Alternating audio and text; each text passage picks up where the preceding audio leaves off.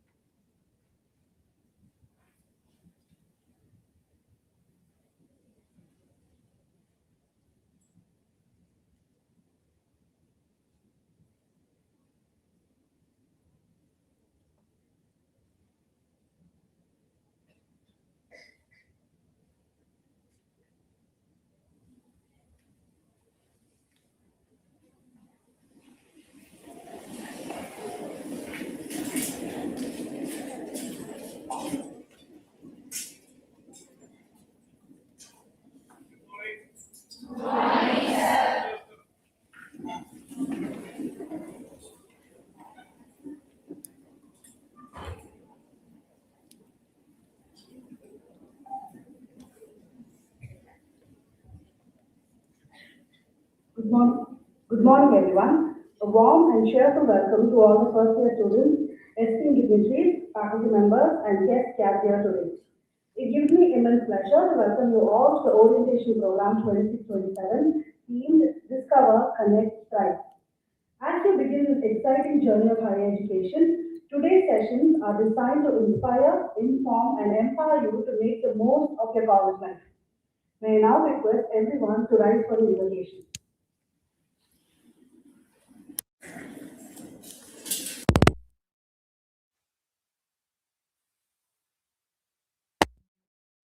கடலுடுத்த நிலமடந்த கெழிலொழுகும் சீராரும் வதனமென திகழ்பரத கண்டமிது தெற்கனவும் அது சிறந்த திராவிடனல் திருநாளும் தக்க திரு பிறனுதலும் சரிகனவும் திலகமுமே அத்திலக வாசனை போலலை துலகும் இன்பமுற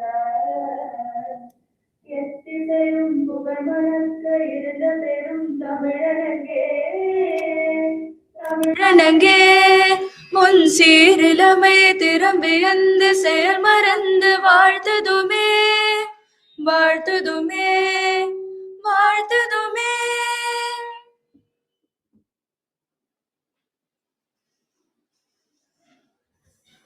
Thank you, Jayati and Aparna, for the beautiful rendition. To begin with today's session, it is my privilege to invite our esteemed chairman, Thiru V.M. Muralidharan, to address the gathering.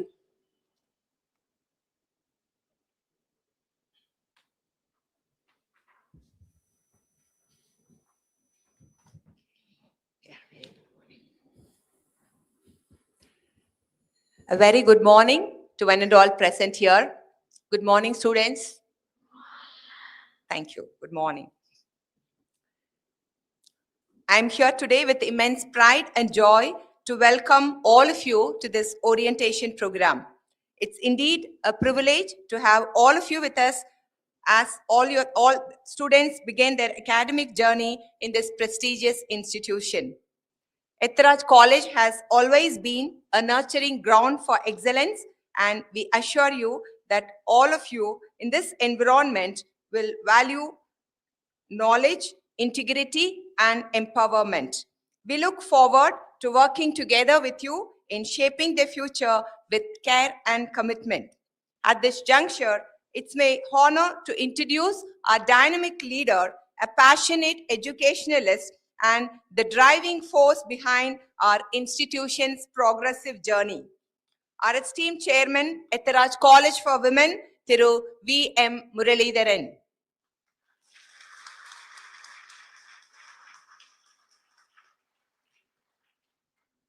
Sir has been fondly known as Mike Muralidharan, who has been an integral part of Ethiraj College family over a decade, having served as member of the Board of Trustees, financial trustee, and now as chairman, both from 2013 to 2019 and once again since 2022. His association with this institution has been marked by a relentless commitment to academic excellence, inclusive growth, and the holistic development of our students. Over 40 years of professional expertise across leading corporates, including Wipro, HCL, HC, and Cybertech. His corporate insight is seamlessly blended with his commitment to social impact, as evident in his role as Chairman Alert, a renowned NGO working in emergency response and public safety. Adding to this, he is also a member of the Tamil Nadu State Council for Higher Education, contributing to higher education policy making at the state level, and has held advisory roles in several prestigious institutions, including the University of Madras, Anna University, Madurai Kamaraj University, Incubation Foundations, and the Southern India Chamber of Commerce, and so on. Our esteemed chairman was conferred with the Bharati Kalvi Kavalar Virudu on the occasion of the 76th annual Bharati Vida 2025, commemorating the 104th remembrance of Mahakavi Bharatiyar. He was also honored with the Guiding Light Award at the Loyola Alumni Day 2025, celebrating legacy, excellence, and leadership, and receiving the Zenith Icon Award for Transformative Leadership at the 9th JPR Icon Award held in March 2026. A proud alumnus of College of Engineering, Guindy, and Loyola College, he brings with him not just vision, but values that align deeply with the ethos of Ethiraj College. We are truly privileged to have his guidance as a chairman, shaping the institution with foresight, compassion, and purpose. With great admiration and gratitude, I now invite Thiru V.M. Muralidharan, Chairman of Ethiraj College for Women, to deliver his address to the students. Thank you, sir.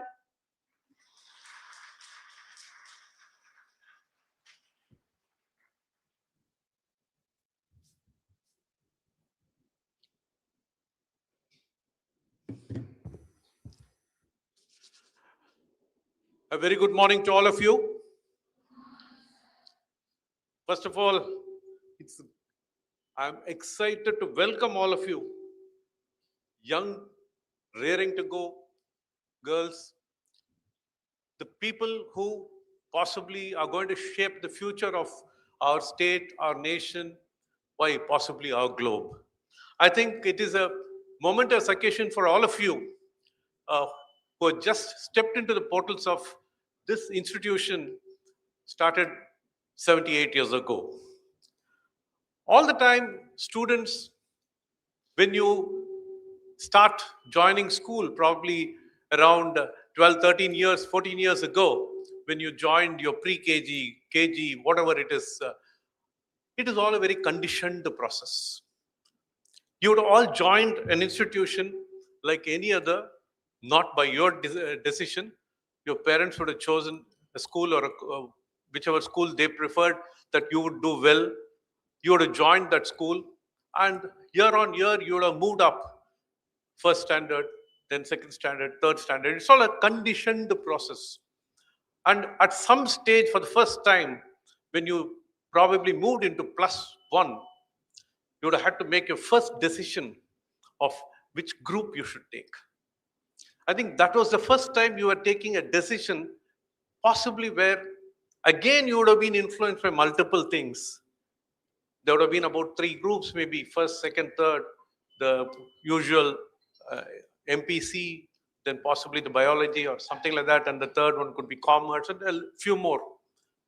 But again, you would have had your own influencers, your friends, sometimes your cousins, who all been part of the thing, because you all want to be together in some sections. Somebody will say, "Na commerce for him. Why don't you come along with me? We were all together all the time." Things like that, no? But again, that is the first ever time you would have taken a decision of sorts. And this is the second time that you would have to take a more involved decision. A decision where you start realizing that this is going to be the stepping stone for more things to come in future. Career, whatever you want to do. And in that context, I think I should certainly, thank you first and then congratulate you for being part of Ethiraj College for Women. So welcome to all of you.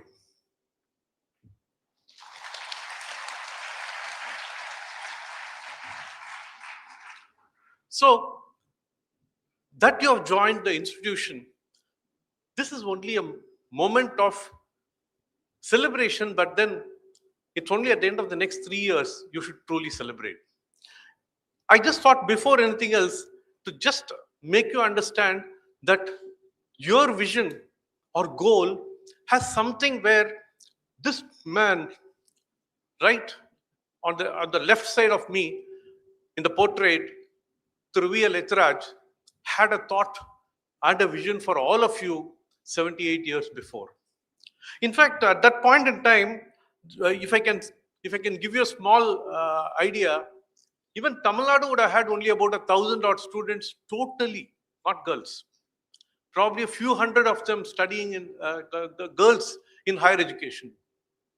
The very first year, we had about 96 girls joining here. And the idea of this one person at that point in time was that if a woman, if a girl is getting into higher education, it will not just help herself, not even the family, but if every family blooms very well, it will do very well for the nation itself. And on the right side, you will see the great Mahatma Gandhi. So in this auditorium, you'll see on one side, the father of the nation, and on the other side, the father of women's education. So we should first express our gratitude that your goals have been part of this single man's vision 78 years before. So with that prayer to him, I'll start my whatever I want to say.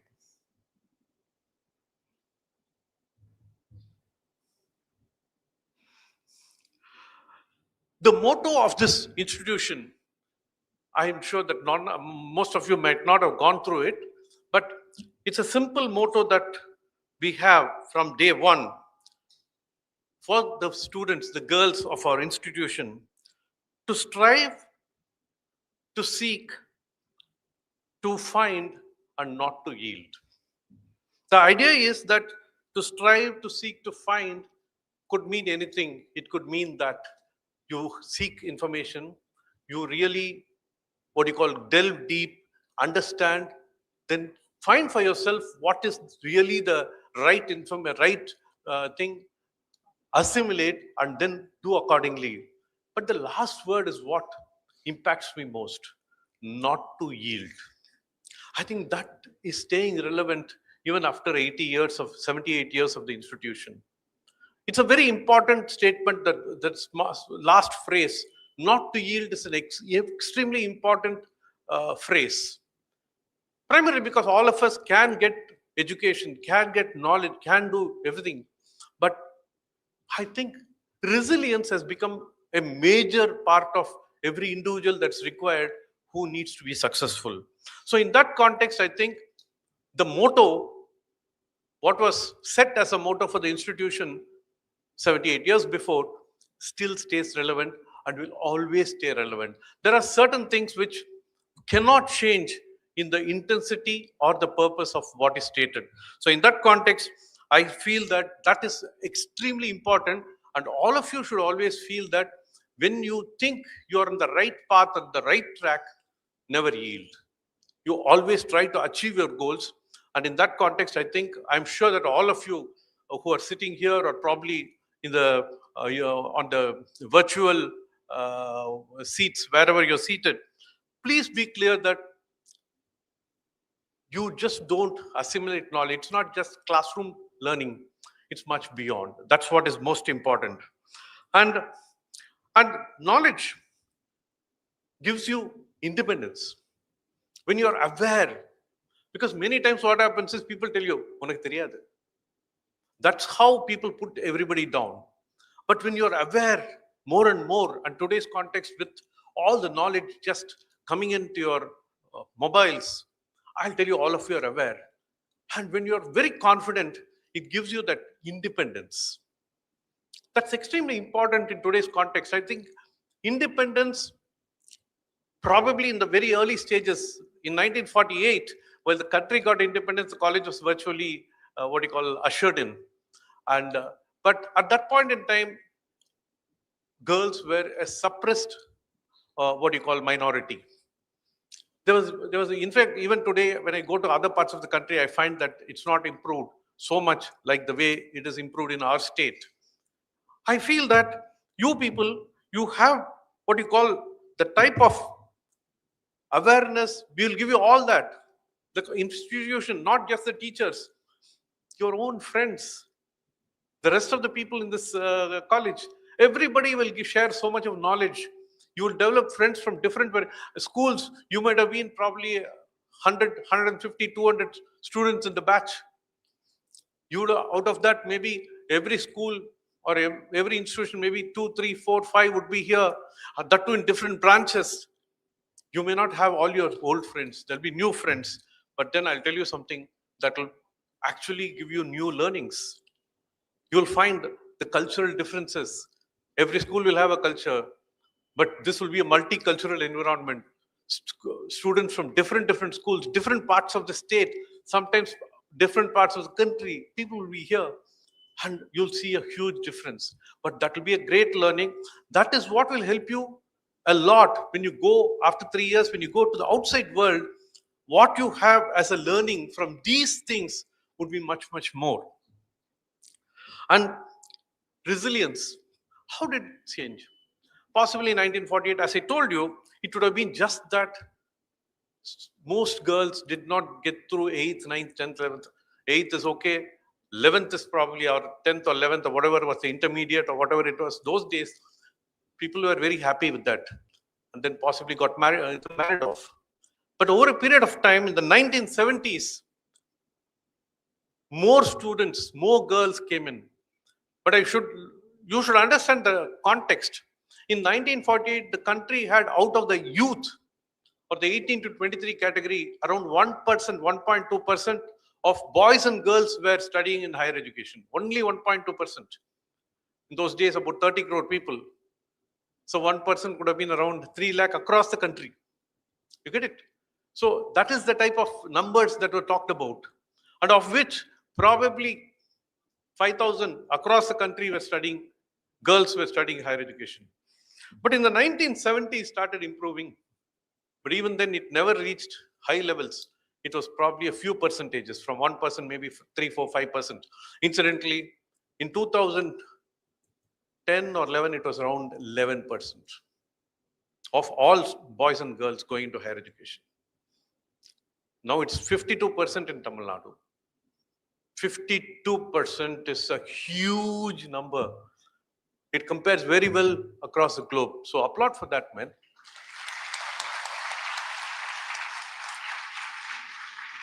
And the 1970s, the more women joined higher education. More was only a relative term. From about probably a few hundreds, probably a college like ours would have had probably 500, 600, 700 students. Today we are about 9,000. From 96 to probably 500, 600, 700 in 1970s to 9,000, a single campus. So see the type of girls who have started getting into higher education. More importantly, I should possibly, if I don't have to look around too much for this role model, the 1970s and 80s who got into higher education, still a low percentage, but who have moved up in careers. There are 3 ladies sitting here, they are role models for you. They were in that type of an environment where they studied and they've all moved up to be where they are. I'll tell you, it's easy to say now that we don't realize it because you are all in a world where there are very many girls who are all doing very well. But it's always those pioneers, no? The pioneer like Ethiraj, who started, he was the first, what you call, private individual who started a girls' college in Chennai. Private, single man. All others were all probably much larger in scope. For women's education, there was nobody then. Others were all like state-owned or something like that. Why I'm saying that is, 70s were like that. 2000 also, things started improving. Possibly even in employment, because when as an employer, I've seen in IT companies, we used to have anywhere around 2 to 3% women. Today, it's moved to easily 20 to 22%, and it will move up, substantially move up. Why I'm saying that is, now, I do not want to say inclusivity is not, those days in 1948, inclusivity meant getting women into higher education. Only men were studying, women. Today, all that is gone. Today, out of the 52%, that is if there are half the population amongst youth are getting into higher education, it's almost 50-50 boys and girls. If there are, let me say, 5 lakh students who are studying in higher education in Tamil Nadu, 50% is girls and 50% is boys. So inclusivity is gone for a toss. Like both are equally there, and possibly many times the girls are much more serious about their education compared to the boys. So there's a huge, what you call, impact women are already creating. But I always believe, so I will now want to start talking to you more as students rather than boys and girls. You're all equal now. So let me not get into the thing of girls should do well. Girls are doing well. Nothing to talk about. Whatever I now state could mean the same to whether it's a boy or a girl. Okay? So you're equal. So you are there. So how do you move forward is what you should look at. Now, what is important is there are people here who are doing probably what do you call Viscom, probably commerce, probably whatever course that of your choice. But if you look at the country, if there are probably 10 lakh students every year passing out in BCom, the syllabus is the same. Almost. There'll be small variations. Somebody could do a little more of one subject. Somebody could do a small variation, bank management, accounting and finance, or something like that. But then the core commerce, BCom would remain the same. But what makes the difference? Why should an employer look at you? That means that there is something that plus which is required. When I'm choosing somebody, even when you choose somebody, let me say you call electrician to your home to set right something, you look for something, a slight innovative nature of this person, which will be able to understand something. You may have a slightly new type of switch, a current day switch. Sometimes people say, no, this person does not know how to deal with this new, the old type of switch this guy will handle, but this new, probably modern type of switch that person does not know.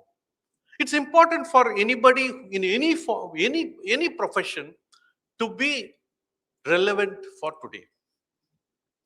A mechanic who used to in those days, we used to have this roadside mechanics handling all the cars, whether it's an Ambassador of it, when there were only 2 brands, and they were very easy. People understood what it was, they knew what to be done, and they used to. But in today's context, every car is so different. It's all electronics, digital. So unless the person who is having, there's no roadside mechanic now. It's all slightly organized, because there should be knowledge. He should be able to use a scanning machine like a doctor. If he doesn't know that, he cannot be surviving in that industry. Movies. Those days it used to be film rolls. Now it's digital. And there are so many techniques that they use. So to be a director in a movie, it's not just about knowing how to start and cut. You should know the technology. It's actually something which all of us should understand. And in that context, if you look at it, what we believe as an institution is that our students should have the plus, which is very important. And in that context, I can only say what we have done in the recent past. We wanted to have emerging technologies exposure for our students. Emerging technologies will be a changing goalpost. What is emerging 2 years back is already emerged. There'll be something new coming. So point is, we'll provide all those platforms which will give you an idea about what type of technology you can learn. I don't want to get into all these bad words called AI, blah, blah, blah. That all keeps changing. 5 years before it was something else. 3 years before it was AI, then it is generative AI, now agentic AI. Now you know all the names of the various platforms. And don't think that ChatGPT is AI. It's a preliminary. It's like, okay, fine. It's like Google search. It's become something more. All of you have seen, you're grown up with smartphones, unlike us who saw one phone in the street. You all grown up with a phone. Virtually all of you know a smartphone for all your life. At about 17, 18, your age, last 10 years of relevant understanding, you would have seen a smartphone in hand. So I don't want to get into that. Those type of technologies are always there, but a deeper understanding of technologies, not just AI, anything. In fact, we did start amongst arts and science college, maybe the first, a drone initiative where we gave our students, we continue to give our students an opportunity to understand where all drone technology can be applied. It's a very, very, what you call a lateral thinking that we had, and we found that all your seniors have all found that a very interesting option. We had a exhibition where about 100 drone models were on display with applications using drones. So something like that is what we believe in. And again, one more thing is, here I probably will delve a little deep about how girls can contribute. Startup is something which over the last 4 or 5 years, from Tamil Nadu state had about 2,000 startups in 21, 22. Now we have about 14,000 startups. And initially there were about 4-5% of women-led startups. Now it's almost about 25 to 30% are women-led startups. So the women are moving fast in proportion to the scale at which startups have been moving. So in that context, we believed, and most of the startup incubation centers are in engineering colleges. About 4 months back, your college, I should say now your college, has started an incubation center here for our students and alumni who can set up their startups. And we want to incubate good startups. And I'm confident that many women, many girls from your batch can be part of it. So I really look forward to that, because startups are is an area where good ideas can bloom to good business models, fresh business models. I wish all of you that you join in that. I mean, people who are already thinking, many people, students might have even started some idea in schools itself. So your college has an incubation center. You should be aware of that. Then when it comes to any new initiative, for one sample, I'll tell you, visual communication is certainly what you call, it goes beyond the movies. It's creative. Today, corporate entities also require a lot of creative talent to what you call reach out to the masses, because gone are the days when people walk in and discuss all the time. There are many things which are through creatives, through very good communication. That could also be AI-led communication. We have probably one of the best professional studios for visual communication in this college. We inaugurated again about 4 or 5 months back. In fact, one of the people who inaugurated it was the producer of that movie called Made in Korea. I don't know whether you've all heard about that movie. That was a very acclaimed, what you call, offbeat movie. Nishanti Annadure, who is the co-producer of the movie, is also from ISCOM. She was there that day. Why I'm saying that is, all these things are initiatives which, with or without that, the college can do. But these are all initiatives which are very important. And I believe those are the differentiators which will give you the opportunity to experiment your talent and whatever you want to do. There are more and more things that would be there. I think you would have listened over the last couple of days also. Orientation was going on. maybe it will go on for some more, few more days. Everything that comes across to you, grab it, what do you call, chew it in your mind, understand where you can be part of. Don't just think going to the class, listening, writing exams, that's not the only thing. That can still happen. That has to happen. But the plus part of what you can do in the portals of an institution is what will make you an all-rounder, a person who, when you move out after 3 years, will give you holistic capability. You are here, first of all, because you have been fairly good at what you have done till your +2. I know how, I mean, I've been receiving so many people saying that I want an admission here and things like that, but you have all gotten because you have done very well till your 12th. So there is already a platform, a well-rounded, learned student in you that's made you come here. But don't miss out on the opportunities that would be here to capitalize on that and move forward. Of course, another thing is we have an international relations initiative where we collaborate with foreign universities. That will give you an opportunity if you want to go for higher studies later. So in that context, if you look at it, the emerging technologies or the startup incubation center or the things like the Viscom lab, all these things give you platforms which will help you scale yourself. There are about 60, 70 clubs. Be part of something where you would actually experiment your own personality trait, which is extremely important. And amongst all these positives, I would like you to be very conscious of one thing. This is an age, I always appreciate young students, young girls and boys, for one thing. I told you, you are all grown up with the smartphones. You are all doing very well. You've done fantastically well. All of you, out of the 600 marks in +2, you all got the top marks out of that, and that's why you're here, in spite of the distractions that have been coming in your smartphones. In spite. In fact, those days we didn't have that distraction. We probably went for a movie once or twice in a month and had no other distraction coming our way. And the one Doordarshan, which was very, very stayed, like it did not have to distract you. You had to choose and get distracted, probably one volume for about half an hour a week. But today, it's just, what do you call, hitting you hard every moment. Good, bad, junk, everything is coming. You're better read.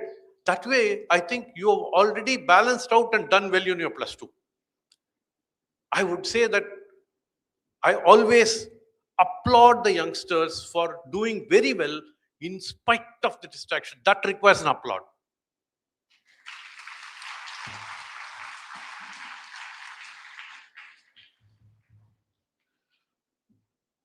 One other thing which I feel, I'm sure that even the earlier sessions you would have definitely taken a pledge, drugs. While I'm sure that 100% of the audience here would be without anything to do with such menace, be very cautious of that.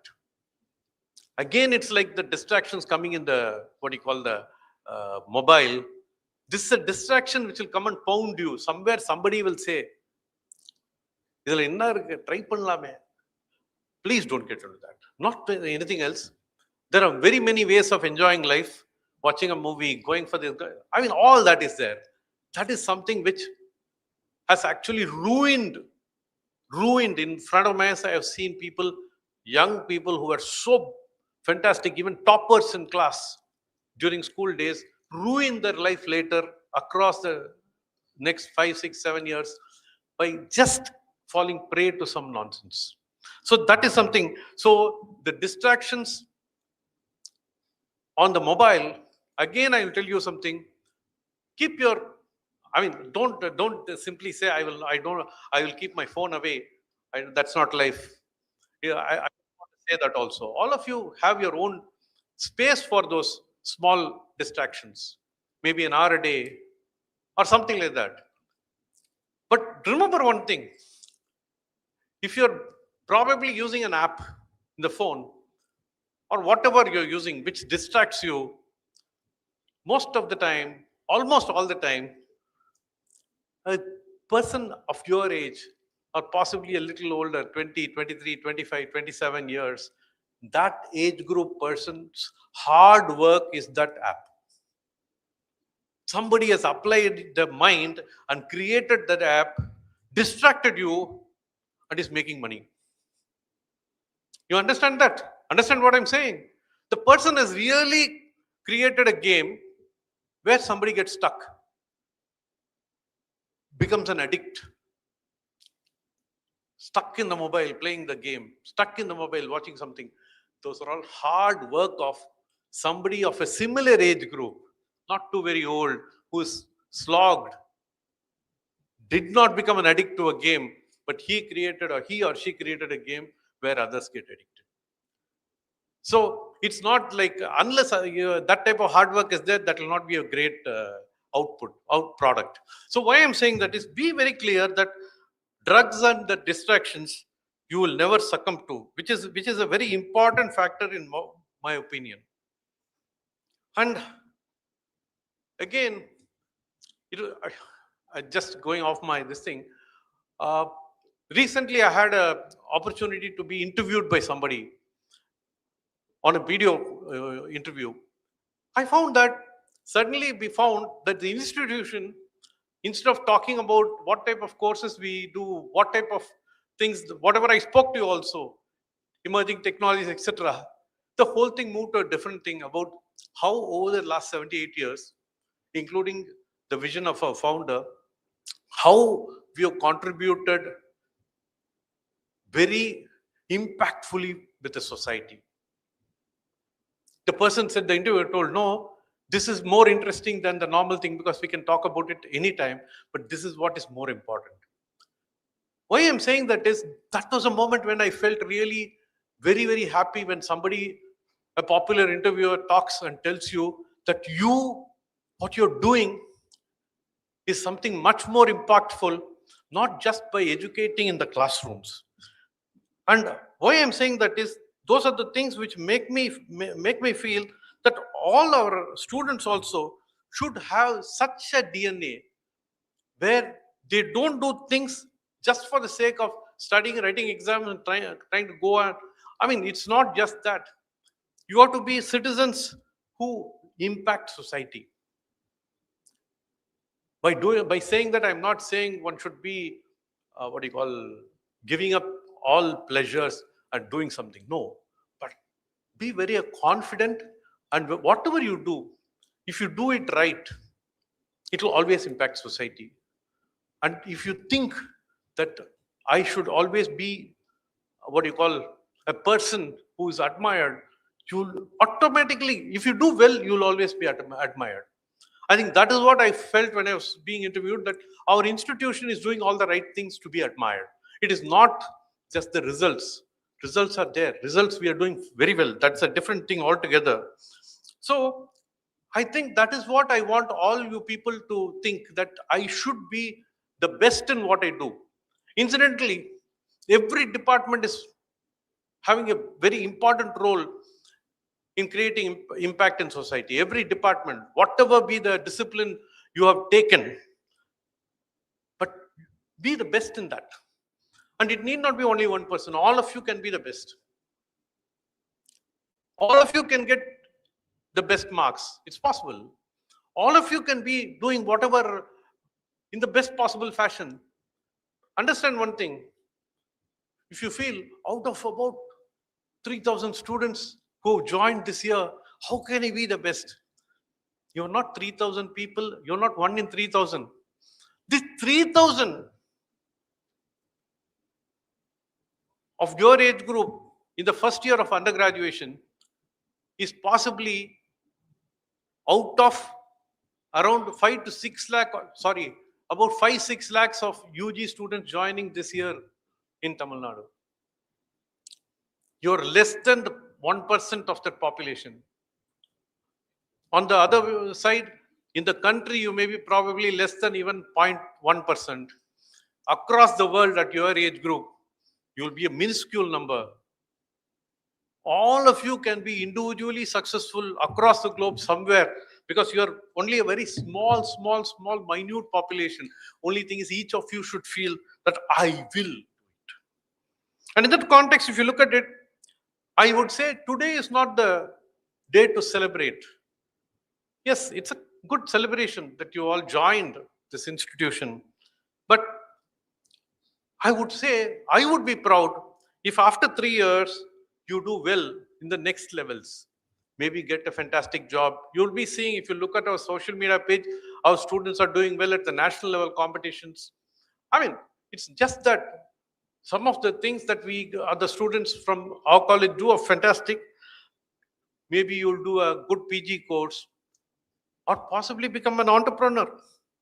Anything you can do. So 3 years later, that is the celebration point.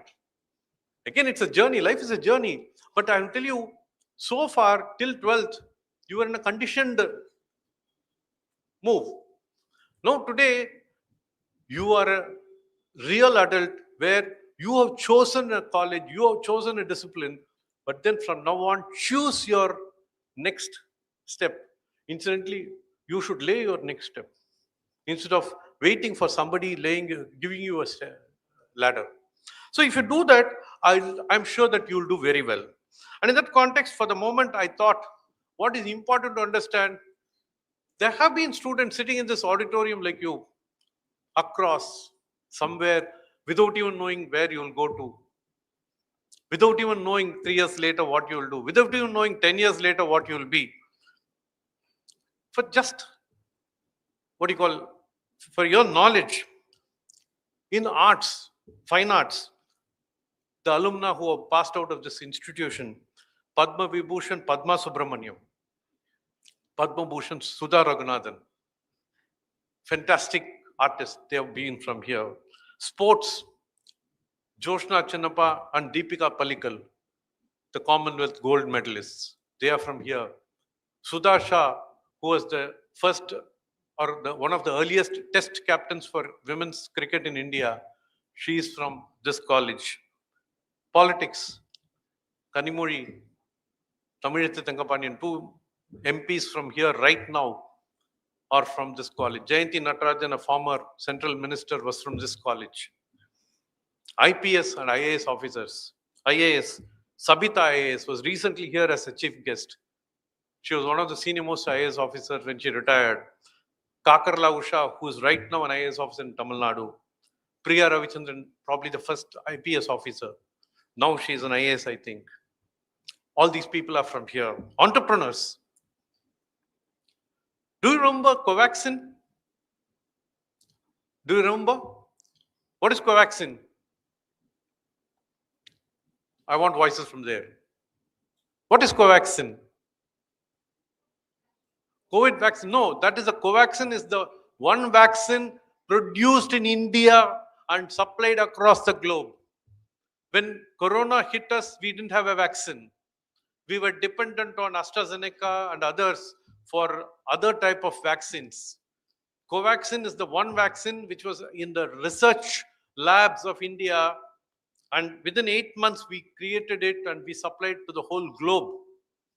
That company is called Bharat Biotech. And the managing director's name is Suchitra Ella from Ethiraj College.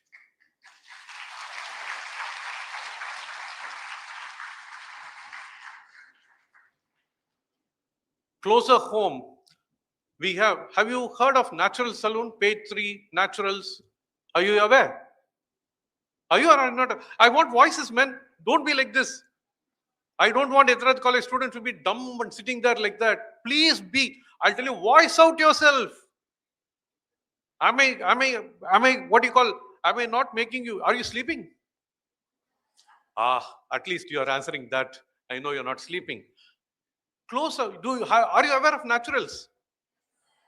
Recently, they hit 1,000 saloons. 1,000 saloons across the country, probably the biggest chain, because India is such a big population. The co-founder of Naturals, Veena Kumaravel, the co-founder, is from Ethiraj.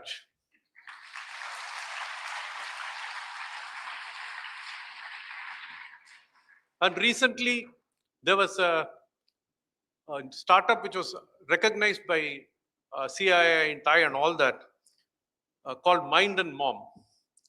It's about how mothers handle children. It's a very interesting startup, very, very fast growing. Padmini Janaki, she's from, I think, Viscom of Ethiraj College.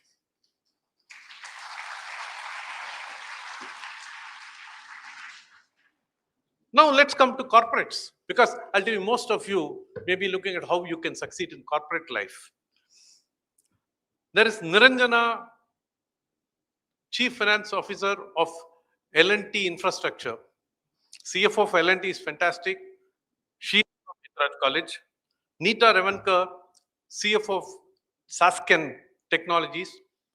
She was rated as the best CFO in India by Business Standard about 5 years back. Then we have, recently we had as chief guest Geeta Ramurthy, Managing Director of KBR Group of USA. Then we have Kimsuka Narasimhan, Managing Director of Kimberly Clark. These are all, I'm talking, some of them are global companies. They've all been there. I mean, I'm not talking about even local. We are talking about some of them are global marquee companies. And to top all of it, about 8-9 years back, have you heard about General Motors? Have you heard about it? No. No is also a good answer. Somebody is answering. I'm very happy about it. General Motors is a car company based out of US. It's a 110 years old, now 120 years old company. One of the most popular companies. General Motors, after 110 years, for the first ever time, they had a woman CFO. The woman CFO, by name Divya Suri Devara, no guesses, from Ethiraj College.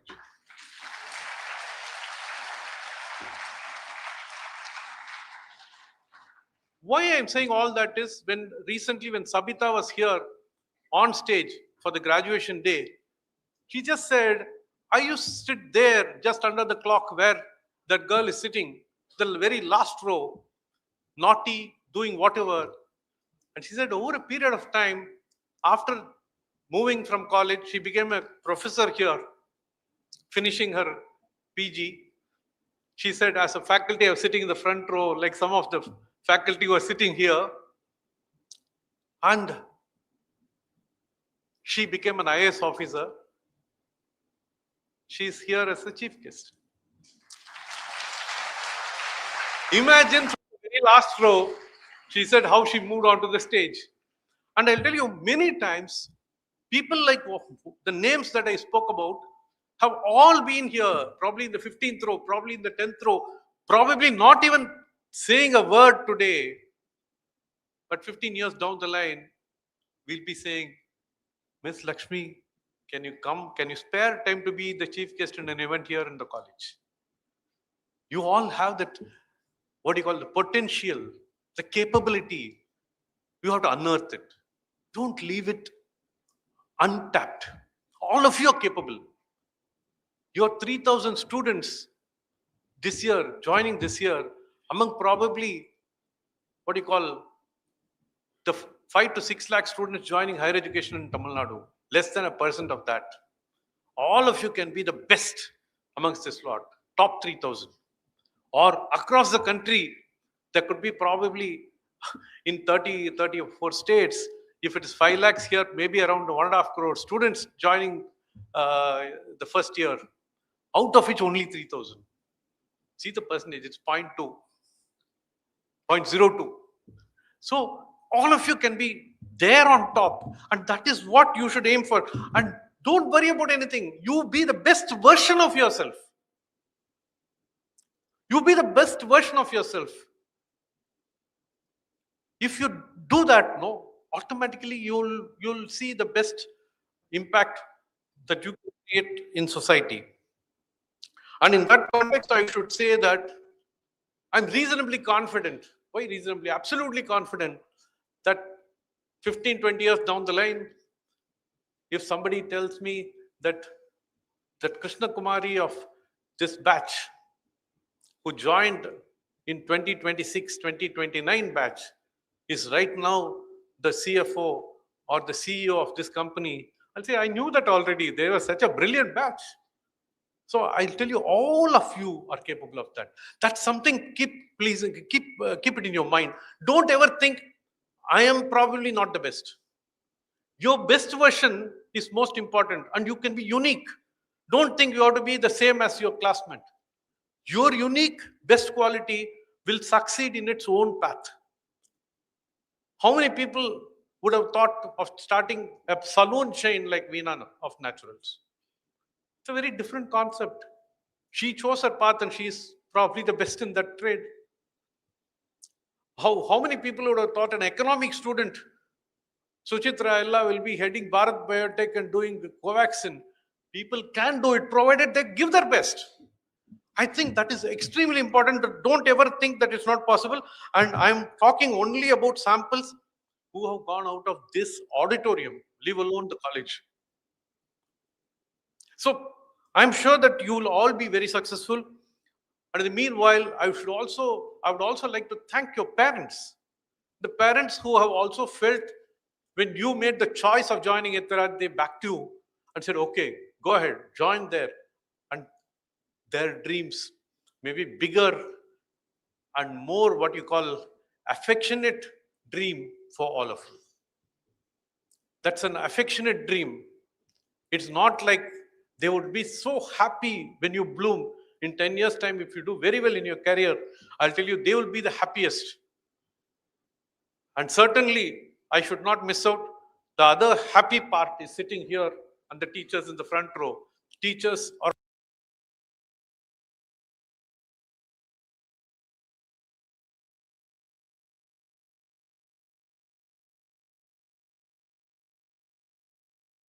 you are moving up in the right track. So I'm sure that will all, I mean, your parents, I want to thank. And again, I'm telling you, all this culminates to one thing. While I don't want to make it material, this will result in financial independence. And in today's context, I think that's a very important thing, because nobody should feel that a person is dependent on me financially and therefore I can suppress. That should never happen. Don't allow that. So this whole aspect of getting well educated should at some point in time create a huge social impact combined with financial independence. And I think that way the motto of our college is very relevant: to strive, to seek, to find. And what is the last phrase? What is the last phrase? Don't yield, be resilient, and God bless all of you. All the best. Very good.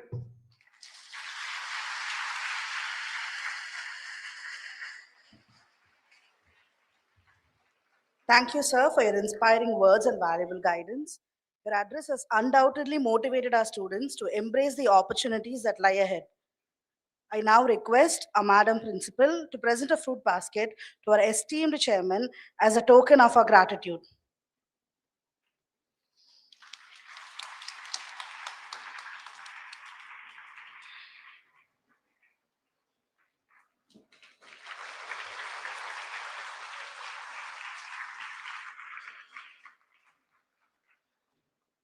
Thank you, sir. Thank you, ma'am.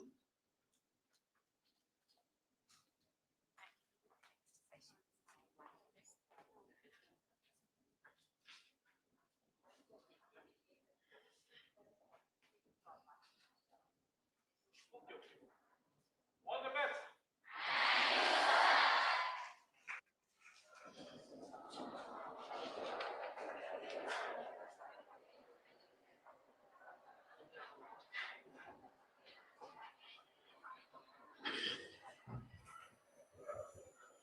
Please settle down, sit down.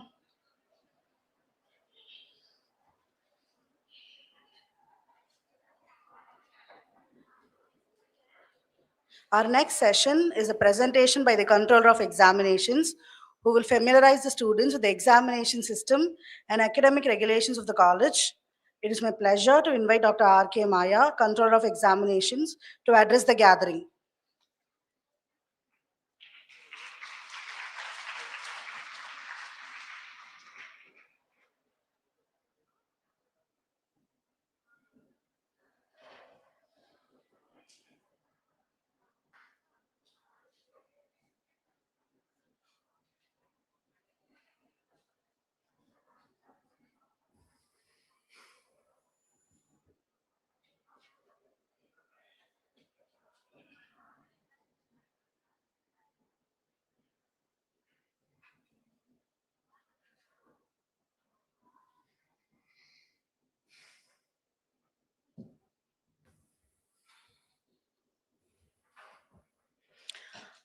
Good morning to everyone. Okay, now that we are done with all the formal introduction of the college, and after that very inspiring and motivating speech of the chairman of the college, uh, we get down to the business, which is of your examinations, which probably comes towards the end of your semester, but still I have a lot to say about that. So, with grateful thanks to the founder for the college and for the management and the principal of the college and the department in charge of the conduct of the orientation, which is the commerce self-supporting, to the head and all the faculty members of that.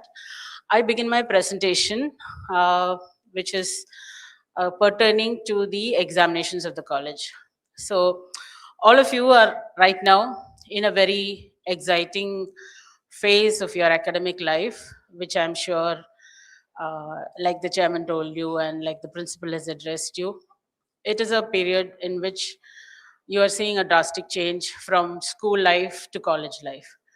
So there are going to be a lot of changes in the way in which you approach your academics, the way in which you will be looking at your future. And a significant part of that is your examinations and your degree, which is finally awarded to you. So you have entered a college which values academic integrity and the pursuit of knowledge. So what does it mean when we say that the words academic integrity? So it's important that we emphasize that one of the most important attributes, I think, for any student in this college, particularly in this college, is honesty, punctuality, preparedness, and a willingness to learn. So through my presentation, you will probably get an idea of various facets of this. Next slide, please. Okay. Now, our college is an affiliated autonomous college, which means that we are affiliated to the University of Madras. They are the degree granting institution. So, though you study in Ethiraj College, your degree will be given by the University of Madras. So, we come under the rules and regulations of the University of Madras. We are affiliated to the university, but at the same time, we are autonomous. We have been granted autonomy since 1999, this college. So from 1948, when the college was started, till 1999, our exams were conducted by the university, and we were under the direct control of the university. From 99 onwards now, we conduct our own exams, but we do not award the degrees that is given by the university. I hope that is very clear. So we come under different regulatory bodies like that. Yeah. So the controller of examinations, our office is mainly in charge of conduct of the end semester examinations. Like yesterday when the principal was talking to you, she would have told you that you will have 2 examinations that are conducted. So one will be conducted usually in November and another one in April. So these are called end of semester, at the end of the semester examinations. We are also in charge of the declaration of your results, and we forward these results to the university.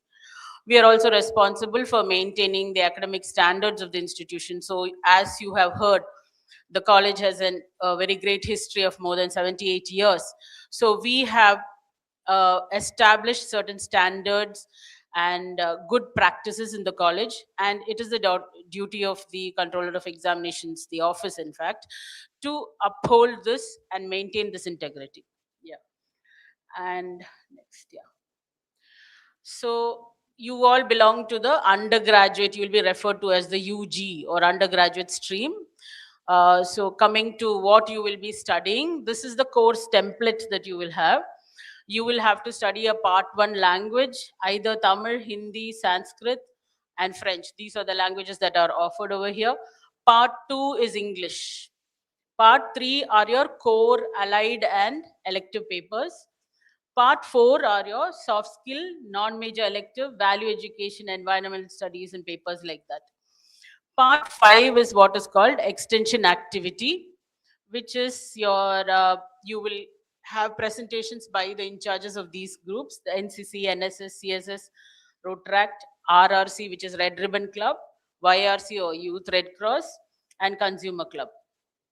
So now these parts, part 1, 2, 3, and 4 are something that you need not really worry about, like, should I go and what if I miss studying part 1 or part 2? It will be given to you as a structure by your department, and you will be enrolled for those courses and you will study. So if your core subject, if you're doing mathematics, will be mathematics related subjects. So if you're joined in a history department, your core and allied and elective will be what is determined by that department. So you don't have to worry about that. Except say for part 4, you will have something called soft skills and non-major elective, where there is an element of choice, where there will be registrations and you will have to choose the course. So you might be a math student, like I said, you might want to do a course in say in another, say, commerce. So you will opt for that in your part 4, and that will happen only in your second year, so you don't have to worry about it now. In the first year, initially when you join now, you will study environmental studies and value education. So that is your part 4 for the first year.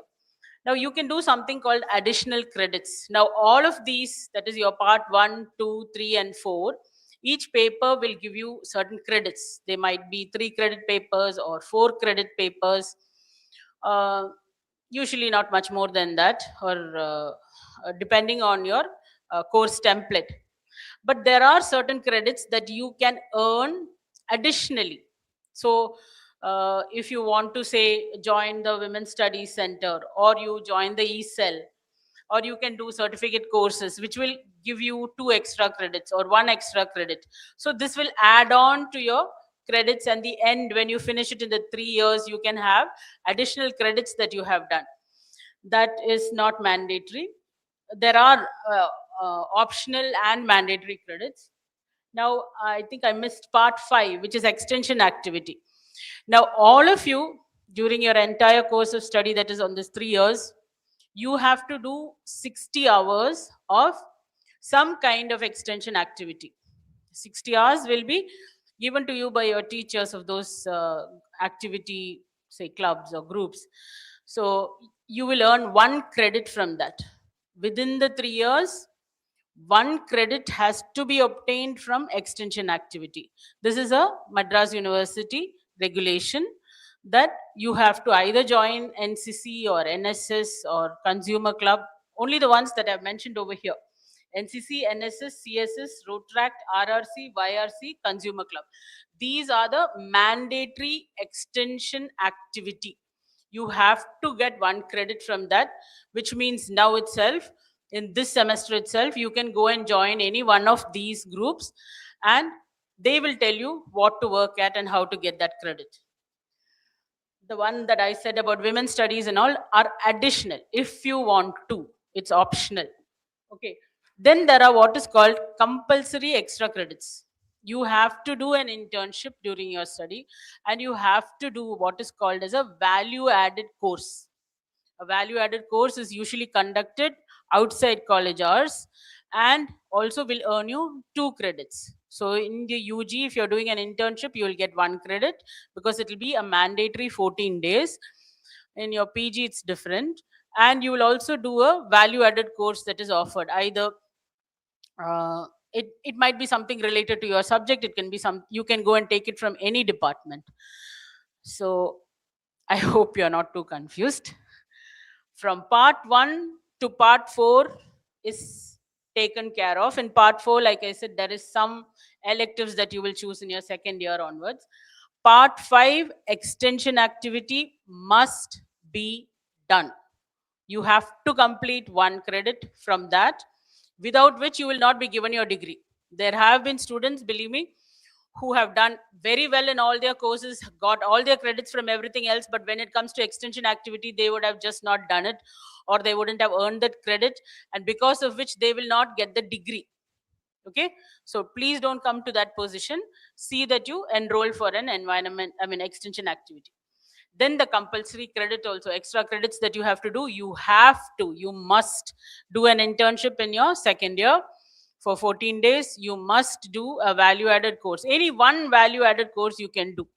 You can do a maximum of 3 value added courses, but any one value added course anytime in your first semester, second, or up to 6th, you have time to do that. Okay, is this clear? Not very clear? Okay, next slide. Yeah, please remember, because this is something that we have to emphasize and tell you. You have to do the internships, you have to do the value added course, and you have to do extension activity. So you can say things like, ma'am, I have to study my subject, I have to do that also as I have to do. That your department will take care of. They will tell you what are your papers, what to do. This is something that you register by yourself. You volunteer, you go find out, oh, is there this course in the commerce department? Does psychology offer this course? Okay, maybe I can go and do this value added course. So that is something that you have to take the initiative. Of course, the timings will be told to you. We will send you messages that you should be registering for value added courses, but you have to find out and you have to go and register. Nobody is going to come and tell you, have you done that? Have you completed that? If you haven't, you will not get your degree. So you will remember these 3 things, no? That is, before you finish your third year, you should do an internship, you must do a value added course, and you must do extension activity. Okay? Right, next slide. Okay, now we come to the mother of all issues, which is the end semester examinations. Okay, you will have an end semester examination for every paper that you study. So here the course, you are actually technically supposed to call it a course, each paper. And so each of these courses will have an exam at the end of the semester. So this semester, say by October, November, like I told you, you will have an exam and you will be writing about 5 papers. So yeah, the timetable for these exams will be put up on the college website and on the notice board. We will not send you any reminders with regard to you have an exam today or you have an exam coming up in a week, please study. Nothing like that. You are now in college, you are responsible adults, or at least you will be by next semester, those of you who are 17. Then yeah, if there is any change in the college timetable with regard to examinations, please remember, now it might seem irrelevant, but at that time you will be running around thinking like, the northeast monsoon has hit Chennai, and what happens to the exams? Are we going to have exams or not? Or like, are they going to cancel it? And luckily, maybe they'll hold it in January or something like that. No, that won't happen. That'll never happen, by the way. So we work even during the rains. So you will be coming and writing your exams. If there is any change of dates, we will put it up on the college website. We will also put it on a notice board outside, but we will not be sending you any reminders or mails saying that today's exams is postponed to that day or whatever. You have to check the college website. It's a good idea, all of you, to remember. Maybe for your admissions, you had visited the college website. If you haven't, please do visit the college website. Is www.ethirajcollege.edu.in. So Ethiraj College, one word, followed by edu, which is educational institutions. All educational institutions have that, plus in, because we are in India, right? So you can't forget that. So we will be giving you online hall tickets. You can download these hall tickets for your exam. This is all going to come later. Now it might seem like something that you don't have to worry about, but at that time, you need to remember this. You will be given online hall tickets. You can download and print those hall tickets any number of times. You can bring say you forget to bring your hall ticket on a particular day of the exam. We are not going to send you back like NEET aspirants. We will ask you to go and print a hall ticket and come. Okay. So any errors, of course, in the hall ticket, you should inform the head department immediately. Next slide, please. Yeah. So what is very important is for every examination, you have to register for the examination. Now, when you join the college, you paid an admission fee, isn't it? Did you or did you not pay your fees? You paid an admission fee to join, isn't it? So that is your tuition fee. Okay, that is for teaching you. The college collects that fees. That is a tuition fee. That registration is separate. For examination, it's a separate registration. You have to register for every examination. That is why once you register, you're called as a candidate for the examination. So you register for the examination, you go to the online portal, you pay the examination fees, and then you will take up the exam. So usually there will be some confusion in the next semester, because next semester you will have to pay your examination or tuition fees. Like they sometimes call it a semester fee, they call it a tuition fee. You have to pay that at the beginning of the next semester. That's one thing. The second thing is, now say in September, we will ask you to pay the examination fee. That has to be paid. It's not a very large amount, but you should pay that examination fee, after which, in which you will register for each of the papers. So you will register for your part 1, part 2 and your part 3 papers, and you will pay the examination fees and you will take up the exam. So this examination registration happens every semester before the examination. Now what is very important is this, that in the first semester, if you do not register for the examination, if you do not pay the fees for the end semester examination, your name will be taken out of the examination rolls. You will not be able to go to the next semester, okay, to the second semester even.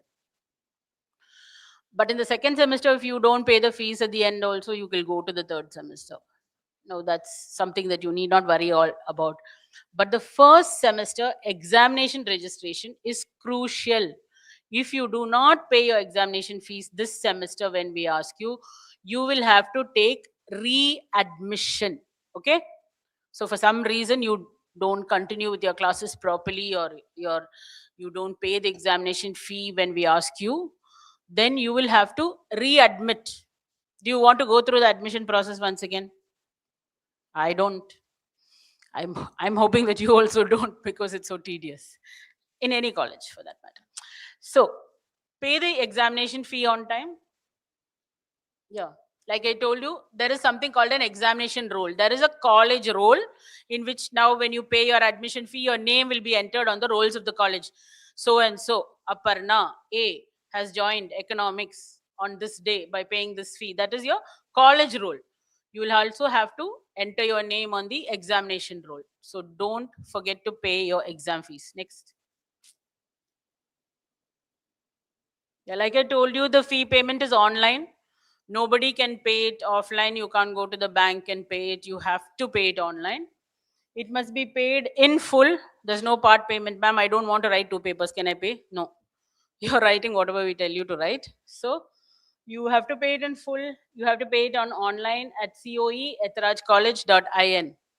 Remember this portal. It's very, very important when you want to download your hall tickets, when you want to change your profile, anything related to examinations, or if you see the word COE, remember this portal, coe.ethirajcollege.in.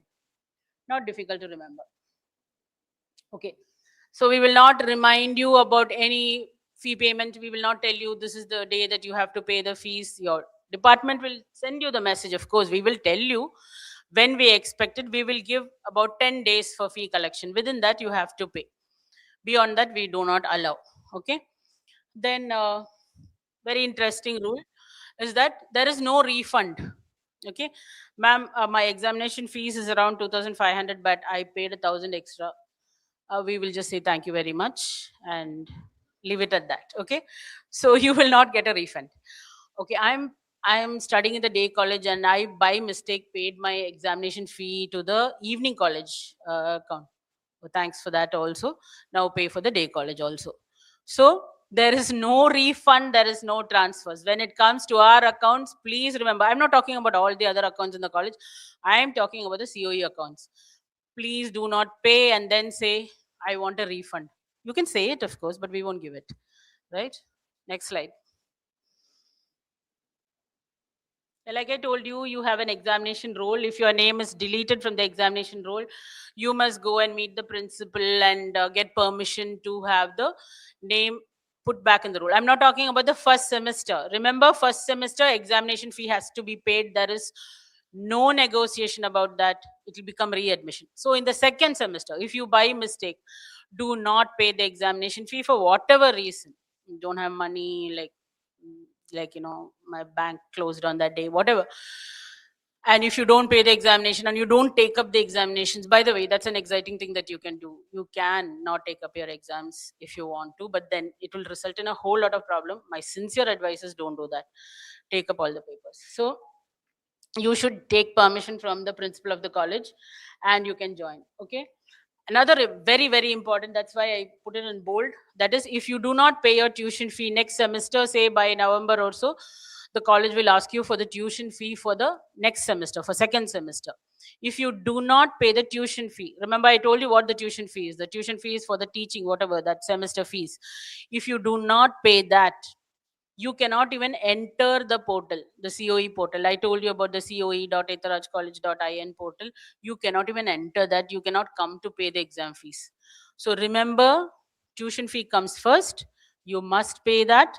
Only after that you can pay the examination fees. It's linked to one another. So that's very important. Pay your tuition fee on time. If you don't pay it, you cannot pay the examination registration. Okay. Next slide. Yeah. So these are the minimum marks that you should obtain for any course. So because you are in the UG program or undergraduate, you should get 40 marks out of 100. Doesn't seem like much, no? 40 out of 100. It seems very doable, right? It's not. Okay.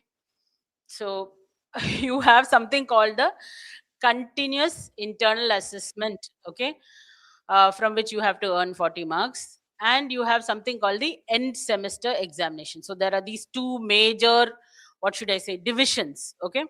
So the continuous internal assessment will consist of periodic tests, two tests, seminars or assignments or group discussions or field trips or whatever the department decides to do. Then you will have something called participation marks. Okay, so that's how they divide the 40. So two tests, 10 marks, either seminar or assignment or whatever modality is chosen for that paper, plus participation will give you 40 marks. That you have to earn before the NSEM examination. Now when you're studying, say now in August, mid-August, your first CA test will come this semester. So you will have to write that test, and then afterwards you will have seminars and assignments and whatever. Before the NSEM starts, you will get your continuous assessment marks. It will be told to you, you have got like whatever, the minimum pass is around 16 marks for UG. There's no pass. Even if you get 3 marks, you can write the NSEM, but I'd advise you not to do that. Okay. And yeah, so you should get an aggregate. Now you'll write every paper that you write will be, except for part 4 papers, every paper that you write will be out of 100 marks. This 100 marks will be reduced to 60. So you will write for 100, the question paper will be out of 100, but whatever marks you get over there will be reduced to out of 60. That 60 plus your CA 40 will be your final mark for the paper. So remember that if you don't do well in your CA, you may not be able to pass the NSEM, because your marks in the NSEM, 100 marks, is reduced to 60. Therefore, you must get good marks in your CA, plus you must get good marks in your end semester. Then only you will get good marks in the final result. Okay? Do you understand that? For PG courses, it's different. It's 50 marks is the pass. Okay? Next slide, please.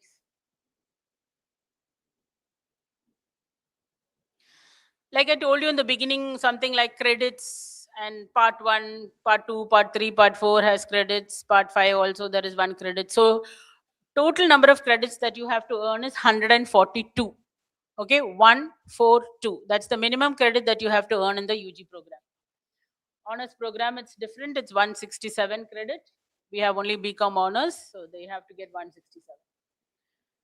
I think I told all of this. Yeah, I did emphasize this in the previous slide. So 1 extension activity credit plus internship plus value added close, altogether you should get 142 minimum. Next.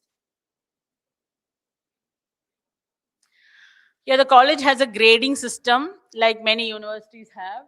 So we have adopted this since 2008. So you will be given something called the cumulative grade point average at the end of your study. Okay, every course that you successfully complete will get a grade point, and every semester there are grade points. So the cumulative grade point over the 3 years is very important, that you maintain the CGPA at a good level for you to go into higher studies or to get jobs. Okay, uh, your CGPA decides the basis on which you are given first class or second class, or hopefully not third class. Okay, and we do not convert your CGPA into percentage. Why do I say that now? Because at the end of 3 years you will come back to me, ma'am, I have got a job in a central government organization, and they are asking me, what is your percentage? We don't know all the CGPA business. They do, but they'll tell you that. So they will tell, convert your CGPA to percentage and give it to us. We do not do that because the university does not allow us to do that. We will give you only the CGPA. I'm telling you now itself, please don't come back in 29. Even if you come, I won't be there. I will retire by then. But still, don't come back and ask for conversion. Next. Oh yeah, the exciting attendance policy. Okay. This is something where you, the group of people, and us in the COE office, we cross swords many times. Okay. Attendance, attendance, attendance. Very, very important. Please, for the love of God, don't make it an issue towards the end of the semester. Maintain 75% attendance. You have 90 working days in every semester. Every semester you have, the college will work for a minimum of 90 working days. Okay. So out of that, you have to maintain 75% attendance. You have about 10 to 15 days when you can take leave for various reasons, whatever people of your age do. So you have time for that. But please don't let your attendance in every single paper. You will say like, I don't like this teacher's class too much. I think I'll bunk a few days. She keeps staring at me all the time. Don't do that. Just go and sit in that class. Don't look at her. Just look down. Okay. So please, attendance is primary. It's very, very important. If you don't have attendance, you are not taking. Oh, and by the way, from this year, we have another exciting rule. That is, you will not be taking your first CA test. That comes in August, mid-August or so. You will not take up that test if you don't have 75% attendance until then. So we are not waiting till the end of the semester. If you do not have adequate attendance, you will not take up your CA tests, either 1 or 2 or the end semester. You will not be allowed. You will pay the examination registration. Remember, we are very particular about that money. You will pay that, but you will not write the exam if you don't have attendance. So attendance means like you come and sit in class. That's all. Okay. We're not asking you for more than that. Nothing more than that. Just come and sit there. Right? And your attendance will be marked daily by the teachers online. Yeah, like principal told you in her address. You can view it online. You will have a personal profile that's created. You can go there and you can see what is your percentage of attendance as of now. Am I safe in this paper or not? Or should I brave myself and go and sit in that class? That kind of a thing you can do by just looking at your percentage of attendance. Your teachers will also keep you informed if you're falling short, but the primary role is yours to see whether you have it. Okay, and for part 4 courses, you have to have only 65% attendance. But let's not aim low. Let's keep it at 75. Okay, so 65 is the mandatory minimum for part 4. Next slide, please. Oh yeah, again, I'm big on emphasizing, like they say. So, minimum attendance mandatory to write end semester examinations. If you don't have the attendance, you will not be writing the examinations. If you don't pay the fees, you will not be writing the examinations. But ma'am, I don't want to write the examinations. You have to if you want the degree, okay? Then you will be given condonation, that is, say from 65% to 75% if you don't maintain for the end semester alone, please, not for your CA test. If you have some genuine medical reasons, okay? Do you understand what genuine medical reasons are? When you're really sick, not when you're pretend sick, okay? When you're really sick with some serious medical issues. I don't want to mention what is serious and what is not serious. I leave it to your imagination. But if it is a serious medical issue, you can come and produce genuine medical certificates and tell us that. And then that's also not a guarantee. Your HOD will decide whether you're really worth permitting. Then between 65 and 75, they might permit you to take up the exams. Another thing is, if you don't maintain 50% attendance, I'm talking about 75, then you will say, now, ma'am, what are you talking about magically 150%? If you don't maintain at least 50%, if you don't come for half of the prescribed 90 days, if you don't maintain 50% attendance in each paper, it means that you will have to repeat the semester. After the 6 semesters are over, remember when you are in Ethiraj, you'll have 6 semesters in the UG. So after the 6 semesters are over, after that exam is over, you will have to apply to Madras University. They have to permit you. Then you have to come and repeat that particular semester. Say in semester 2, you had some issue. I really don't know what these issues are, but then if you had some issue and you could not maintain your attendance of 50%, then you will go and take Madras University's permission and come and do semester 2 alone. Remember the word repeat semester. It's not repeat year. You cannot bunk for a year and come back later. One semester, you're having some issue at that semester, you're not able to get even 50% marks, attendance. Then you will have to go to the university, take permission, and come and join after 6 semesters. Is that understood? Repeat semester. It's only for a semester, not for a year, and only that is also the discretion of the department. They think that there's some genuine reason, then we will process that application. Yes, next slide, please. Oh, yeah. So there must be students over here who are in the sports or who might be having some event during the CA test or during some kind of important examination. At that time, during the CA test, like I told you, there are 2 CA tests that you should write. If you're not able to take one test, you are permitted to skip one test. Not everyone, only the sports girls. Okay? Sports, NCC, NSS. Only these 3 categories of students will be permitted to skip one test if they have an event on the date of the test. No, ma'am, I'm traveling to Bhagalpur on that day. Sorry, no. If the event is on that date, then you will be given exemption. You can do one test, and instead of that, your teacher will tell you what kind of assessment she wants to give you for that 10 marks. Okay? Then if there are any differently abled children, you will be given extra time to complete your examinations if you have some kind of disability like dyslexia, or you have some kind of problem like that, or if you want like if you're visually challenged, then you will be given scribe to write the examinations. You will be given extra time to write the examinations. But all of this you should take prior permission from the university. You cannot come and meet your HOD and tell, ma'am, I am interested in an extra hour, but I don't have any proof of disability, then we will not accept it. You have to submit that proof to the university. The university will give a letter saying so and so of such a department is permitted to have extra time or compensatory time, or is permitted to use the services of a scribe because they are having hearing disability or anything like that. So whatever it is, you should take permission from the university for any change in the examination procedure.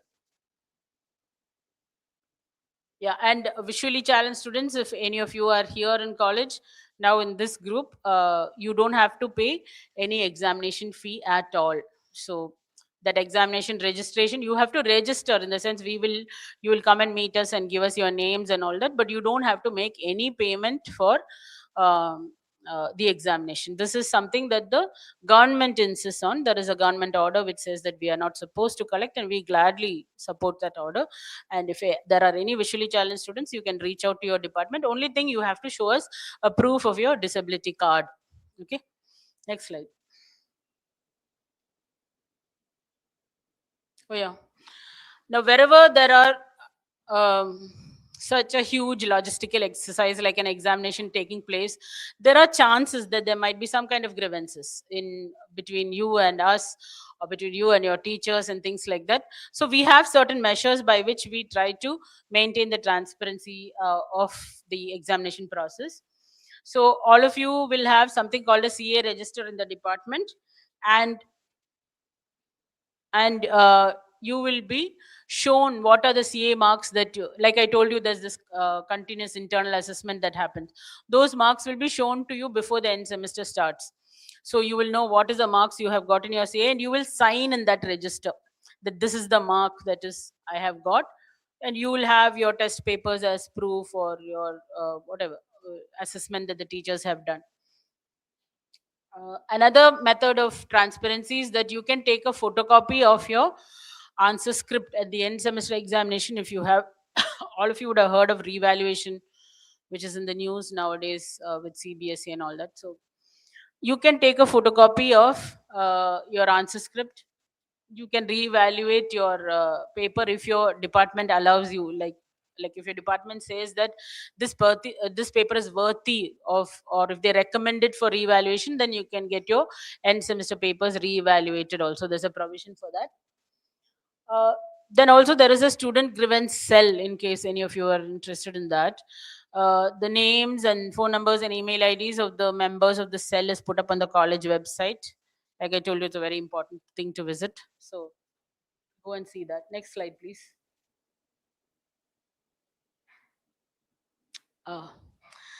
Remember, I told you something that in the beginning, that one of the hallmarks of our process is we expect certain honesty, academic integrity from you, isn't it?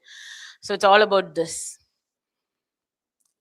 Your honesty, or your how much importance you give to that, reflects on your academic achievements or your degree. So if you don't want to face any kind of negativity tomorrow, please be honest academically today. So remember that we take malpractice very, very seriously in this college. So do not do not do any examination malpractice. So first of all, you're supposed to report on time for the examination. I would like to tell you this very strictly now. Exams are usually conducted almost always at 9 in the morning and at 1 in the afternoon. If you come after 9:30, or if you come after 1:30, you will not enter the hall. You can beg, you can plead, you can tell you're coming from Ayanavaram or wherever, or you can say that no, it's not even that, I'm coming from Patabiram. I don't care.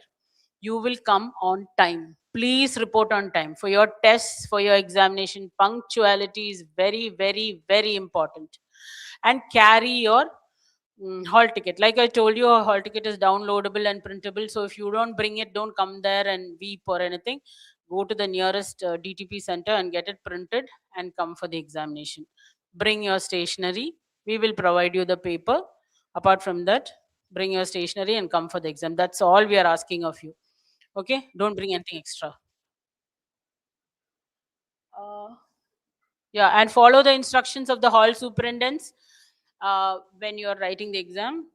See that you have received the right question paper. You know why I'm saying this? It's because sometimes we have students like who will write something totally different. It's not even a subject that they've registered. So they might be sitting with some other department. It might be an elective or an allied, and you will surprisingly find students who are, say, studying mathematics, writing history. So let's not do that. Okay, next slide.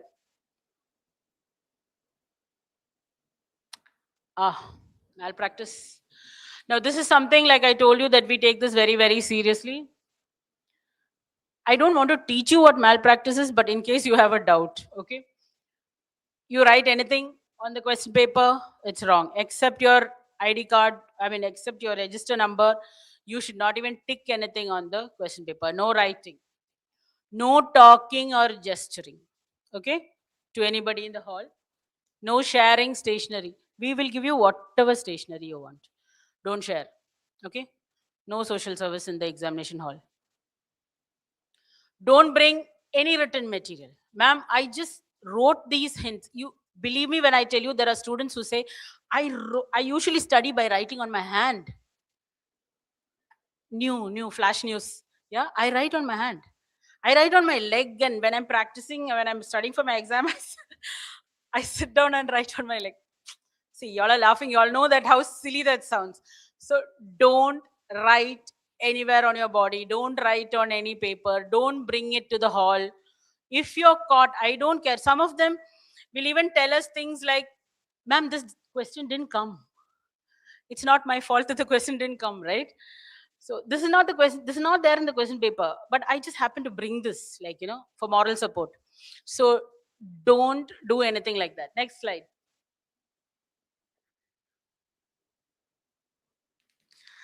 Don't bring mobile phones. Don't bring smart watches. I believe only dumb people bring smart watches. Don't bring any micro audio, Bluetooth, whatever new technology you can come up with. I'm so old, I can't really keep up with this. But please don't bring anything into the hall that you're not supposed to, except your pen and your brain. Yeah. Don't remove anything from the exam hall. Don't take away any papers. Ma'am, I just saw an answer paper, blank answer paper lying there. I thought, let's save the environment. I'll take it home. No, don't do that. Give it back to the teacher. Okay. Next. Yeah, so please don't. Now, all fun and games, I've been laughing and talking with you all. So now what happens is, if you do indulge in some kind of malpractice from this semester on, we have introduced the rule that you will be debarred from all examinations. This applies for all the DC members also who are standing here. Please go back and tell your department students that if anybody indulges in any malpractice, you will not be you will be debarred from that particular exam. Say November 2026 exam, you bring in something, or you write on your body, or you communicate with somebody in class or something, you do some malpractice during the exam, say for the second paper. So for the whole 5 papers plus your language, everything, you will be debarred. You will not be able to take up the exam. Or if you do it on the last day of the exam, someone might think like, okay, I'll write everything on the last day alone, I'll do malpractice. How can they debar me? We will not value our papers from the first. Okay. So all the papers, you'll be debarred for the exam. Please remember, it's serious. And then you will pay a fine on top of that, up to 5,000 rupees. You might pay a fine. And the best, the icing on the cake, like they say, is that we'll call your parents. We'll ask them to come and take you here from college. Now, I know you're all young adults. You all are now, asserting your independence and being yourselves and things like that. It wouldn't be nice for us to call your parents and bring them here. And they would be really sad. They would really be upset. We have seen that they see their own daughters in doing something like this. So please do not do any malpractice. Yeah, next slide, please. I think I did tell you about reevaluation. We can go to the next slide. Yeah, so our office usually gives you about your 6 semester mark sheets. You will get, then you will get any kind of certificates that you apply for. All of that you will contact the COE office. So whenever we ask you for any details, please fill it accurately. Right now you will be asked to register. That time, please fill your name, your initial, is your name split or together, say Lakshmi Kumari, is it one word, or is it like to split, or like what your date of birth is, and please fill it accurately and correctly. Check the details whenever you're given any mark sheet. Please check whether everything is correct. Don't come at the end of 6th semester and say that my name is wrong, or whatever like that. So please check immediately, otherwise you will pay. Then you must sign every certificate that we issue to you. At the bottom left hand corner, there will be something written as signature of the examinee. Please sign all the certificates that are issued to you. This is going to happen later, but I'm just telling you now itself, because many a time students who don't sign on that paper, on the certificate, will go for higher employment, higher education or employment, and those companies will contact us. Is this student a genuine student? Did she study in your college? Is this a valid certificate? They will ask us. It's called genuineness. They test the genuineness, or they ask us for verification. Sometimes it's a third party company that asks us for verification. So that time, if the signature is not there, we'll say we don't know her. Okay, without your signature we will not proceed, we will not be able to proceed, because we have to compare your signature with what you have given to us in your nominal role plus what is there on the certificate. So please see that you sign every certificate. Then now in the age of technology, sometimes students think that they can alter certain things on the mark sheet. I'm sure all of you will not think of that, or all of you are very good girls and will not do that, but it has happened.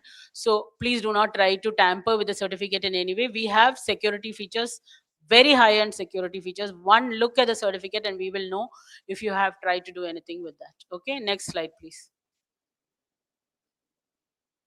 Yeah, we issue duplicate certificates. We make corrections and certificates. We also provide transcripts. So if you want to go after your UG, study abroad, or study even in India and some other institutions, they will ask you to give what is called as a transcript. We prepare that and we will give it to you. That is your academic statement of your marks throughout the 3 years. We will provide that. We also issue medium of instruction, percentage calculation for employment purposes, and all this. But this is uh, all of these are paid services. Okay. uh, so if you want a duplicate certificate, you happen to lose your certificate, you have to get a FIR registered with the police, and then you give that FIR to us, and then we will give you a duplicate certificate. So there are procedures for that. If you meet your department, they will tell you what to do. Next slide please. Yeah. So the Office of the Controller of Examinations is a highly restricted area. So if you have any doubts and clarifications, please contact your department. The best place in these 3 years when you are studying here, the best person to contact with regard to anything is your class teacher. You will each one be assigned a class teacher. You can contact your class teachers if you have any doubts about anything. Or the next best person is, of course, the head of the department. You can contact them. And if you're planning to contact the COE, come and visit us and contact us. I will just say, no, you're not welcome. You're not supposed to come there. We are not supposed to see you. Apart from seeing you here like this now in the beginning of the semester, I don't see you again at all. I don't meet any of you. I'm not permitted to meet any of you.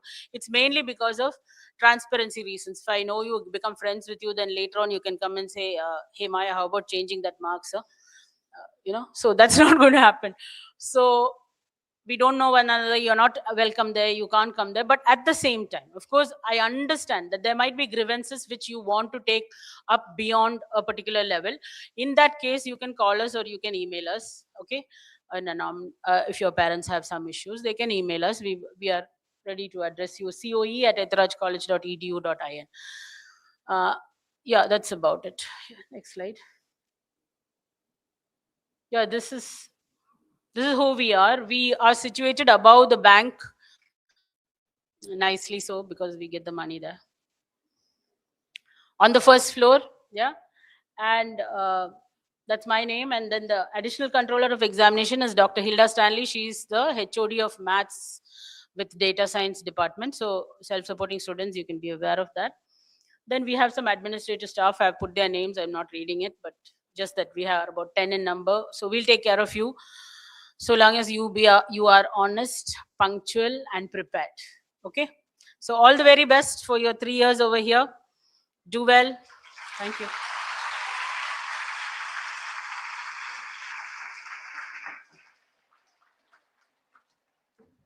Thank you, madam, for providing a clear understanding of the academic and examination processes.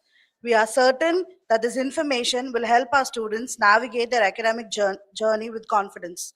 Thank you, ma'am.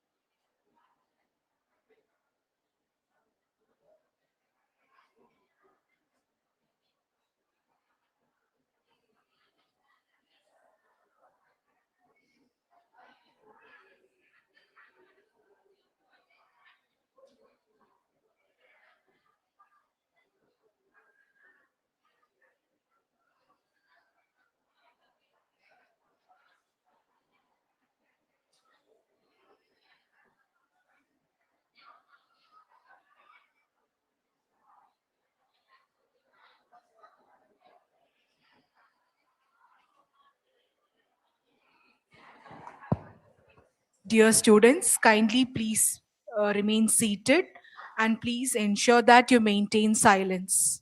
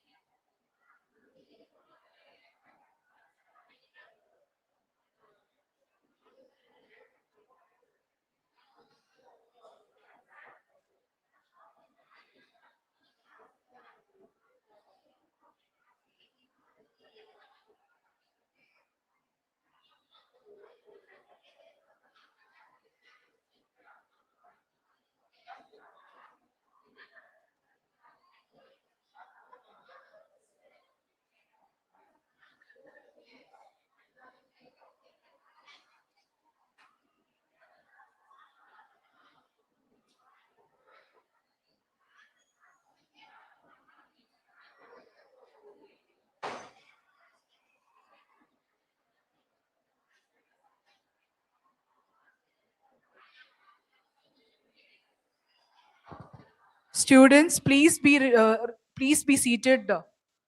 Do not go for the restroom break. The program is not yet over. please remain silent.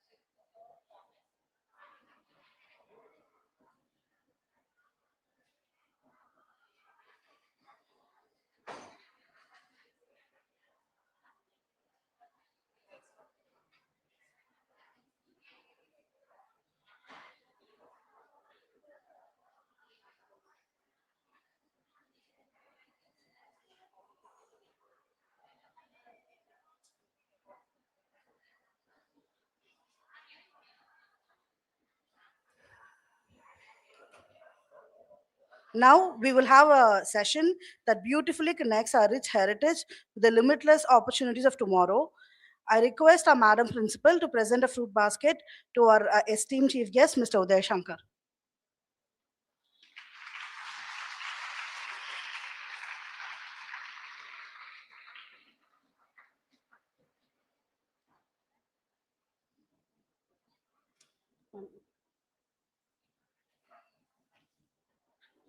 Ethiraj College has been a beacon of excellence in 1948, empowering generations of women through quality education and holistic development. As our first year students embark on their academic journey, it's important to understand how a strong foundation can prepare them for a rapidly evolving future. To guide us through this inspiring perspective, we are honored to have with us Thiruvi Udayashankar, Director of NASCOM, Talent Council, and co-founder of the Matram Foundation. I now request Dr. Geeta K., Head and Associate Professor, Department of Commerce, Self-Supporting, to deliver the welcome address.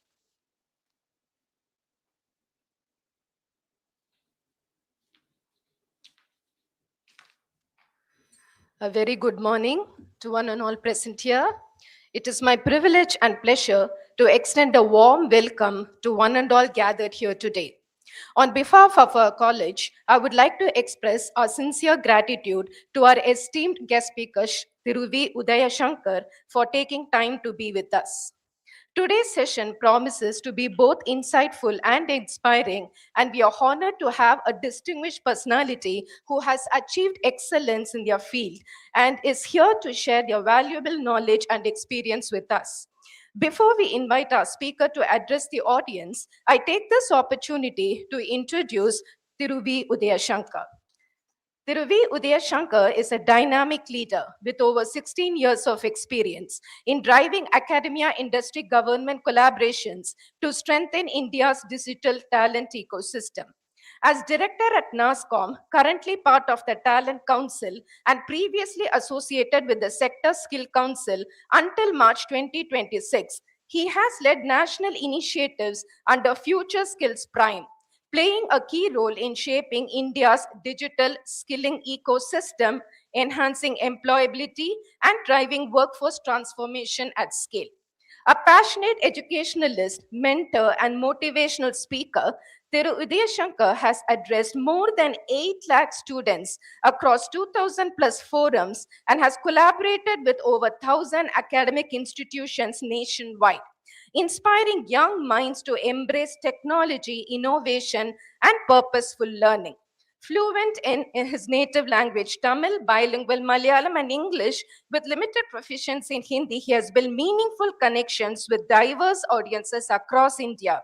Through the Matram Foundation, which he co-founded, Thiru Udayashankar has been instrumental in promoting inclusive education by providing access to higher education and career opportunities for thousands of underprivileged students.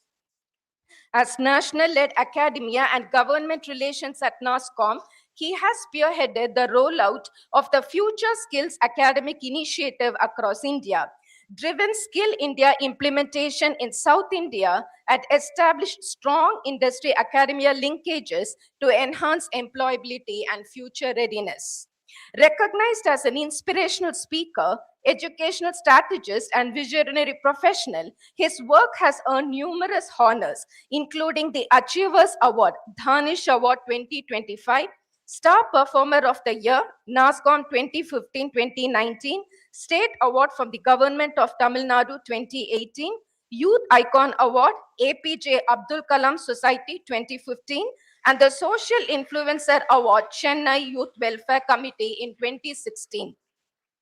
An MBA graduate in Human Resource Development from the University of Mysore with a PGDBA in Business Analytics from Magnus School of Business and a Bachelor's Commerce from the University of Madras, Thiru Udayashankar's expertise spans digital skilling, academia industry collaboration, IT BPM strategy, policy advocacy, program design, and career mentorship.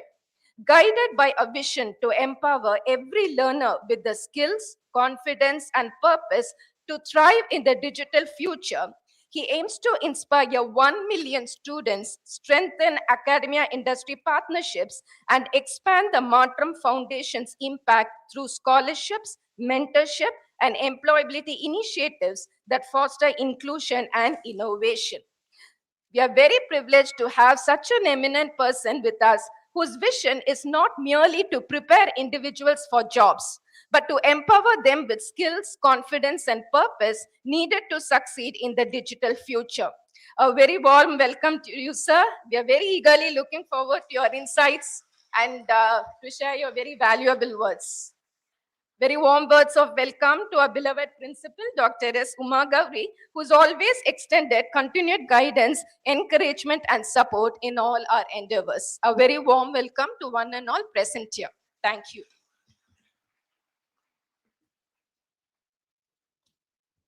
Thank you, ma'am. I now request Mr. V. Udaya Shankar to take over.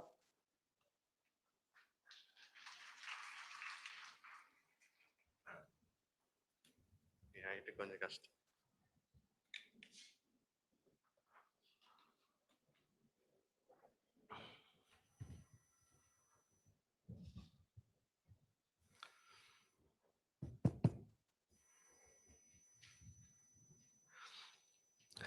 எல்லாரும் எப்படி இருக்கீங்க?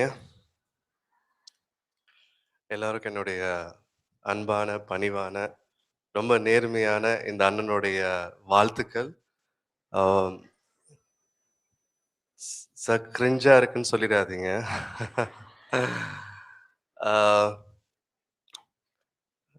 78 years of legacy.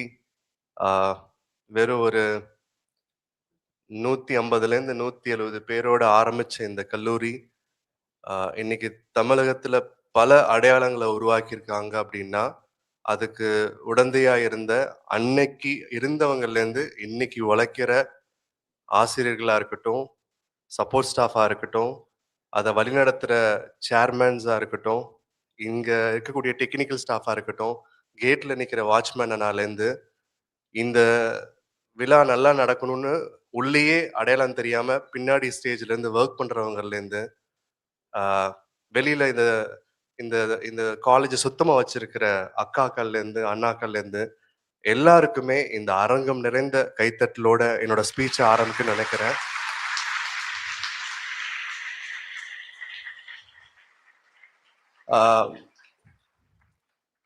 இன்னைக்கு என் profile படித்தாங்க, சில இடத்துல கொஞ்சம் கொஞ்சம் கூச்சமாக இருக்கும்னு நினச்சிக்கோங்களேன். நம்மளை பற்றி இவ்வளோ பெருமையாக சொல்கிறாங்க, அதில் எவ்வளோ உண்மை இருக்குன்னு அவங்களுக்கும் தெரியாது, உங்களுக்கும் தெரியாது, எனக்கு மட்டும்தான் தெரியும். பட் சாதிச்சதுனால தான் இந்த ஸ்டேஜ், அதில் எந்த மாற்று கருத்தும் கிடையாது. மேடம் வந்து அதில் ஹிந்தி தெரியும்னு போட்டிருந்தீங்க, அது அச்சி ஹே பாத்தி ஹே இப்படிங்கிற மாதிரி தான் தெரியும். பட் கத்துப்பேன் ma'am, very soon I also learn Hindi. ஏன்னா இன்னைக்கு மொழியோ மதமோ மாணவர்கள்கிட்ட வந்து எது அண்டவே கூடாது அப்படின்னா, உங்கள்கிட்ட வந்து வேற்றுமைகள் இருக்கக்கூடாது, பொறாமைகள் இருக்கக்கூடாது, போட்டிகள் இருக்கக்கூடாது. போட்டிகள் இருக்கலாம், அது வந்து ரொம்ப நேர்மையான போட்டியா இருக்கணும். உன்னை விட என்கிட்ட நிறைய முடியலங்கிற போட்டி இருக்கக்கூடாது, உன்னை விட காஸ்ட்லியான வாட்ச் இல்லை அப்படிங்கிற போட்டி இருக்க தேவையில்லை. நீ ஜெயிக்கிற, நான் உன் கூட இருக்கேன், நீ ஸ்டேஜ் ஏறினா நான் உனக்கு கை தட்டுவேன் அப்படின்னு நினைக்கிற ஒரு ஃப்ரெண்டை நீங்க இன்னைக்கு சம்பாதிச்சிட்டீங்கன்னா உங்க வாழ்நாள்ல நீங்க பெஸ்ட் ஒரு ஃப்ரெண்ட்ஷிப் ஜேர்னில டிராவல் பண்றீங்கன்னு அர்த்தம். அந்த மாதிரி நட்பை நீங்க தேர்ந்தெடுக்கணுங்கிறது என்னோட ஒரு வேண்டுகோள். 2000க்கும் மேற்பட்ட மேடைகள், 8 லட்சம் மாணவர்களுக்கு மேல நான் பேசியிருக்கேன். என்னோட அடையாளங்கள் வந்து நாஸ்காமோடைய டைரக்டரா இங்க வந்து பேசுறது எவ்வளோ சந்தோஷமோ எவ்வளோ பெருமையோ, மாற்றமோட கோஃபவுண்டரா இருக்கிறதுல எந்த அளவுக்கு எனக்கு வந்து சந்தோஷமோ, அதெல்லாம் விட எந்த மேடை ஏறினாலும் சரி, எந்த விருதுகள் வாங்கினாலும் சரி, எவ்வளோ உயரங்கள் போனாலும் சரி, எவ்வளோ மனிதர்களை சம்பாதிச்சாலும் சரி, நான் ஒரு சில பேருக்கு நன்றி சொல்லாம அந்த ஸ்டேஜை கடந்து போனதே கிடையாது. ஃபர்ஸ்ட் நன்றி நான் யாருக்காவது ஒருத்தவங்களுக்கு சொல்லணும்னா வேற யாரு அப்பா அம்மாவை தவிர. ஏன்னா அவங்க விதைச்ச விதை தான் இன்னைக்கு நான் அறுவடை பண்ணிட்டு இருக்கேன். இன்னைக்கு இந்த கைத்தட்டல், இந்த இந்த சந்தோஷம், இந்த மரியாதை, இந்த இந்த ஃப்ரூட் பாஸ்கெட் அதை வீட்டுல போய் என் பிள்ளைங்களுக்கு கொடுத்து நானும் சாப்பிடுற அந்த சந்தோஷத்துக்கும் சேர்த்து அவங்க அன்னைக்கு நம்பின ஒரு நம்பிக்கை தான். என் பிள்ளையும் ஆளாயிராதா, என் குழந்தையும் இந்த இந்த சமுதாயத்துல ஜெயிச்சிராதா, எப்படியாவது போராடுவோம். நான் சொன்னேன்ல, I am so proud in being part of this event, being part of any event, not just because I'm a director of NASCOM, not just being a co-founder of Martyrum, ஒரு செக்யூரிட்டி ஆஃபீஸரோட பையன் ஜெயிச்சு இங்க நின்று பேசிட்டு இருக்கேன் பாத்தீங்களா? அதுதான் என்னோட அடையாளம். எனக்கு சில இடத்துல கூச்சமா இருக்கும். ஒரு ஒரு காலேஜ் கேட்குள்ள என்டர் ஆனாலோ, ஏர்போர்ட்குள்ள போனாலோ, எங்கேயாவது செக்யூரிட்டி கார்டு நின்னாலோ இல்ல வாட்ச்மேன் யாராவது ஒருத்தர் பார்த்தாலோ அவங்க கை எனக்கு விஷ் பண்றது மாதிரி நான் வணக்கம் வச்சிருவேன். ஏன்னா அந்த இடத்துல நான் பாக்குறது ஒரு உதயோடைய அப்பா ஸ்தானத்துல இருக்கிற ஒரு மனிதரை தான். ஏன்னா அப்படி இருந்த ஒரு மனிதர் தன்னுடைய வாழ்க்கையோட போராட்டங்கள், கஷ்டங்கள், நஷ்டங்கள், அவமானங்கள் அது எல்லாத்தையும் தூக்கி ஓரங்கட்டி வச்சுட்டு என் பிள்ளைங்களுக்கு செய்ய வேண்டியது ஒன்னே ஒண்ணுதான், நல்ல படிப்பை கொடுக்கணும்னு நம்புங்க.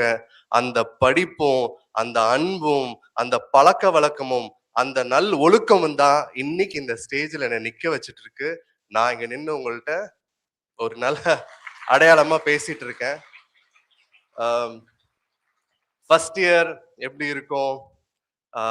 நீங்கெல்லாம் ஒரு மிகப்பெரிய கடினமான பாதையை கடந்து வந்திருக்கீங்க. எனக்கு தெரியும் உங்க போராட்டங்கள் 12th முடிக்கிறதுல எவ்வளவு கஷ்டங்கள் இருந்திருக்கும்னு என்னால் நல்லா ரியலைஸ் பண்ண முடியுது.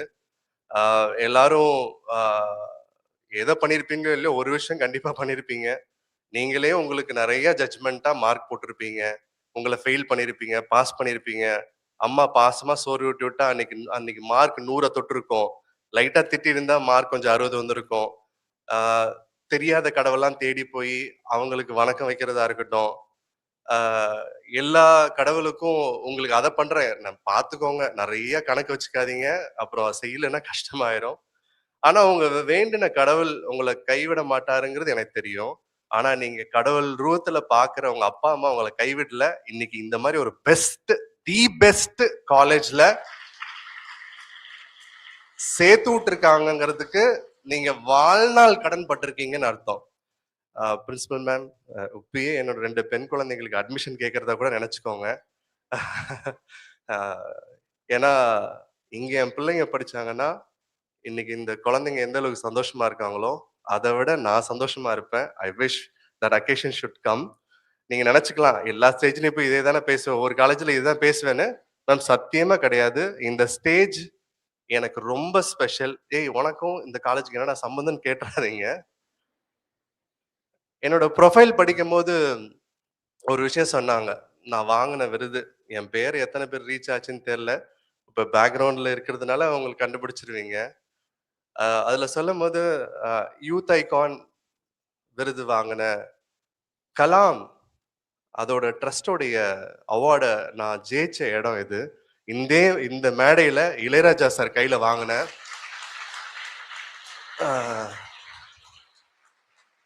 எனக்கு அந்த அந்த எமோஷன் இன்னி வரைக்கும் என்னை விட்டு கடந்து போல. படிச்சதுக்கு வாங்கல, நான் பெருசா ஒரு விளையாட்டுலயோ இல்ல எதுலயாவது சாதனை படிச்சதுக்காக வாங்கல. சமுதாயத்துல ஒரு அக்கறை உள்ள மனிதனுக்கு எது நடக்குமோ இல்லையோ அவனுக்கு மக்களோட மதிப்பும் மக்களுடைய அன்பும் பல பேரோட அங்கீகாரம் கிடைக்குங்கிறதுக்கு சமுதாயத்துல ஒரு கஷ்டம் வந்தப்ப சென்னை ஃபிளட்ல நான் ஆக்டிவ் வாலண்டியரா செயல்பட்டதுக்காக கிடைத்த விருதுதான் டாக்டர் அப்துல் கலாமுடைய. அவர் பேர்ல நான் இங்க இருக்கிற சில ஃபேக்கல்டிஸ் என் ஸ்பீச் இது 10வது தடவை கேட்கலாம் இல்ல 100வது தடவை கூட கேட்டிருக்கலாம். இந்த விஷயத்த நான் திரும்ப திரும்ப சொல்லிட்டே தான் இருப்பேன். நான் ஒரு மனிதர் கூட போட்டோ எடுத்துக்கணும்னு ஆசைப்பட்டு நடக்காம போன ஒரு சில பேர்ல வந்து டாக்டர் அப்துல் கலாம் ஒருத்தர். அவர் கிட்ட போயிடணும்னு ஆசைப்பட்டிருக்கேன். தூரமா ஏன் இதே காலேஜுக்கு வரும்போதெல்லாம் என்ன அப்பெல்லாம் கூப்பிடுற அளவுக்கு நான் ஆள் இல்ல. பட் ஆனா இங்க வராருன்னு எனக்கு தெரியும். பட் நிறைய இடத்துல தூரமா பார்த்திருக்கேன். ஒரு ஆடியன்ஸா இல்ல எங்கேயாவது ஏர்போர்ட்ல அவர் போகும்போது என்னைக்காவது ஒரு நாள் நான் மனசு நினைச்சிட்டே இருப்பேன். நான் 3 பேருக்கு வந்து என்னோட அடையாளங்கள் வந்து நான் வளர்ந்ததுக்கு அப்புறம் தெரியணும்னு ஆசைப்பட்டேன். அதுல ஒருத்தர் வந்து டாக்டர் அப்துல் கலாம், மாற்று கருத்தே இல்ல. என்ன அடையாளம் தெரியறதுக்கு முன்னாடியே அவர் மறைஞ்சிட்டாரு. ஆனா அவர் அடையாளத்தை நான் விட்டு கொடுக்காம லட்சக்கணக்கான மேடைகள் ஏறினாலும் அப்துல் கலாம் ஐயா பத்தி பேசிக்கிட்டே இருப்பேன். அதை பேசுற சந்தோஷத்தை கொண்டாடிக்கிட்டே இருப்பேன். சில மனிதர்கள் அவங்க இறப்புக்கு பின்னும் வாழ்றாங்க. வாழ்றது மட்டும் கிடையாது, இன்னும் அவர் நினைத்த கனவை பல பேர் மத்தியில சுமந்து வாழ்றாரு அப்படின்னா அந்த மாதிரி ஒரு சிறந்த மனிதன் இந்த சமுதாயத்துல நிறைய பேர் உருவானவங்கிற ஆசை உள்ள மனிதர்ல நானும் ஒருத்தன். அவர் வந்து ஒரு விஷயத்த சொல்லிட்டு போயிட்டாரு, கத்து கொடுத்துட்டு போயிட்டாரு. எந்த கனவு உங்களை தூங்க விடாம செய்யுதோ அதுதான் உண்மையான கனவு அப்படின்னு. அதை நம்புங்க. நான் அதை ரொம்ப ரொம்ப தீர்மானமா நம்பினேன். இன்னைக்கு அந்த கனவுகளை சுமந்து வாழக்கூடிய அடுத்த கட்ட சமுதாய வெற்றியாளர்களும், அடுத்த கட்ட வல்லுநர்களும், அடுத்த கட்ட மிக சிறந்த மனிதர்களும் இந்த அரங்கத்துல நீங்க தான். உங்களை தவிர வேற யாருமே இல்லை. அப்படிதான் நாங்க பாக்குறோம். ஸோ காலேஜ்ல நான் சொன்னேன்ல, சில விஷயங்களை ஃபர்ஸ்ட் இயர்ல இருந்து நீங்க எடுத்துக்க வேண்டிய ஒண்ணுதான். இந்த காலேஜ் வந்து பல விஷயங்களுக்கு வந்து ரொம்ப சிறந்து விளங்கக்கூடிய ஒரு கல்லூரி. இந்த இவ்வளோ தரமான ஒரு கல்லூரியில நீங்க கிடைச்ச வாய்ப்பை தயவு செஞ்சு அந்த வாய்ப்பை வந்து நல்ல முறையில பயன்படுத்திக்கோங்க. இங்க வந்து உங்களுக்கு நான் உங்களோட ஃபைனல் இயர்ல வந்து கூட பேசுறதுக்கான வாய்ப்புகள் அமையலாம். அப்ப நான் வரும்போது ஒண்ணு சொல்லுவேன், எத்தனை பேர் டிகிரி மட்டும் போதும்னு நினைச்சீங்க அப்படின்னு. அப்படி யாராவது ஆமா எனக்கு டிகிரி மட்டும் போதும்னு நினைச்சிட்டு இன்னைக்கு நீங்க படிக்க ஆரம்பிச்சீங்கன்னா தயவு செஞ்சு அந்த அந்த நம்பிக்கை கொஞ்சம் ஓர வச்சிருங்க. டிகிரி தேவை. டிகிரியை விட ரொம்ப முக்கியமான தேவை வந்து இன்னைக்கு ஸ்கில்ஸ், திறன் மேம்பாடு. இன்னைக்கு அந்த ஸ்கில்ஸை விட ரொம்ப முக்கியமா எது தெரியுமா தேவை? உங்களுடைய கேரக்டர், உங்களுடைய ஆட்டிடியூட். எப்படி நடந்துக்க போறீங்க, எப்படி இன்னொருத்தவங்களை ட்ரீட் பண்ண போறீங்க. இங்க நல்ல மனிதர்கள்னு யார சொல்றாங்க? நிறைய பணம் வச்சிருக்கிறவங்களா, நிறைய சொத்து வச்சிருக்கிறவங்களா, இல்ல இன்னைக்கு நீங்க ரோல்ஸ் ராய்ஸ்ல வந்துட்டு இங்க வந்து இறங்கிட்டா உங்க காலேஜ்ல எல்லாருமே வந்து நீங்க தான் பெரிய ஆள் நினைச்சுப்பாங்களா? கிடையாது. ஒரு காலேஜ்க்குள்ள மதமோ இனமோ சாதியோ வேற்றுமையோ எதுவுமே உள்ள நுழையவே நுழையாது. அதுவும் மாணவர்கள் மத்தியில 100% நுழையவே நுழையாது.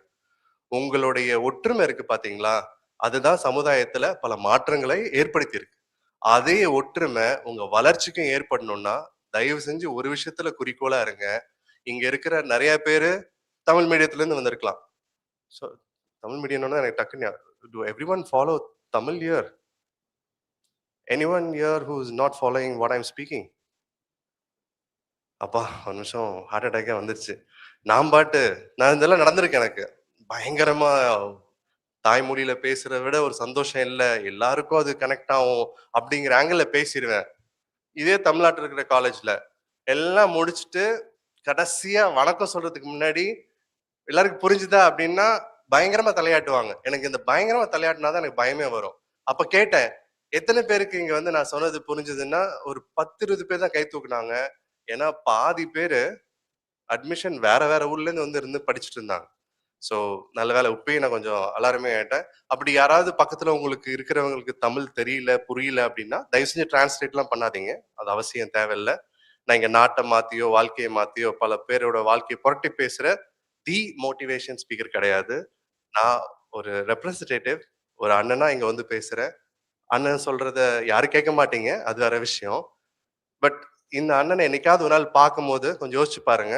எங்கேயாவது ஒரு இடத்துல பாக்குறீங்கன்னு வச்சுக்கோங்க, அந்த இடத்துல ஆனா ஒரு 10 வருஷத்துக்கு முன்னாடி நீங்க காலேஜ்க்கு வந்தீங்க, அந்த அளவுக்கு ஞாபகம் வைக்கிற முகமா இருப்பேன்னு நான் நம்புறேன். நீங்க அந்த இடத்துல பார்க்கும்போது நீங்க காலேஜ்ல வந்து பேசுனீங்க. அப்ப பேசும்போது சில விஷயங்கள் சொன்னீங்க. சில விஷயங்கள்ல எனக்கு சில விஷயங்கள் பிடிச்சது. அதனால அதை நான் ஃபாலோ பண்ணல. இன்னைக்கு லைஃப்ல நான் ரொம்ப சக்சஸ்ஃபுல்லான ஒரு ஒரு ஆளா ஆயிட்டேன் அப்படின்னு நீங்க சொன்னீங்கன்னா அந்த இடத்துல என்ன என்ன என்ன என்ன என்ன என்னுடைய 2 I'm a proud father of 2 lovely daughters. அத சொல்ல மறந்துட்டேன். எந்த ஸ்டேஜ் போனாலும் சொல்லுவேன். நான் வந்து 2 பெண் குழந்தையோட அப்பாங்கிற பெருமை தான் என்னுடைய இன்ஸ்டாகிராமோடைய இதே. போட்டுப்பாங்கல்ல டைரக்டர், நாஸ்காம் கோ-ஃபவுண்டர். அதுக்கப்புறம் நான் கீழ போட்டிருக்கிற விஷயம் proud father of 2 lovely daughters. So எனக்கு தெரியும் ஒரு பெண் குழந்தைங்களோட அருமை என்னன்னு. இப்ப பிரின்சிபல் மேம்கிட்ட சொல்லிட்டு இருந்தேன், மேம் தப்பா எடுத்துக்காதீங்க மேம். ரொம்ப ப்ரொஃபஷனல் கூப்பிட்டு சீஃப் கெஸ்ட்னா நான் இப்படி வந்திருக்கேன்னு நினைச்சுக்காதீங்க. இது என்னுடைய 2 தங்கங்கள் கொடுத்த கிஃப்ட் ஃபாதர்ஸ் டேக்கு. ஸோ அத என்னோட நான் சொன்னேன், அப்பா நிறையா மீட்டிங்லாம் போவேன்டா. பரவாயில்லப்பா, போய் பெருமையா சொல்லுப்பா. உன் பிள்ளைங்க அவங்க கையாலேயே கிரியேட்டிவா செஞ்சு கொடுத்ததுன்னு. You are the best dad அப்படின்னு போட்டு ஒரு இதுவும். என்னோட சின்ன குழந்தை இப்பதான் அவங்களுக்கு 4.5 வயசு. அவங்க ஒன்று பண்ணியிருக்காங்க. இது என்னோட இன்னொரு குழந்தை என் மிஸ்ஸஸ் அவங்க பண்ணி கொடுத்தாங்க. ஸோ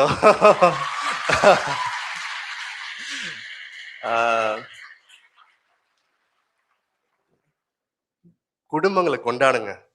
வீட்டில் இருக்கிறவங்க லவ் பண்ணுங்க. அதுக்கப்புறம் இந்த உலகம் உங்களை லவ் பண்ணுதோ இல்லையோ, போட்டியோ பொறாமையோ, எங்க அப்பா ரொம்ப ஸ்ட்ராங்கா சொல்லுவாரு,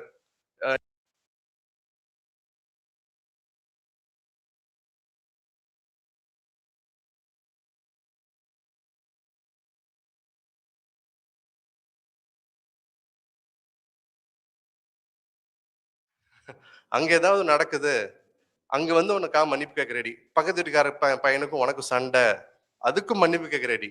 ஆனா சொந்தக்காரங்க மத்தியில மட்டும் என்ன தலைக்குடிய வச்சிடாதன்னு எங்க அப்பா ஸ்ட்ராங்கா சொல்லுவார்.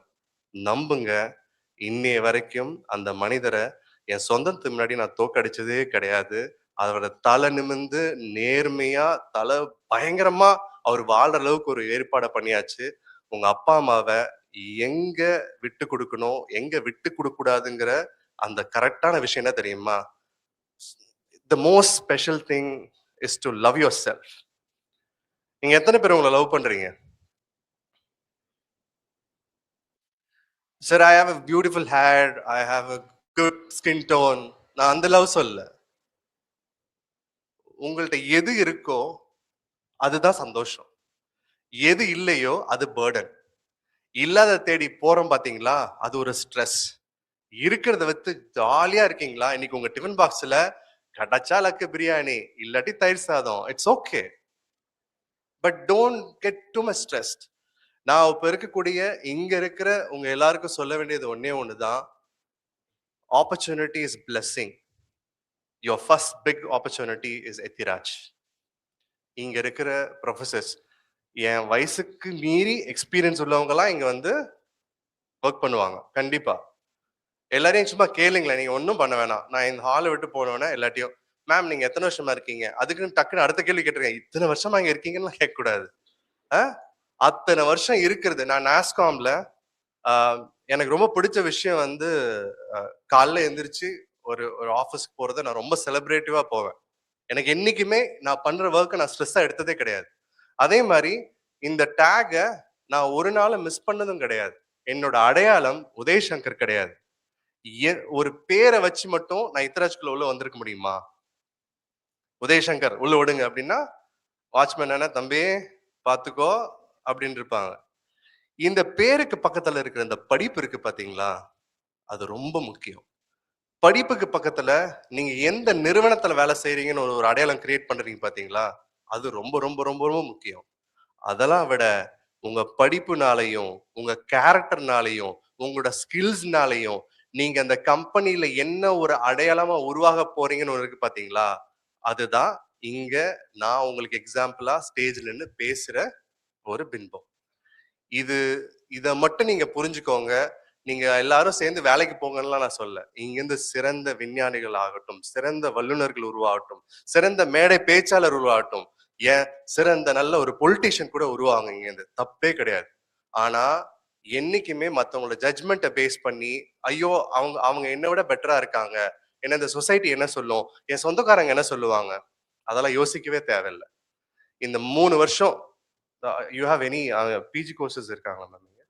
ஓகே, 3 வருஷமோ 5 வருஷமோ இல்ல 5 வருஷத்துக்கு கழிச்சு நீங்க 40 வருஷம் இங்க வந்து ப்ரொஃபஸர் ஆனா கூட உங்க எல்லாருக்கும் சேர்த்து நான் ஒரு விஷயம் சொல்றேன். This is the best opportunity that you have. சில பேர், நான் இன்னைக்கு வந்து மாற்றம் பத்தி உங்களுக்கு எத்தனை பேருக்கு தெரியும்னு தெரியாது. உலகத்துல நீ பெருசா என்னடா சாதிச்சிட்ட, என்னடா நீ ப்ரூவ் பண்ணிட்ட, நீ என்ன பெருசா நீ வந்து இந்த உலகத்துக்கு திருப்பி கொடுத்துட்டு யாராவது கேள்வி கேட்டா அதுக்கான பதில் தான் மாற்றம் ஃபவுண்டர் கோ ஃபவுண்டரா இருக்கிறது எனக்கு ஒரு பதில். 2 பெண் குழந்தைகளுக்காக ஆரம்பிக்கப்பட்ட அந்த அறக்கட்டளை இன்னைக்கு ஒரு 4000 மாணவர்களுடைய வாழ்க்கையை வந்து மாத்திருக்கோம் அப்படின்னா அதுதான் எங்களோட ஜேர்னி. இதுக்கு எங்களுக்கு பணபலமோ, ஆள் பலமோ, அதிகார பலமோ, அரசியல் பலமோ, மக்கள் பலமோ எந்த பலமும் தேவையில்லை. செய்யற எண்ணம் சின்னதா இருந்தாலும் அதை பெருசா செய்யணுங்கிற அந்த தாட் ப்ராசஸ் எங்களுக்கு அப்ப தோணுனது எல்லாமே. ஒரு சில நண்பர்கள்லாம் இணைஞ்சு ஏதாவது ஒண்ணு பண்ணலாம், பணம் தேவையில்லை, யார்ட்டையும் பணம் கேட்க கூடாது, ஆனா நல்லது செய்யணும். எப்படி? நமக்கு தெரிஞ்ச கனெக்ஷன்ஸை நம்ம யூட்டிலைஸ் பண்ணணும். நீ பெருசா என்னடா சொத்து சேர்த்து வச்சிருக்கேன்னு எனக்கு கேட்டா நான் ரொம்ப ஸ்ட்ராங்கா சொல்ற பதில் என்ன தெரியுமா? என்ன மாதிரி மனுஷங்களை சேர்க்கறதுக்கு யாராலையும் முடியாதுன்னு நான் போட்டி போட்டுப்பேன். நான் சம்பாதிக்காத மனிதர்களே கிடையாது. சம்பாதித்த மனிதர்கள் எல்லாமே நான் என்னோட குழந்தைகளுக்கு கொடுக்குற மிகப்பெரிய சொத்தா பாக்குறேன். நிறைய மனுஷங்களை சம்பாரிங்க, பெருசா சம்பாரிங்க. அப்படி நான் சம்பாதித்த ஒரு மனிதர் தான் இந்த கல்லூரிய சேர்மன் முரளி சார். எனக்கு தெரிஞ்சு உங்க எல்லாரையுமே ரிசீவ் பண்ணி உங்களை வந்துட்டு வெல்கம் பண்ணி எவ்வளோ ஸ்பெஷலா ட்ரீட் பண்ணுவாரோ அதுக்கு ஈக்குவலா உதயங்கிறவன் இந்த காலேஜ்ல வந்து பேசுறான். நம்ம அப்ப பார்த்த தம்பி இன்னைக்கு இந்த அளவுக்கு வளர்ந்துருக்காங்கன்னு பெருமைப்படுற ஒரு அப்பா ஸ்தானத்துல இருக்கிறவர் தான் அவர் எனக்கு. ஸோ எனக்கு நான் சம்பாதித்த கரெக்டா நாங்க ஏதோ பேசி வச்சுக்கிட்ட மாதிரி இருந்தது. சம்பாதித்த மனிதர்களோட நான் சம்பாதிச்ச மனுஷர் வந்து இங்க உட்கார்றாரு. ஸோ அதுல நிறைய இன்வெஸ்ட் பண்றது ரொம்ப முக்கியம். நிறைய ஸ்கில்ஸை கத்துக்கோங்க. உங்களுடைய புக்ஸ், உங்களுடைய எக்ஸாமினேஷன், உங்களுடைய டிகிரி, உங்களுடைய மார்க்ஸ் அதெல்லாம் தேவை. அதெல்லாம் விட இதே காலேஜ்ல I'm sure there will be many add on programs, training, எஃபெக்டிவான சில எமர்ஜிங் டெக்னாலஜி பத்தி சொல்லிக் கொடுப்பாங்க. இன்னைக்கு ஏஐ ட்ரிவன் இனிஷியேட்டிவா மாறிடுச்சு. ஏஐ வந்து மனிதர்களை ரீப்ளேஸ் பண்ணது, ஏஐ வந்து அதை பண்ணுது இதை பண்ணுதுன்னு உங்களுக்கு ஒரு பின்பத்தை கிரியேட் பண்ணியிருப்பாங்க. பட் ஏஐ வந்து அதை பண்ணுது இதை பண்ணுதுன்னு யோசிக்கிறதா விட்டுட்டு ஏஐ மூலியமா நம்ம என்ன நம்மளை இம்ப்ரூவ் பண்ணிக்க முடியும்னு பாருங்க. ஏஐ டூல்ஸ் மூலியமா நம்மளை எப்படி பெட்டரா ஆயிக்க முடியும்னு பாருங்க. இன்னைக்கு நீங்க படிக்கிற படிப்பை தான் நான் படிக்கிறேன், நான் படிக்கிற படிப்பை தான் இங்க இருக்கக்கூடிய ஆசிரியர்கள் படிக்கிறாங்க. நான் டெக்னாலஜி பத்தி நான் சொல்லிருக்கேன். ஸோ இந்த ஸ்ட்ரீம் லைனை நம்ம எல்லாருமே ஒரே டைம்ல ஒரு எமர்ஜிங் டெக்னாலஜி கத்துட்டு இருக்கோம். அதுல வேலை வாய்ப்புகள் உருவாகலாம், வேலை வாய்ப்புகள் போகலாம். ஆனா யார் தெரியுமா ரொம்ப ஈஸியா ஜெயிச்சிடுவாங்க? இது எல்லாமே எனக்கு பேர்டனா இல்லைன்னு யார் நினைக்கிறாங்களோ அவங்களுக்கு தான் மிகப்பெரிய ஸ்கோப்பே இருக்கு. எல்லா விஷயங்களையும் கத்துக்கிறதுல ஆர்வம், அந்த கத்துக்கிட்டதுக்கு அப்புறம் அதுல இருக்கக்கூடிய இம்பார்ட்டன்ஸை தெரிஞ்சுக்கிறது, இது எல்லாமே உங்களுக்கு லேட்டர் அடுத்த வருஷம் புரியும், ஃபைனல் இயர் வரும்போது புரியும். பட் ஃபர்ஸ்ட் இயர்ல உங்களுக்குன்னு நான் ஜென்ரலா சொல்லக்கூடிய 2-3 அட்வைஸ்: நல்ல நட்பை தேர்ந்தெடுங்க. அந்த நட்பை தேர்ந்தெடுக்கிற மாதிரி ஒரு பெரிய விஷயம் எதுவுமே கிடையாது. அந்த நட்பு மூலியமா நீங்க உங்களுக்கு என்ன நல்லது பண்ணணும்னு பாருங்க, அவங்களுக்கு என்ன நல்லது பண்ணலாம்னு யோசிங்க. இன்னொன்னு, be part of any volunteering work. காலேஜ்ல அங்க குப்பை நிறைய இருக்கு, யாராவது வாலண்டியர் இருந்தீங்கன்னா இங்க இருக்கிற மொத்த ஆடிட்டோரியம் வெளில போகணும், அதுக்கு போயிடாதீங்க. இப்ப இல்ல வெளியில போய் ஏதோ ஒரு சோசியல் ஒரு ஒரு இனிஷியேட்டிவ் இருக்கு அப்படின்னா நிறைய போங்க. கிளாஸை பங்க் பண்றோங்கிறதுக்காக போக கூடாது. எனக்கு அதை செய்யறதுல எனக்கு உங்க கைகளை கரையாக்குறதுல தப்பே கிடையாது. அதுல எவ்வளவு பெரிய சந்தோஷம் இருக்கு தெரியுமா? உலகத்திலேயே மிக சிறந்த போதை இன்னொருத்தருக்கு உதவி செய்யறதுங்கிறது நிறைய பேருக்கு புரியாது. ஆனா ஒரு உதவி செஞ்சு அந்த உதவி பயன்பெற்றவங்க உங்கள்ட்ட வந்து உங்களாலதான் நான் ஜெயிச்சிட்டேன்னு சொல்ற அந்த சந்தோஷம் இருக்கு பாத்தீங்களா? அது என்ன மாதிரி ஆளுங்கள்ட்ட கேளுங்க, இங்க மேடையில இருக்கிறவங்கள்ட்ட கேளுங்க. ஐயா நன்றி, அண்ணா நன்றி, அப்பா நன்றின்னு சொல்ற அந்த ஒரு வார்த்தை இன்னும் 100 பேர் வாழ்க்கையை மாத்த போறதா இருந்ததுன்னா அந்த இடத்துல இன்னும் 100 வருஷம் கூட நம்ம வாழ்ந்து பண்ணிட்டு போலாங்கிற மாதிரி விஷயங்கள் இருக்கு. ஸோ அதுதான் நான் உங்களுக்கு ஒரு அண்ணனா ஒரு ஒரு ஒரு பிரதர்லி அட்வைஸா நான் சொல்லணும்னு நினைக்கிறேன். செகண்ட் திங், உங்களை லவ் பண்ற மாதிரி இந்த உலகத்துல வேற யாருமே உங்களை லவ் பண்ண மாட்டாங்க. Celebrate smaller success, celebrate smaller achievement, celebrate yourself. That is very important. ஆஹ் இன்னைக்கு ரொம்ப அழகான விஷயம், நம்ம முகத்தோடைய பின்பம் கண்ணாடியில தெரியுது கிடையாது. மத்தவங்க நம்மளை எப்படி மதிக்கிறாங்கங்கிற பின்பம் தான் இந்த உலகத்துக்கு மிகப்பெரிய அடையாளம். அந்த அடையாளத்தை பதிவு பண்ணுங்க. லாஸ்ட் அண்ட் ஃபைனல் திங், நல்ல ஆரோக்கியமா இருங்க. Health is everything. அதை நீ சொல்லாதடா அப்படின்னு நீங்க நினைக்கலாம். பட் அனுபவ ரீதியா சொல்றேன், முக்கியமா சொல்றேன், உங்க ஹெல்த்தை விட இந்த உலகத்துல வேற எதுவுமே நீங்க சம்பாரிச்சிட முடியாது. நல்ல ஆரோக்கியமாகவும், நல்ல சந்தோஷமாகவும், நல்ல செலிப்ரேட்டிவாக இருங்க. And I'm just concluding my speech. Thank you. Wonderful wonderful opportunity. உங்க எல்லாரையும் திரும்ப திரும்ப பார்ப்பேன். நான் ஒரு பாயிண்ட்டை மறந்துட்டேன். நான் சொன்னேன்ல, 10 வருஷம் கழிச்சு நீங்க எங்கேயாவது என்னை பார்க்கும்போது அந்த இடத்துல, அண்ணா நான் நீங்க சொன்னதை கேட்டு நான் லைஃப்ல ஒரு இடத்துல பெருசா சாதிச்சிட்டேன். இன்னைக்கு நான் ஒரு கம்பெனியோட வைஸ் பிரசிடென்ட், இன்னைக்கு நான் ஒரு மிகப்பெரிய ஒரு நல்ல பொலிட்டீஷியன், நான் இன்னைக்கு ஒரு மிகப்பெரிய ஒரு நல்ல ஒரு ஒரு ஒரு ஒரு சோஷியல் ஒர்க்கர், இந்த மாதிரி ஏதாவது ஒரு கேட்டகரி சொல்லும் போது நீங்க என்ன ரெஃபர் பண்ணி பேசும்போது அந்த இடத்துல என்னோட 2 பெண் குழந்தைங்க இருந்தா எனக்கு எவ்வளவு பெருமையா இருக்கும், என்னோட மனைவி இருந்தா எவ்வளவு பெருமையா இருக்கும். அதை விட ஒரு படி மேல எங்க அப்பா அம்மா அந்த இடத்துல நிக்கும் போது அவங்க எவ்வளவு பெருமைப்படுவாங்க. அதெல்லாம் விடுங்க. அந்த இடத்துல எனக்கு பிடிக்காத சொந்தக்காரங்க யாராவது இருந்துட்டா நான் எவ்வளவு கெத்தா இருப்பேன்னு மட்டும் யோசிச்சு பாருங்க. அந்த அக்கேஷனுக்காக அந்த அந்த ஒரு ஒரு அக்கேஷனுக்காக நான் காத்துட்டு இருப்பேன். So thank you so much. அதே மாதிரி என்னோட பேர் அங்க இருக்கு. எனக்கு ஒரே ஒரு ரெக்வஸ்ட், அண்ணா கொஞ்சம் என்னுடைய இன்ஸ்டாகிராம் பேஜை ப்ரொமோட் பண்ணிக்கலான் இருக்கேன். எனக்கு கொஞ்சம் ஃபாலோவர்ஸ் எல்லாம் கம்மியா இருக்காங்க, அதனால என்னோட பேரை போட்டீங்கன்னா இன்ஸ்டால uday_connect UDAY_connect. ஸோ ஏன் அதுல ஃபாலோ பண்ண சொல்றேன்னு, இவன் பேசுனதெல்லாம் உண்மையா பொய்யான்னு அங்க வந்து பாருங்க. நான் சம்பாதித்த மனிதர்கள், நான் வாழக்கூடிய வாழ்க்கை, ஏன் குடும்பத்தை நான் எவ்வளவு கொண்டாடுறேன், ஏன் இன்னைக்கு இந்த இடத்துல நான் அடையாளமா நிக்கிறேங்கிறதுக்கான ரீசன்ஸ் அதுல தெரியும். ஹாப்பியா இருங்க. Thank you so much. Thank you.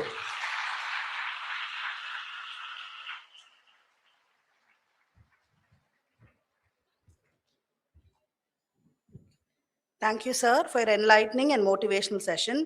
Your words have encouraged our students to dream big and work towards achieving their goals. I now request our esteemed chairman to present a memento to Mr. V. Udayashankar as a token of our appreciation and gratitude.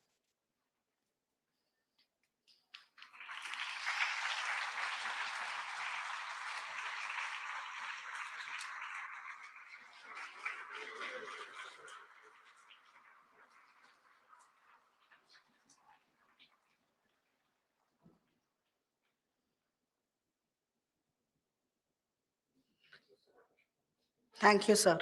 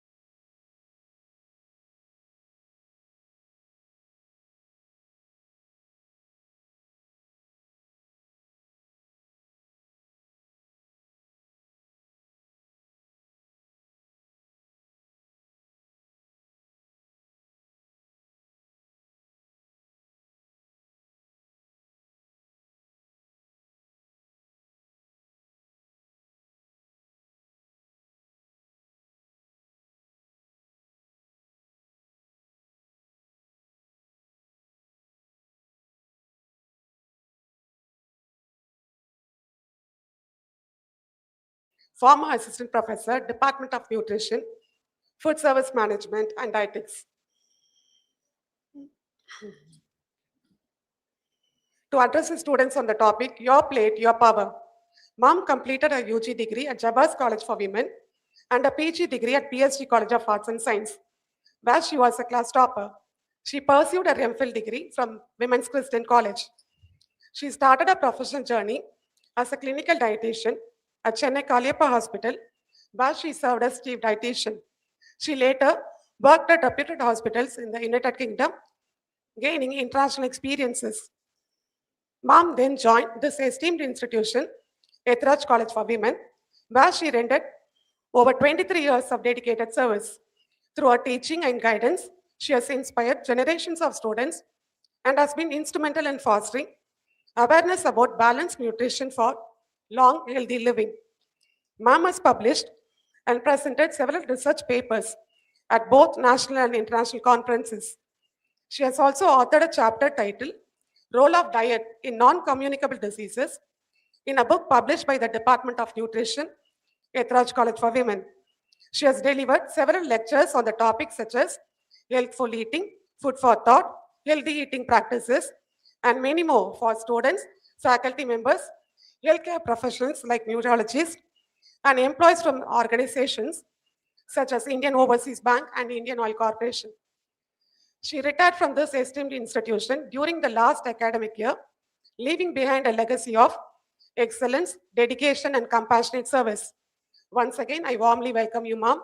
I now request you to kindly address the students and share your invaluable insights and experiences.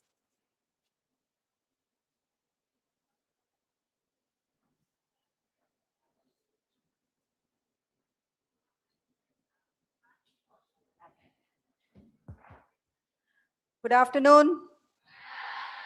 Are you all awake? Okay. So today I'm going to take you through a presentation, Your Plate, Your Power. You have just entered college and you have entered a fantastic college. This is a place where you can explore whatever you want, whether it is drama, theater, sports, or you're interested in public helping people, anything is possible. I'm sure in the orientation they have told you all those things. Without much ado, let's start and see what use pannuma. Edu sir? Down button. Thank you. Okay. Before I start, so what is the meaning of your plate, your power? The meaning is that you have to, what you're eating, you have to be mindful about it. Before that, a small introduction about diet. We know that diet plays a critical role in shaping our life, and you're just out of school. I'm sure you'd have learnt about carbohydrates, proteins, fats. So I'm keeping all that very light and going to more complex things. So healthy diets. So what do healthy diets do for you? They prevent both communicable and non-communicable diseases. What is communicable disease? Yeah, something where you catch a bacteria or virus or something like that and you have chicken pox, or all those things are communicable diseases. What are non-communicable diseases? Yes, your heart disease, stroke, brain attack. And you may be wondering why I'm talking to you about all those things. Of late, we are seeing that the incidence of all these diseases is advancing, in the sense that when people are much younger, as in 30, 25, we are seeing hypertension. What is hypertension? When the blood pressure is greater than 120/80. And now actually the Indian hypertension group, they want to do a hypertension test for all the children. So mainly because of the diet and way we have changed the way we eat. Okay. We always believe that dietary behaviors have to be inculcated in children, especially during childhood and now as young adults. Now you're teenagers, shortly you're going to become young adults, so we need to do changes over there. And also remember, a diet should be safe and healthy. How do you say safe and healthy? It has to be free from chemicals, pesticides, and also microorganisms. That is why you will see that all the vegetables are washed, all the fruits are washed before cooking. I thought I will start with this, skipping breakfast. How many of you all had your breakfast in the morning? Okay. Shall we do it the other way then? How many of you all skipped your breakfast?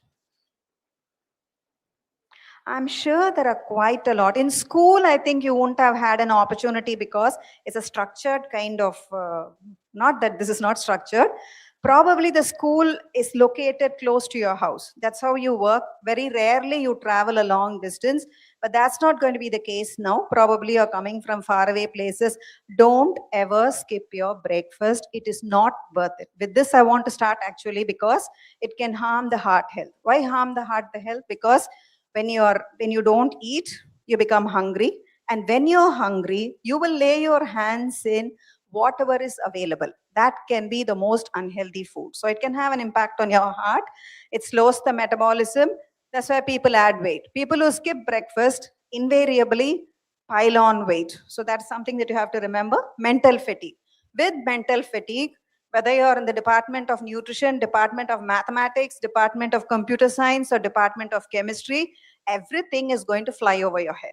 And concept formation is very important at this point of time. So please remember, do not skip your breakfast. Okay, so what is this your plate, your power?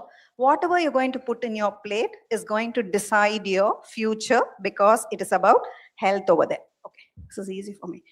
So according to WHO, you want to transform your plate into a powerhouse. The four main principles being adequacy, balance, moderation, and diversity. What is adequacy? Just enough nutrients to prevent deficiency. What is balance? What you eat and what you expend. You can't keep eating and sitting in one place. You'll simply pile on weight. The more you sit in a place, the more you become prone for lots of diseases. Now you will be seeing in college that you'll have continuous 6 hours of classes, 3 hours in the morning, 2 hours in the afternoon, you'll have a lunch. So try to find some way of bringing exercise into your life. Okay. And there are so many groups over here for yoga. There are so many clubs for yoga, for physical activity, and extra, so many things are there. Find out from your teachers whether you can enroll yourself over there to keep yourself healthy. Moderation. Moderation is, in Tamil, what would we say? In English, we would say too much of anything is good for nothing. Tamil enna solluvom? Alavukku meerinal amridamam visham. That's something you have to keep in mind. Diversity. So life, whichever you have, you're looking for variety. Variety in food is important. Don't eat the same food over and over again. So variety in food, otherwise known as diversity, is important. Okay, this is an ICMR latest plate. So what do you see in this plate? Half the plate is full of vegetables and fruits. Ana namma vande South Indian diet la eppadi saapiduvom? We will have a plate, your rice piled over there, kutti kuttiya servings of vegetable. That is not the way we are supposed to eat. We are supposed to eat half plate full of vegetables, followed by your pulses. Whether you're a vegetarian, pulses. If you're a non-vegetarian, you can bring in your egg, meat, mutton, or whatever. And then you have, they have included this small section which is known as the nuts. Now we have found out that nuts are very important. So the ICMR, what is ICMR? The Indian Council for Medical Research. They are the ones who tell us, and the National Institute of Nutrition, after doing a lot of research, tells us how much we should eat. Okay, so we will see it individually. Half your plate should be filled with fruits and vegetables. So what do fruits and vegetables you can eat? You can eat fresh fruits, you can eat salads, you should also eat cooked vegetables. Sometimes there's a wrong idea that you have to eat raw vegetables, more healthy you are. No, it doesn't work like that. Your tomato, your carrot, if it is cooked, especially with a little bit of oil, the absorption of the nutrients is better. So you should have a mixture actually. And of course, it should be colorful choices. This is a rainbow diet. So whenever you look at your plate, your power, which is my plate, my power. Can I hear it? Exactly. So what are the colors? So when you look at your plate, if you have got rice or roti or whatever you have got in your cereal, பக்கத்துல இருக்கிறது color இருக்கும். அதே white ஓ, அதே blue ஓ, அதே green இருந்தா, it's not healthy. So you should choose from all different vegetables. That's known as a rainbow diet. Of course, they contain phytochemicals. What are phytochemicals? Phytochemicals are beautiful molecules present in your vegetables, which keeps your heart healthy. Then vitamins, minerals, fiber. What do you know about fiber? If anybody can, let's have it as an interaction, otherwise you'll go to sleep. What is fiber? Tamil enna solluvom? What does it do for you? Very good. Sorry? Very good. It keeps the food in the gut for am I right? Longer time. And the fiber in a soluble fiber. So if it keeps the food in the gut for a longer time, it will absorb extra cholesterol, extra sugar, and any toxins probably you have imbibed. Not intentionally. What we get in the market, we have no clue how much of pesticides are present. So that is your soluble fiber. What is your insoluble fiber? Opposite of what she said, rushing the contents through the gut. So that keeps your stool movement, prevents constipation. So you need both, and nature has designed in such a way that most of the foods will have both soluble and insoluble fiber. One example is your green leafy vegetables. Okay. Then of course, the quarter plate should be your rice. I don't know how many of you all eat raw rice. I don't want to ask you. If your raw rice na pacharasi, that is not good for you at all. Please opt for boiled rice or pulungalarasi. Adavida innum better is your red rice, purple rice, black rice. But you can't start anything immediately. You have to get used to that particular fiber. And so what's so great about, and this is carbohydrates for you. So what's so great about them? All the whole grain cereals will have all the layers intact. So if all the layers are there intact, it will be a complex carbohydrate and does not increase your blood sugar immediately after eating. Now let me find out whether you know this. Are you aware of millets? Yes? Do you know that it is available also? It is distributed in the public PDS, which is your ration shop. They have started distributing or supplying to the consumers millets. So Tamil la sollanona saamai, adukaprom ragi, and then your kambu, idella nama saaptada, but suddenly for some reason we have gone back on that. So they are very rich in carbohydrate, slow release. What is the meaning of slow release? Slow release is supposed to be carbohydrate which releases the sugar slowly. So it's very good for diabetics. It's good for you people also, because when you're sitting in a class and you're listening, which is a very difficult thing, right? Sitting in a class, you have to concentrate and listen. That too, hour after hour, some teacher is coming and teaching you concepts that are totally different, which means that you need a lot of energy. That is why when you study for your exams, you will wonder, you don't do any physical activity, but you'll start feeling hungry. That's the reason being that your neurons use up the glucose. When glucose is not there, automatically you start feeling hungry. So remember that. And these are the different millets over there. I've given the Tamil name also. And you can always use your mobile and find out. But I mean, you can Google and find out. But remember one thing, Google is not always right also, right? Then your proteins are supposed to be your legumes, your dals, your sprouts. I have put a picture of the sprouts over there. Fish or lean meat. Why do you say what is lean meat? Lean meat is supposed to be meat which does not have any fat over there, right? Then you have your dairy, milk. I put curd/yogurt. What is the difference between curd and yogurt? Anybody can tell? Curd is your desi tair that we set at home. What is yogurt? Market la kedakra kutti kutti cartoons la varum. So what's so different? Why? It will be sweetened and they will add a strain of the bacteria. So you know how much of live bacteria you're getting, but you don't have to worry. Your curd is good enough. There is no need to go and buy yogurt. One disadvantage is that it has a lot of sugar also. Okay, nuts I put a handful of nuts. So how will you decide on the handful of nuts? Whatever is the size of your palm, you pop in the nuts. They can be almonds, they can be walnuts, or they can be cashews, or they can be peanuts, depending on what you can afford. Put them and hold them like this. That is supposed to be the amount of nuts you're supposed to eat daily. So what do nuts do for you? They are high in calories, they are high in protein, and they serve as a fantastic snack. So when you eat a handful of nuts, you don't feel hungry for the next few hours. That will keep your weight in check. Stay hydrated. Best thing is water. How many of you all don't like water, don't drink water? You have to be reminded to drink water. Add a bit of lemon juice or add a little bit of some fruit inside your water. The water will have a taste. That's known as infused water. And of course, there are other options also. Buttermilk, which you can bring from home. Tender coconut water today has become very expensive. It is not in the reach of common people. So I feel very bad.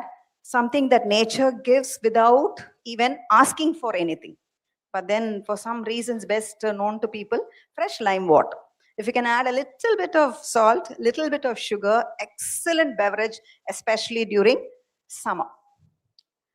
Fats, earlier we thought you should not eat fat. Fat is very unhealthy. No. It is very healthy for people like you. Only thing is you have to choose the right kind of fat. So what is this right kind of fat? The right kind of fat is, first let us look at the fats to watch out for.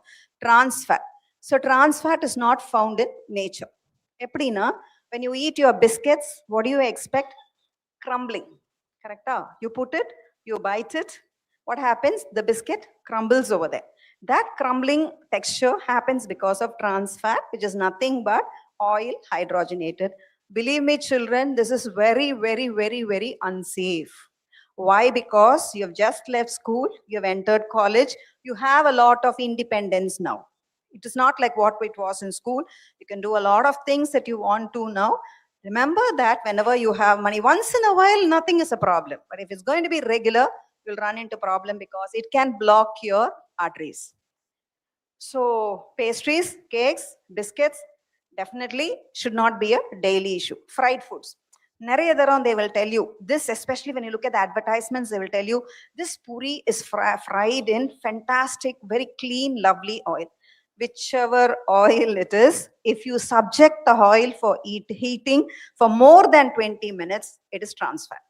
And adliyo enna pannuvom nama households la, we will take the oil, we'll very diligently we will filter it, reuse it.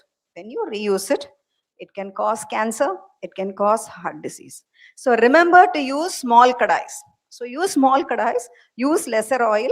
You can add the oil again and fry. So remember that, don't reuse it at all, because 50 rupees, 100 rupees ka paathu, you don't know what you're going to land up with. Saturated fats, I have not put the into over here if you watch, because it's a part of our life, right? Certain things are a part of our life, we cannot push it away, but remember not to eat too much of it. That will be your red meat, butter, cheese and ice cream, your ghee.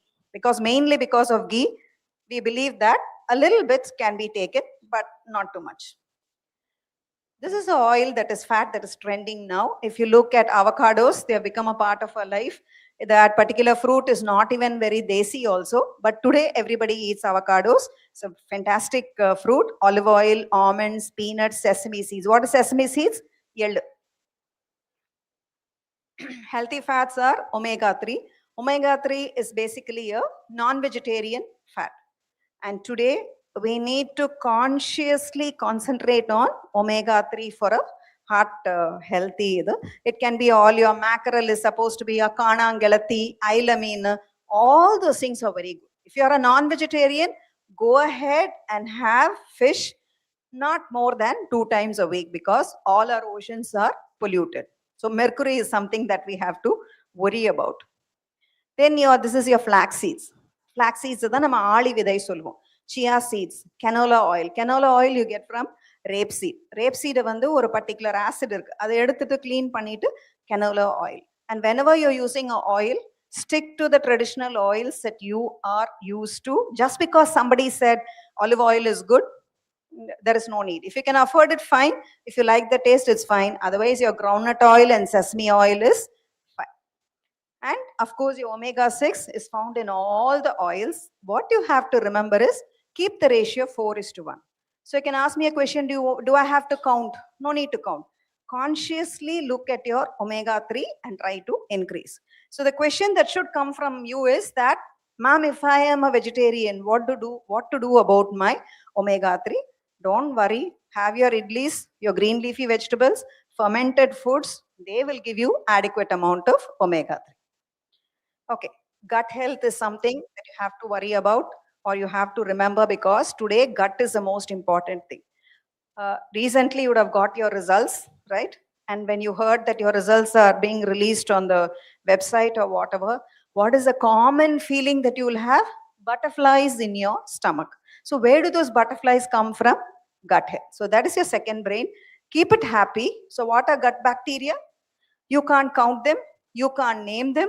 You don't even know what they are. They are like the Milky Way, very vast and mysterious, right? Do they eat the food that we eat? Yes.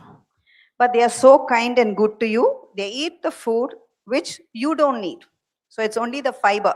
Ipa avanga sonnanga illaya, fiber engradu is, she said that fiber, there are two types, right? One speeds up the metabolism, speeds up the digestion, the other slows the digestion.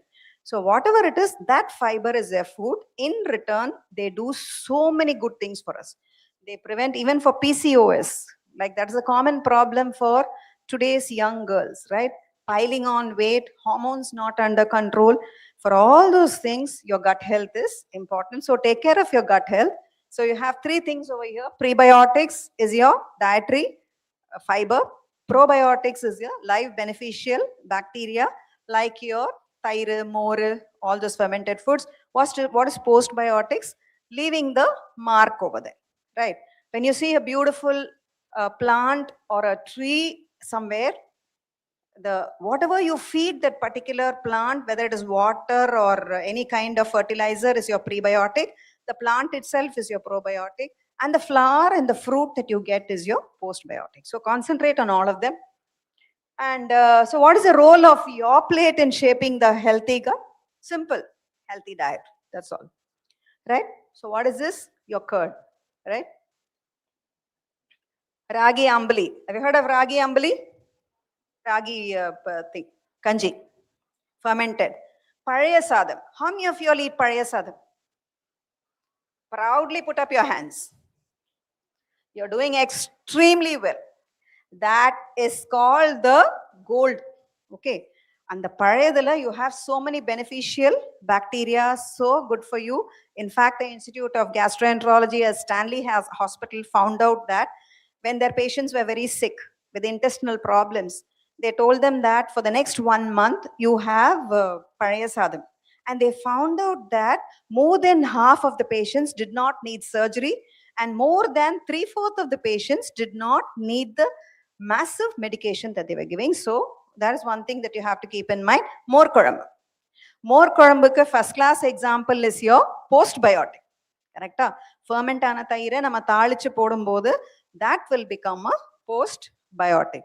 Include it in your diet. Idli. Our very proud in Tamil Nadu, every Tamil Nadu, Kerala, Karnataka, everyone is vying that idli belongs to them. It doesn't matter. It is Indian, right? Your idli is a fantastic example for, again, postbiotic, good source of omega. What is that other picture over there? Dokla. So please don't think that in Tamil Nadu alone we are doing very well. All the parts of the country, east or west or north or south, they have their own fermented foods. So that's very good. And please say no to antibiotics. So you can ask me, ma'am, plate and power ki idedukku ma'am solringa na, for gut health. Sometimes when you have a headache, when you have a stomach pain, what do? You go to the local pharmacy and you ask them, can I play? I've got this, I've got that. Can you give me a drug? He is only a pharmacist, right? And he will give you the drug and you will be fine probably after 2 days. Never ever do that. An antibiotic has to be taken for a period of time. It should be taken with live, if the doctor suggests live bacteria, as in lots of gut bacteria, so that antibiotics kill not only the bad bacteria, they kill the good bacteria also. Trans fat, I already told you. Processed food. What's processed food? Adeda lunch time vera. This is normal. So please don't have an idea that I eat only ragi, kood, things like that. Everybody eats everything. We should not become a regular thing. All your burgers, your pizzas, burritos, all of them are processed. This is the most enjoyable one. the chips packet that you get, alla pathina and the chips persa packet persa irukum ulla 10 da irukum. So what do? You buy another one, right? Then of course namakellam parichayamana Indian sweets. Ama, I think they are hungry, it's not fair actually. Sugary drinks. So what are the smart tips to keep you going? Start every day with a good breakfast, right? And keep healthy snacks on hand. Nothing wrong. Nobody will laugh at you. You carry your bag, you pop in something. When you're hungry, you eat. And teachers in Ethiraj College are so kind. In between classes, there will be a time when one teacher will go out and the other teacher will come in. Use that time to stretch your body first. Please don't sit in one place. This is going to happen now, right? Nobody to ask you, lots of freedom. It's a great phase in your life. Remember this. And also keep a regular eating schedule. Make sure to drink enough water. Keep your gut healthy. I've just given some breakfast ideas. Two more slides. Idli with sambar chutney. Why I put up all these things is my experience as a teacher over here. Most children, when I ask them, why didn't you have your breakfast? Ma'am, I live very far away. Point number one. Point number two, my mom can't get up in the morning and cook. So what's your problem? Can't you cook? You should learn how to cook. It's important skill. I think COVID-19 taught all of us that we should learn how to cook. So learn cooking. That's not an excuse. So that's why I gave this idea. These things will not spoil, especially your avalupma and then overnight oats. I don't recommend oats daily because the oats that you get in the market has got a lot of salt. But weekly once you can bring in vegetable omelette. Excellent. You can eat on your, when you're traveling, if you're traveling by train or metro, you can eat. You can come to college and eat chili idli, beet dosa, and your padesa. So what's the conclusion? Every meal is going to be important for you. Fill your plate. What is important? My plate. Exactly. So small, consistent, healthy choices will help you. So this is your plate either. So suvar irundaldan sittiram varayam. Thank you very much. Any questions?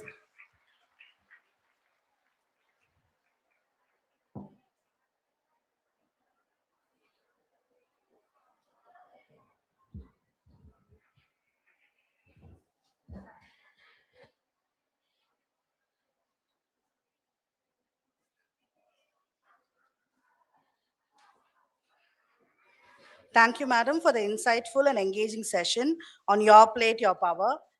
Your valuable insights on the importance of balanced nutrition, healthy eating habits, and the role of proper nourishment in achieving overall well-being have certainly enlightened and inspired our students. The practical tips and simple strategies you shared will help them make informed choices and adopt a healthier lifestyle. Thank you, ma'am.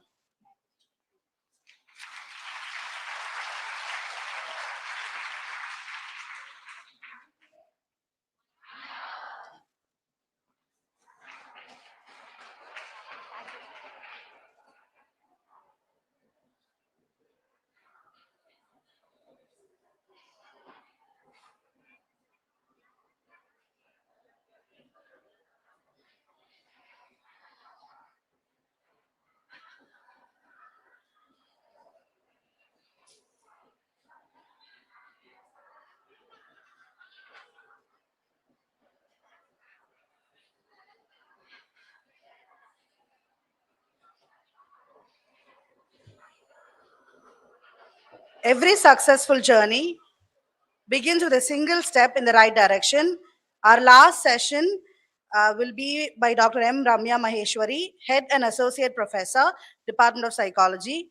Dr. Ramya is a distinguished academician with over 20 years of teaching experience. Her areas of expertise include psychological assessment, counseling, mental health, cognitive and behavioral therapies, and personality development. A sought-after resource person and subject expert, ma'am has delivered numerous guest lectures and conducted workshops on mental health, counseling, neuropsychology, and emotional well-being. She's also contributed significantly to curriculum development, academic audits, recruitment panels, ethics committees, and student counseling services, reflecting her commitment to academic excellence and holistic student development. Dr. Ramya will be sharing valuable insights on preparing for a successful future through her talk titled Step Up for a Bright Future. I warmly welcome Dr. M. Ramya Maheshwari to address our students.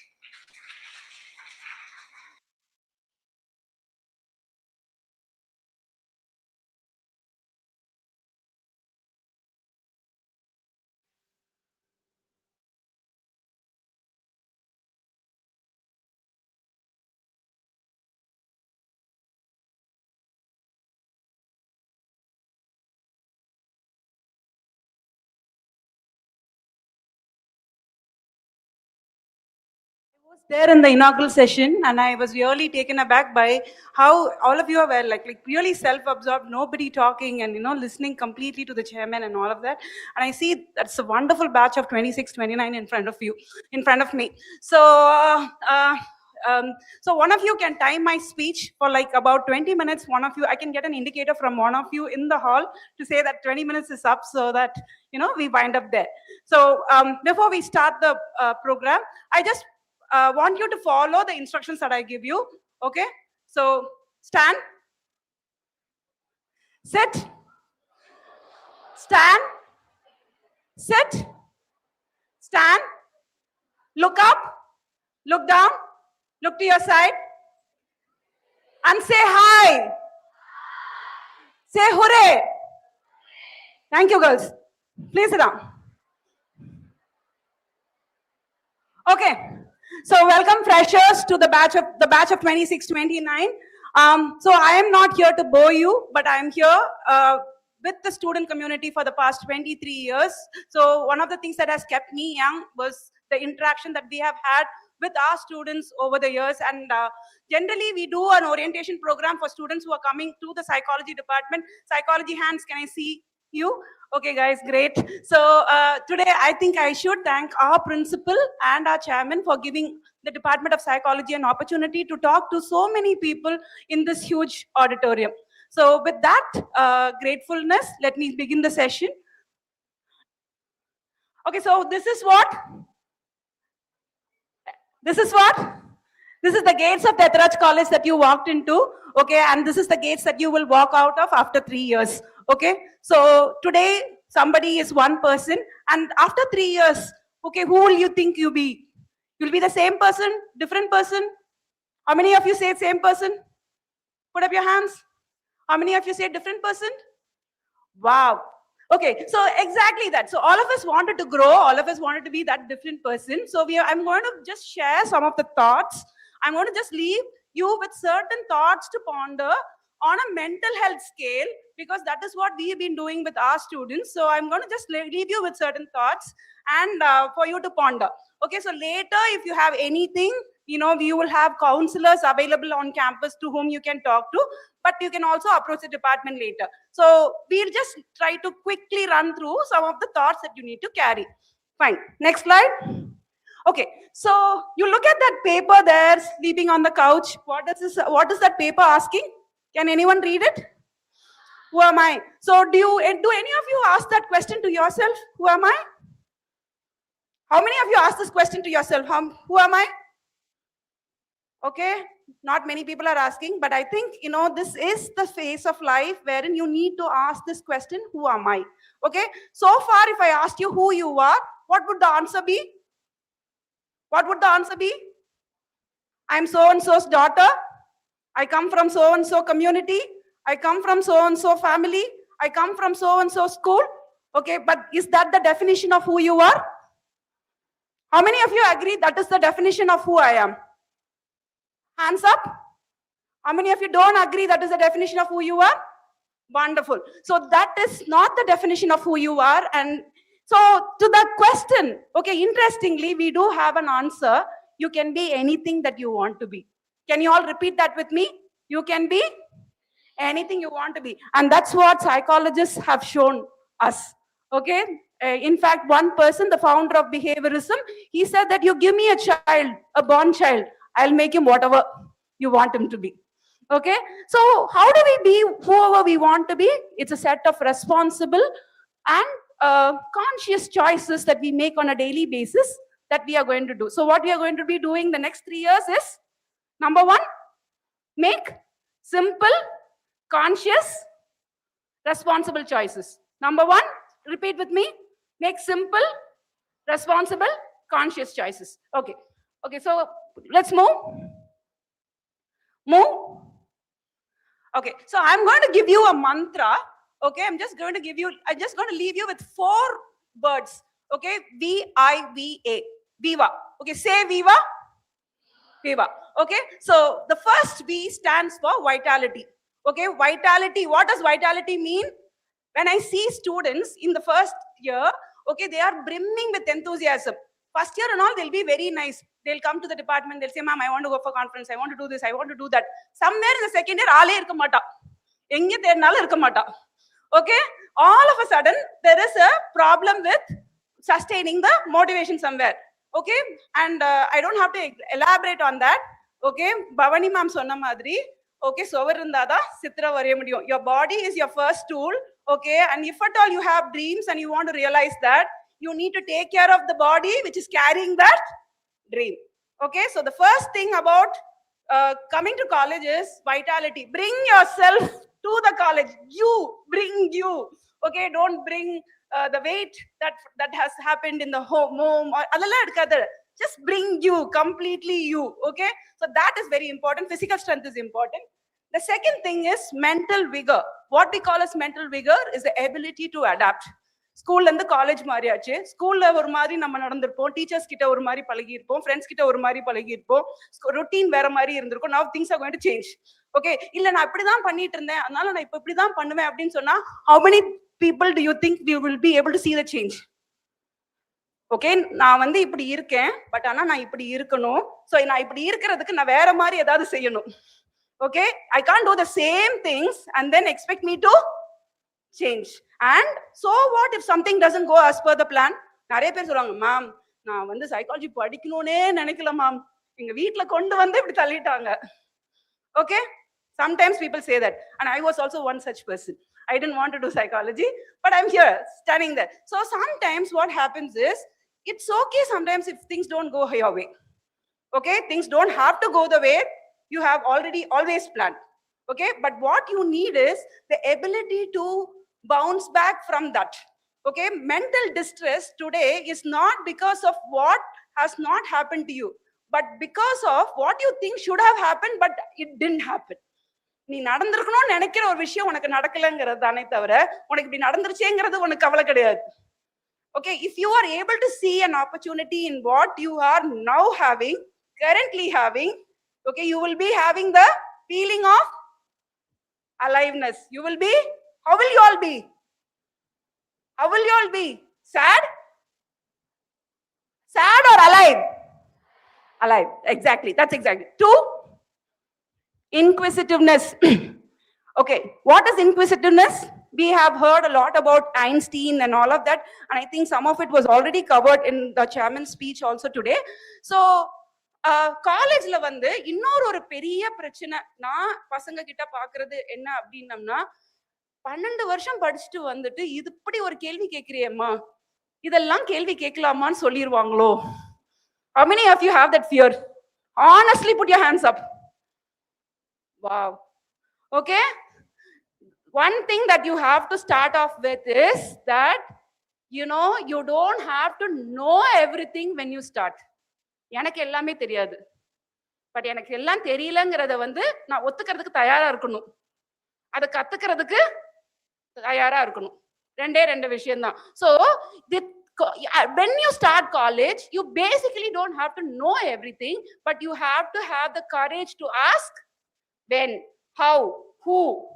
Okay, நீ இப்ப ஒரு concept சொல்லி கொடுக்குறாங்கன்னா அந்த கான்செப்டை by heart பண்றதை விட, okay இதை வந்து எப்படி அப்ளிகபிள் ஆகும், ஏற்கனவே இருக்கிற டெக்னாலஜியோட இதோட அப்ளிகேஷன் என்ன, இதை எப்படி நான் கனெக்ட் பண்ண முடியும், இதனால நான் படிக்கிறதுக்கான என்ன பர்பஸ் இருக்கு எனக்கு.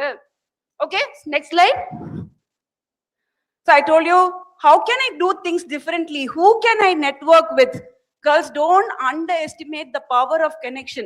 I sadly see many students walking out of their classrooms without knowing a bunch of their own classmates. கவலையா இருக்கு. Actually, they know their phones much better than the person who's sitting next to them. Okay, it's really pathetic. Okay, உள்ள நுழையும் போதே அவளும் நடப்பா இவளும் நடப்பா, ரெண்டு பேருமே இப்படி டெக்ஸ்ட் பண்ணிட்டே நடப்பாங்க. ஓகே, ஹை கிடையாது, ஹலோ கிடையாது. யார் முன்னாடி வரன்னு தெரியாது. Okay, so don't do that. Switch off your phones, like what chairman sir had said. Come in, bring in your aliveness, see, meet people eye to eye, say hi, say hello, share a smile. Okay, how did it feel when you all got up and just looked at the people? காலையில இருந்து எத்தனை பேர் பக்கத்துல இருக்கிறவங்கள பார்த்துட்டு இருக்கீங்க? ஒரு தடவையாவது யாராவது திரும்பி பாத்தீங்களா? Very few hands again. பக்கத்துல இருக்கிறவங்கள பார்க்க மாட்டோம் நம்ம. ஓகே, பக்கத்துல இருக்கிறவங்கள பாருங்க, சிரிங்க. ஓகே, அவங்க திருப்பி சிரிப்பாங்க. அப்படி சிரிக்கும் போது என்ன ஃபீல் ஆகும்? Okay, I am worthy, I am visible அப்படிங்கிற ஃபீலிங் நமக்கு வரும். யாருமே இல்ல மேம். எனக்கு ஒரு பேரண்ட் வந்து சொன்னாங்க, மேம் என் ஃப்ரெண்ட்ஸுக்கு, என் பொண்ணுக்கு ஃப்ரெண்ட்ஸே இல்ல மேம், எனக்கு எப்படி அவளுக்கு எப்படியாவது ஃப்ரெண்ட்ஸ் செட் பண்ணி கொடுங்க மேம் அப்படின்னு கேட்டாங்க. Okay, I was just taken aback for a minute. How do I set friends for her? Okay, so I called her, I said, how many times have you greeted somebody? How many times have you looked at somebody else's face and smiled at that person? Okay, cliques, friends, group, ஸ்கூல்ல இருந்தே ஒரு குரூப்போட வருவாங்க. சொல்லுவாங்க, ma'am அந்த group மட்டும் நீங்க சாதாரணமா நினைக்காதீங்க, எங்கெல்லாம் வந்து கண்டுக்கவே மாட்டாங்க. Okay, these are things that we have heard from our students. So don't do all of that. Kind of capitalize on the power of networking. 3, next. Okay, I am not going to again talk about this very wisely, but mental health perspective, your plate, your power. அப்படின்னு Bhavani ma'am சொல்லிட்டு போனாங்க, which is very true. நம்ம அதுதான் பார்த்தோம். Body is very, very important அப்படிங்கிறது நம்ம பார்த்தோம். Okay, so mental health perspective, choosing your platter wisely na என்ன அர்த்தம்? What are the things that you choose in college? The first and the foremost thing is your circle of influence, who your friends will be. Correct? என் பொண்ணும் college தான் சேர்ந்திருக்கா இந்த வருஷம். She came back and said, I think I will be able to form a circle. Okay, 2-3 days into the college, she came back and she said, I think I have found my friends. Okay, every single child who walks into the college wants to find out one person with whom she can relate so wholly well. Right? So that is choosing your friends, okay, because they are going to be a major influence in your life. Right? How many of us listen to parents more than friends? Good number. How many of you think that your friends know much better than your parents? How many of you think your friends know much better? See, I see hands going up. I do see hands going up. Okay, so that is thing. So apadina, if you believe that a person who has lived 50 years, okay, doesn't know as much as somebody who's been here only for 18 years, but then you have the responsibility for choosing that person wisely. You'll have to choose your. Why is it important? Inniki kaalila again I bring back to the reference of what Chairman sir had said, because some friends, because they are also not matured enough. At 18, whoever you are, she will also be 18, whoever she is. I won't blame that person. Okay, biologically also, what happens is this prefrontal cortex, okay, of your brain is still developing. It's still developing, and this prefrontal cortex of your brain is the region that is responsible for planning, reasoning, risk-taking behaviors, okay, rewarding behaviors. So என்ன ஆகும் அப்படின்னம்னா, உனக்கு ஒரு விஷயம் பிடிக்காது, but ஆனா வந்து அதை செஞ்சா ஃபியூச்சர்ல நல்லா இருக்கும். So there is a delayed gratification. You have to survive this to get that reward later. But உன் ஃப்ரெண்ட் அப்படி இருக்க மாட்டா, because அவளோட prefrontal cortex-உம் இப்பே செய்யு, இந்த நிமிஷமே இதை ட்ரை பண்ணி பாரு அப்படின்னு சொல்லும். Okay, so I think it's good to have friends. It's good to go out with them. It is important that you network, but it is also as important that you keep your parents informed who your circle of influence is. Okay, what are the things that you are discussing with them, and what are the things that are actually helping you. Okay, so you also choose skills. Grades are important, but finally resume la placement la உட்காரும் போது உனக்கு என்ன தெரியும், your uniqueness, உன்னால என்ன skill கொண்டு வர முடியும். You may be a graduate of psychology, and another person may also be a graduate of psychology, but let's say she did some internship, she did a research paper, her resume is going to stand out. Okay, so please learn skills. Okay, it is not about 70 or 80% on your paper, but it is important that you build skills. You also build habits. How many of you scroll 8 hours a day? How many of you scroll Instagram and YouTube reels for 8 hours a day? 8 hours? 6 hours? I see hands going up. 4 hours? Okay, 3 hours? Okay, so just imagine that those are your time wasters. Okay, you just take a record. Please get into this habit of journaling what you're doing on a day-to-day basis. Okay, சும்மா evening போயிட்டு காலையில காலேஜுக்கு வந்ததுல இருந்து அன்னைக்கு நீ என்ன பண்ண அப்படின்னு பாரு. ஒரு 1 week கழிச்சு எத்தனை மணி நேரம் எந்தெந்த விஷயத்துக்காக ஸ்பெண்ட் பண்ணிருக்கங்கிறத பாரு. Okay, it's a very good way of introspecting. Okay, நம்ம என்ன பண்ணிட்டு இருக்கோம் நமக்கே தெரியாது. It looks like we are very busy, we are very productive, we sat in a class, we went for that extracurricular activity. Okay, but finally திரும்பி பார்த்தோம்னா most of the alpha people, I mean like gen alpha and all of them are saying my life is feeling empty. நான் என்ன பண்ணனே தெரியல, எதுக்காக இதெல்லாம் பண்ணிட்டு இருக்கேனே எனக்கு தெரியல. So it is important for you to journal. How many of you will journal from day one today? Go back, journal, and if you journal, it's a very, very good way of understanding what you're doing with your life.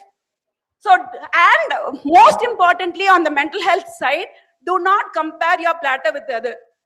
Okay, saapade vanda somebody can digest chicken like this, but for you it may be allergic. It will give you allergic reactions.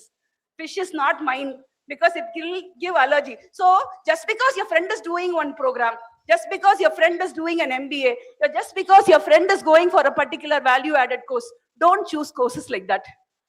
Ma'am, why do you want to come to this NME, ma? Illa ma'am, my friends alla in the group la da irukanga, adanaல naanu varuven. Your friend may have a different goal, and this is a time for you to, I go back to the first statement, make simple, conscious, and responsible choices. Next. Okay, and when we make choices, ask yourself, why is it important for me to make that choice? Okay, why is it important? Some people may find love as very important. I will say, mundan naal koopta ma'am, exam ku mundan naal dhaan koopta, naane padikila, but irundha kuda paravala, I shared that notes with me because avalukku vanda avaloda value vanda is sharing. There are some people who will say, notes vachirundhen ma'am, but avala notes eduthukonum, na edukku help pannanum. Okay, so which means they value competition. Okay, so why you are doing this? If you take decisions that are value based, go and clarify values. Go and say, why is it important for me? Why am I doing what I am doing? Okay, what is it that I am getting out of it?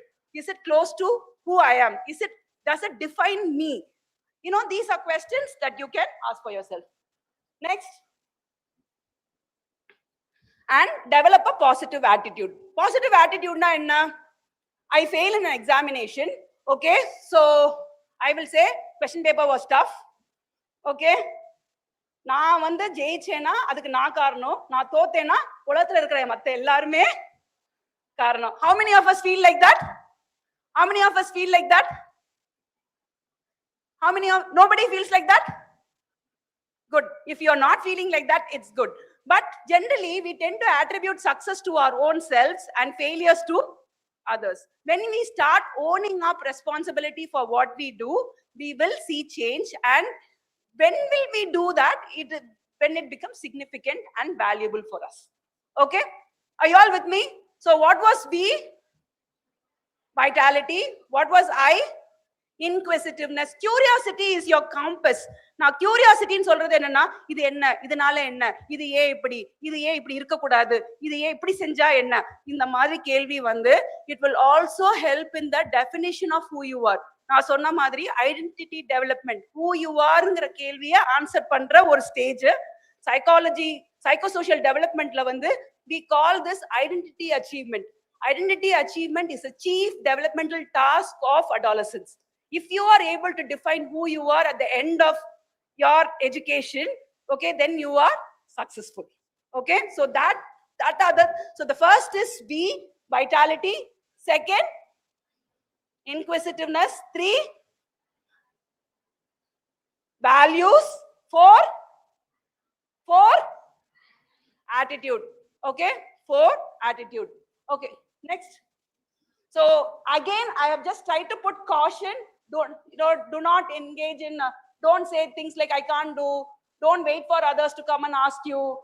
Don't judge other people. Don't take pictures of other people. Don't body shame them. Don't, be respectful of the words that you are saying to others. Okay, it is going to affect your mental health as well as somebody else's mental health. These are things that we are seeing on an everyday basis, and therefore we would like to just leave those thoughts for you. Next. Okay, so today, so again, all of you stand up, sit down, stand up, sit down, look up, look down, look to your side, smile, give a handshake, and say, Viva. Can I hear it loud? Thank you, girls. Hope to...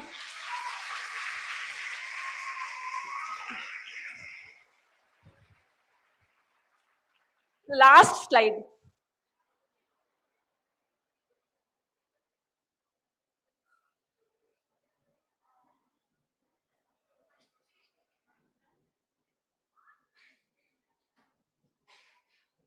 Okay, so girls, I want you to hold on to this phrase. Transformation is not a future event. Okay, it is a present day activity. So what you do every single day matters. Okay, you can be IAS, or you can even imagine yourself behind the oval table. Okay, you can be anything that you want to be. That's what we started off with. You can be anything that you want to be, but you have to do everything. If I, for example, if I have to go from here to here, I'll have to basically turn here and then take this 1, 2, 3 steps. Okay, and I don't have to do that all by everything in a take one step at a time, but I take it in the right direction with a set of right people beside me, with a set of right facilitators who to guide me. So go, ask, and we are in it together in this transformation journey. Trust the process. Though it may be painful at some times, you will all be flying out with successful colors. Wishing you all the very best for the batch of 26-29.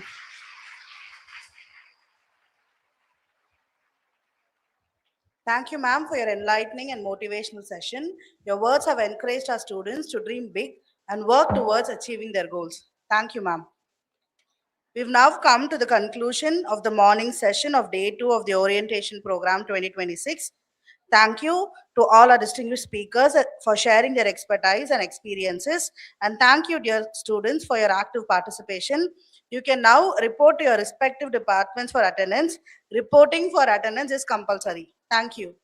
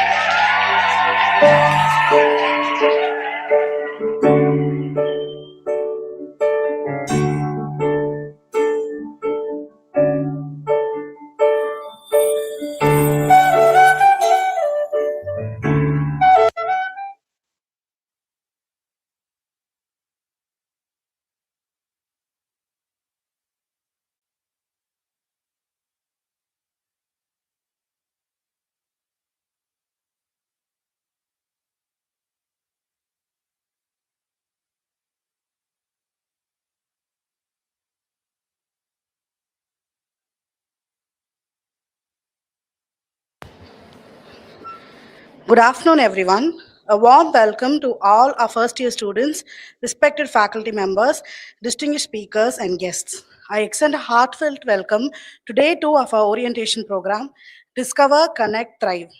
As you begin this exciting journey of higher education, guide, inspire, and empower you with the valuable knowledge for your academic and personal growth. May I now request everyone to rise for the invocation.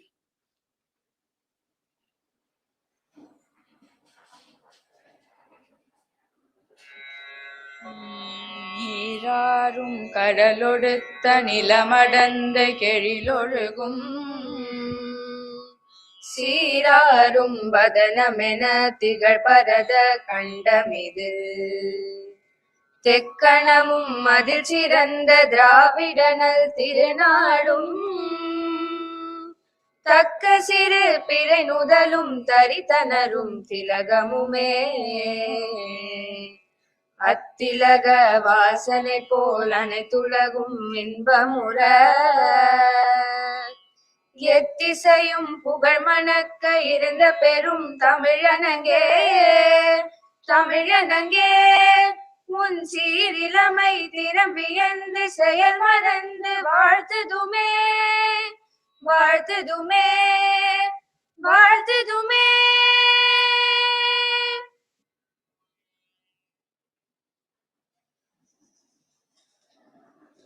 Thank you, Aparna and Vaibhavi, for the beautiful rendition. To begin with the afternoon session, we are privileged to have with us our esteemed chairman, Thiru V.M. Muralidharan. I now request our Madam Principal, Dr. S. Uma Gauri, to welcome and introduce our esteemed chairman.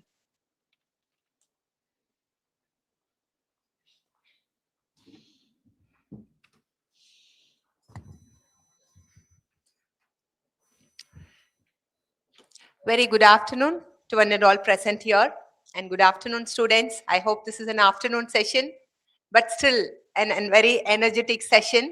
I hope all of you will like it. It gives me very great pleasure to welcome all of you to this orientation program as you all embark on a new chapter of learning, growth, and transformation at Ethiraj College. As one of the leading institutions of women's education, Ethiraj College remains committed to nurturing academic excellence, leadership, innovation, and values. We look forward to partner with you in shaping confident, capability, and responsible young women. My privilege to introduce our esteemed chairman, Thiru V.M. Muralidharan, a visionary leader whose guidance and commitment have significantly contributed to the growth and progress of Ethiraj College.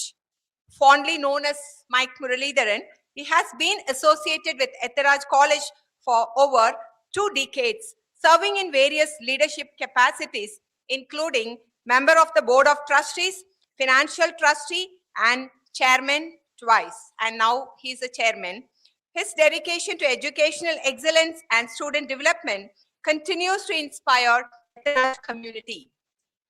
With more than 4 decades of distinguished professional experience across leading organizations such as Wipro, HCL, HP, and as COO in Bhavan Cybertech, he brings a unique blend of corporate expertise and social commitment. He also serves as chairman of Alert, a pioneering NGO dedicated to emergency response and public safety awareness. Thiru V.M. Muralidharan is a member of the Tamil Nadu State Council for Higher Education and has contributed to several academic and industry bodies through his advisory roles. His leadership has been recognized through numerous accolades, including Bharati Kalvi Kavalar Virudu, Guiding Light Award, and Zenith Icon Award for transformative leaderships. A proud alumnus of the College of Engineering, Guindy, and Loyola College, he exemplifies the value of leadership, service, and lifelong learning. We are indeed very fortunate to have his guidance and support in steering Ethiraj College towards greater heights. With great respect and admiration, I invite our esteemed chairman, Thiru V.M. Muralidharan to address the students. Thank you. Over to Chairman.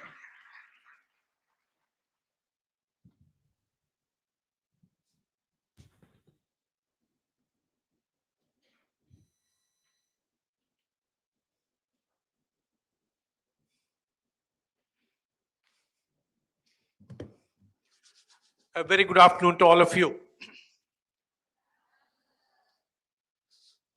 All of you had lunch? Yes, good. And now my job is to keep you awake. Okay. First of all, I'm extremely delighted to welcome all of you to Ethiraj College. I think you will all have a lot of rearing aspirations which you will want to achieve. But most important is that most of you, all of you have done very well in your school education, and that's what has brought you here. So first of all, let me congratulate all of you for doing very well in your school education.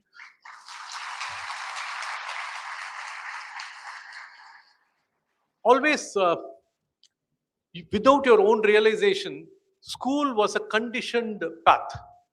When I say that, when you joined school, when you were probably from pre-KG days, you never decided. It was your parents who decided, put you into a school which you then started liking, moved along all the way until 10th. Definitely, I think it was more a conditioned thing. What after 7th standard? It's 8th standard. What after 8th? It's 9th.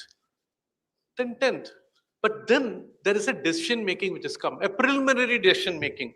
A decision making where you had to choose a group. Maybe first, second, third. Most of the schools have about 3 groups, maybe 1 more or 2 more in some of the other schools. Why I'm saying that is, that selection was the first time you had to take a decision. Again, there were some areas where your parents or your some elders, brothers, sisters, somebody would have helped.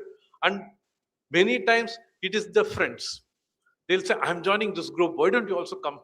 We'll all be together in that section. That also became an influence in the decision making. So there was a little bit of a bandwagon effect, a little bit of guidance, and you all took some decisions, and here you are.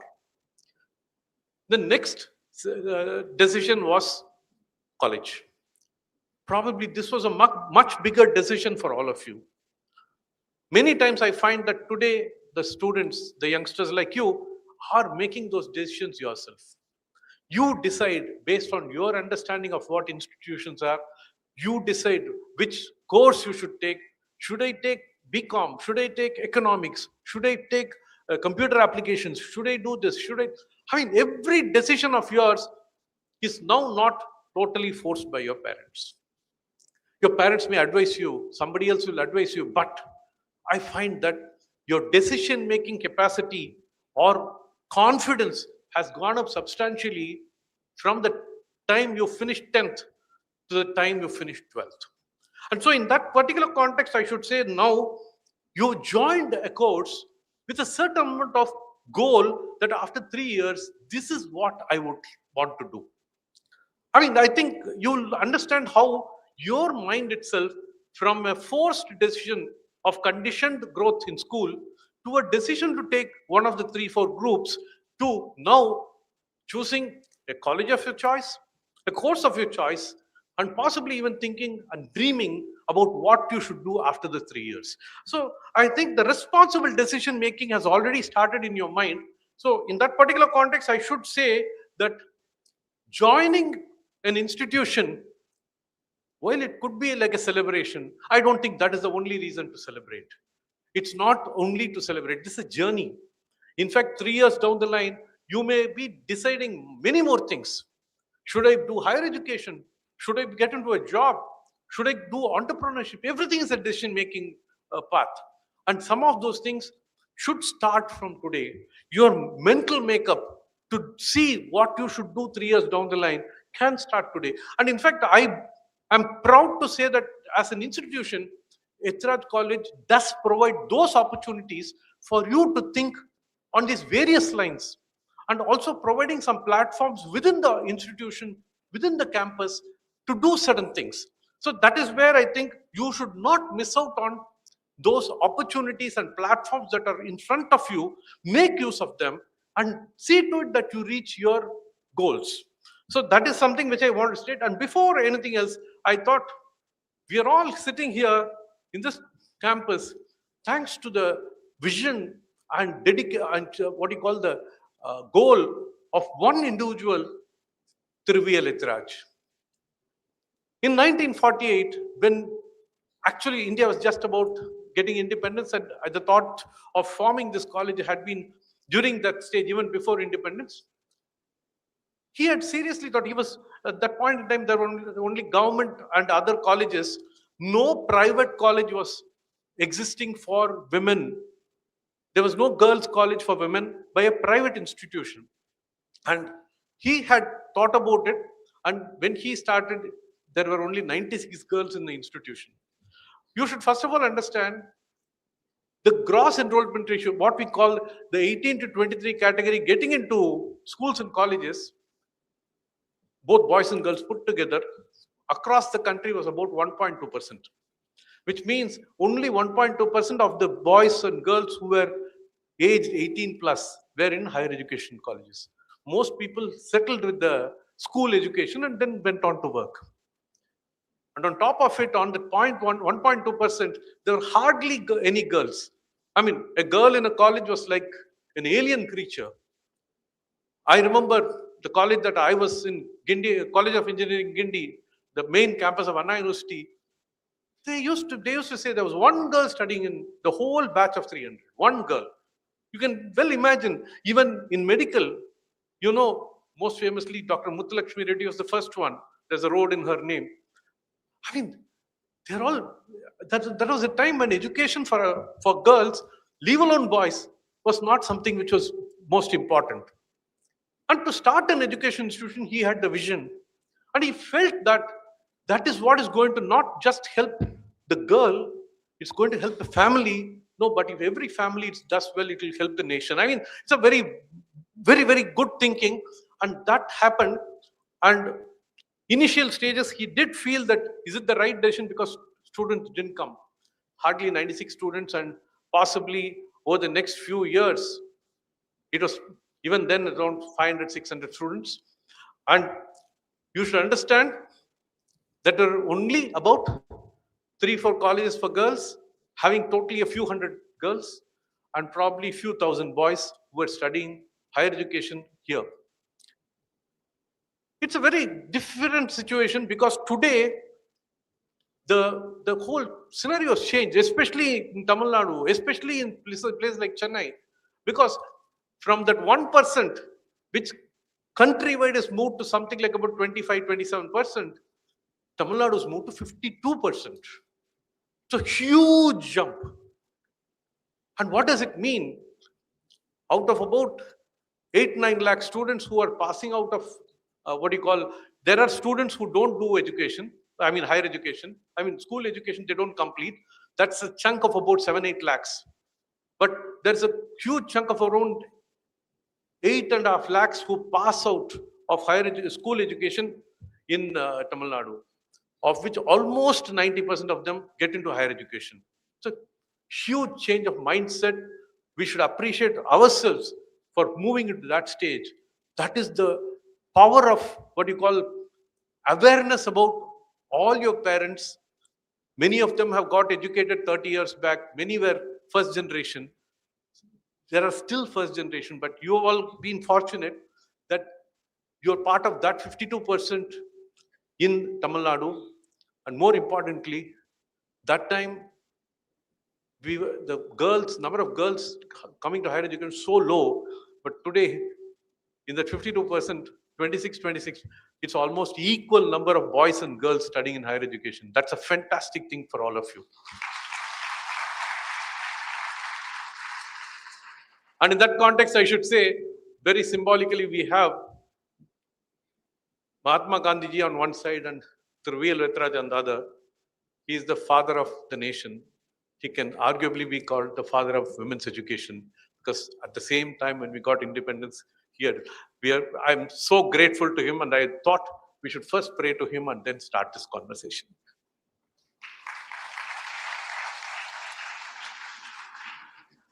So, those are the times, 1930s and all that, 20s, 30s, when Bharadiyar said, Pudumai pen and all that. First, நேர்கொண்ட பார்வை நிமிர்ந்த நன்னடை எல்லாம் சொல்லுவாங்க.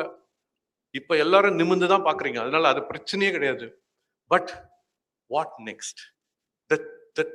The way we were defining how women should be has completely changed. In fact, right now, and one more thing, I should get into the motto of the college. It's been there for almost since the time we started, because that will possibly, because I don't expect any of you to have gone through it.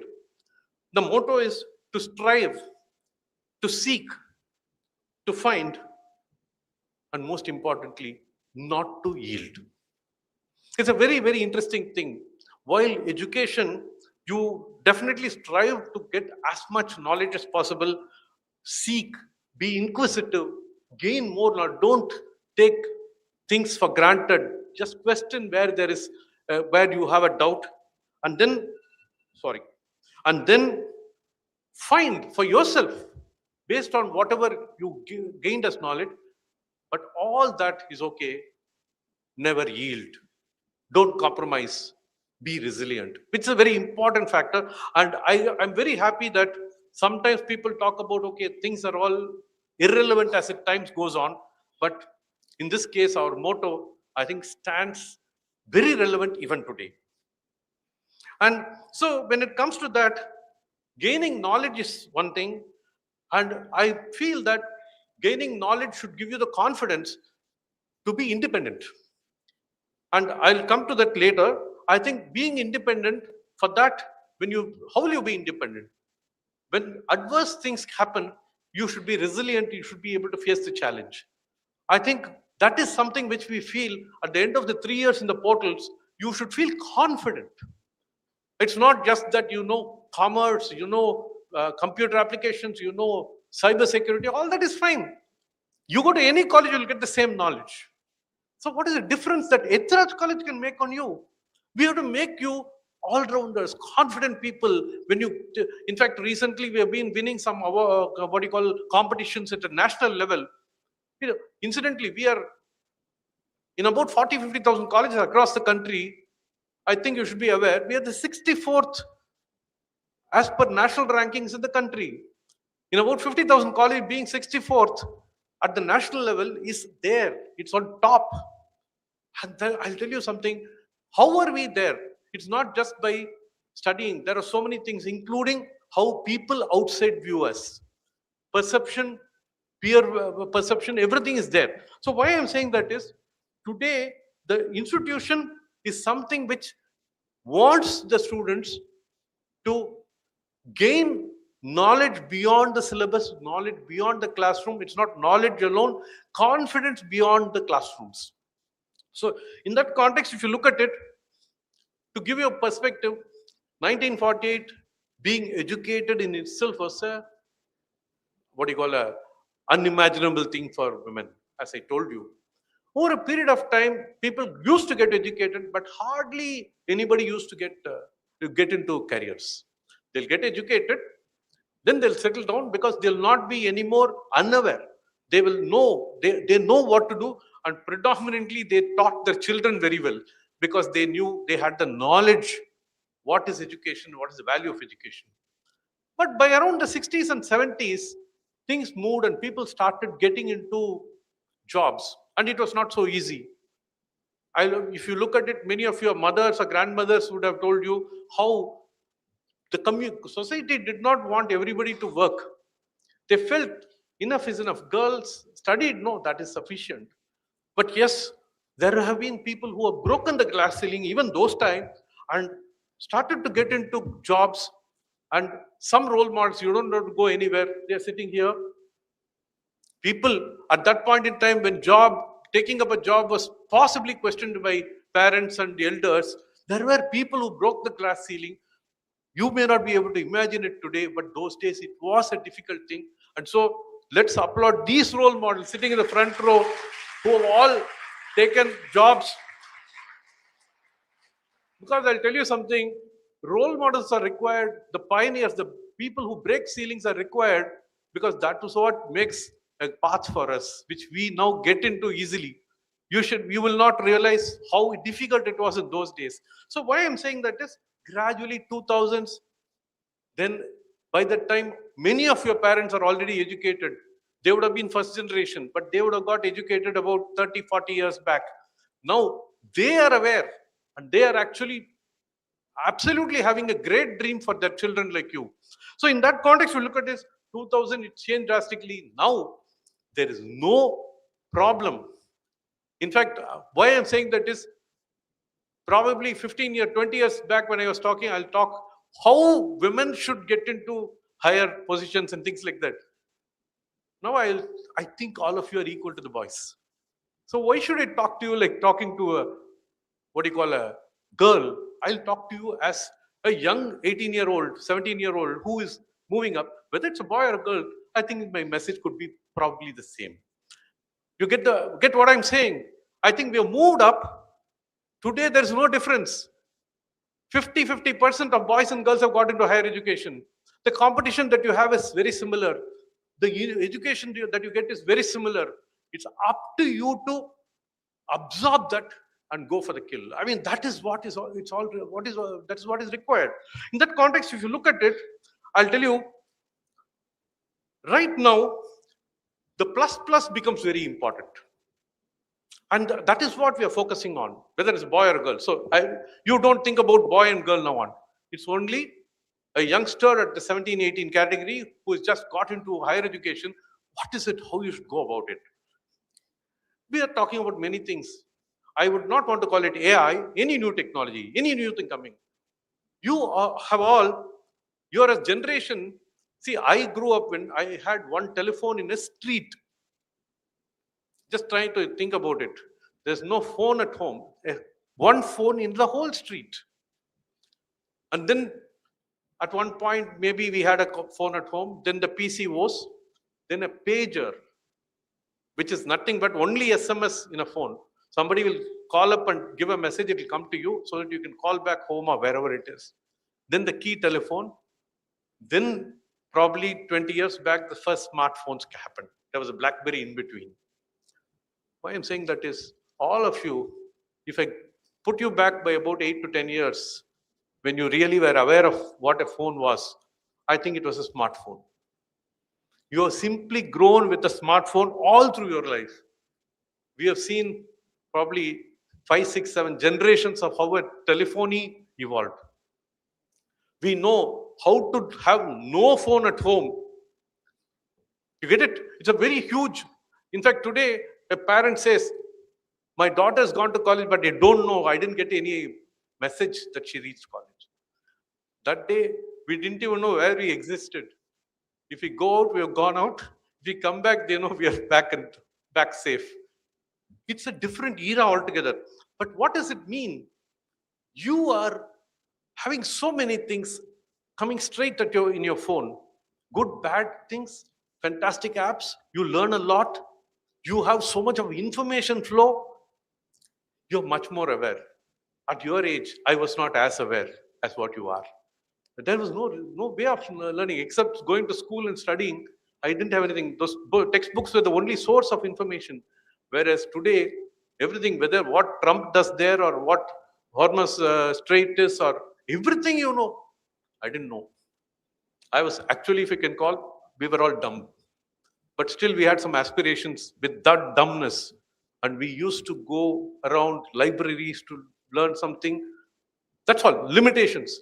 There were certain times when things came after 3 years to India, 4 years to India. Till then we didn't know. There'll be one book which comes, which was printed 4 years, edition 4 years before, which will come.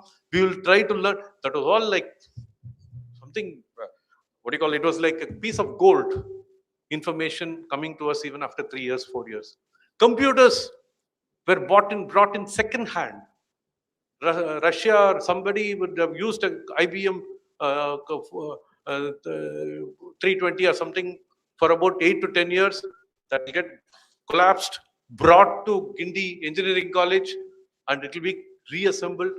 A 10-year-old computer will come and we'll use it like what you call God's gift to mankind. Why I'm saying that is, today all that is changed, everything. Today iPhone gets released there, it gets released here. For the last 10 years, whatever information was coming, you have been using. So this is all extremely important, that allows you to be creative. I'm not talking about just the computer, not the laptop, iPhone or smartphone, but all in all, you have access to everything. So which is making you so knowledgeable. You know everything. You know, in fact, the government was elected because of the youngsters like you. 10 years back, somebody was 13 who didn't vote. 10 years back, 2 elections back, they didn't vote. Today, that person is 23. 5 years back, who didn't vote is 18. So 18 to 23 is a powerhouse. I mean, you can see what a young youth with lot of thinking can do. So why I'm saying that is, these are all things which are extremely an advantageous situation that you are in.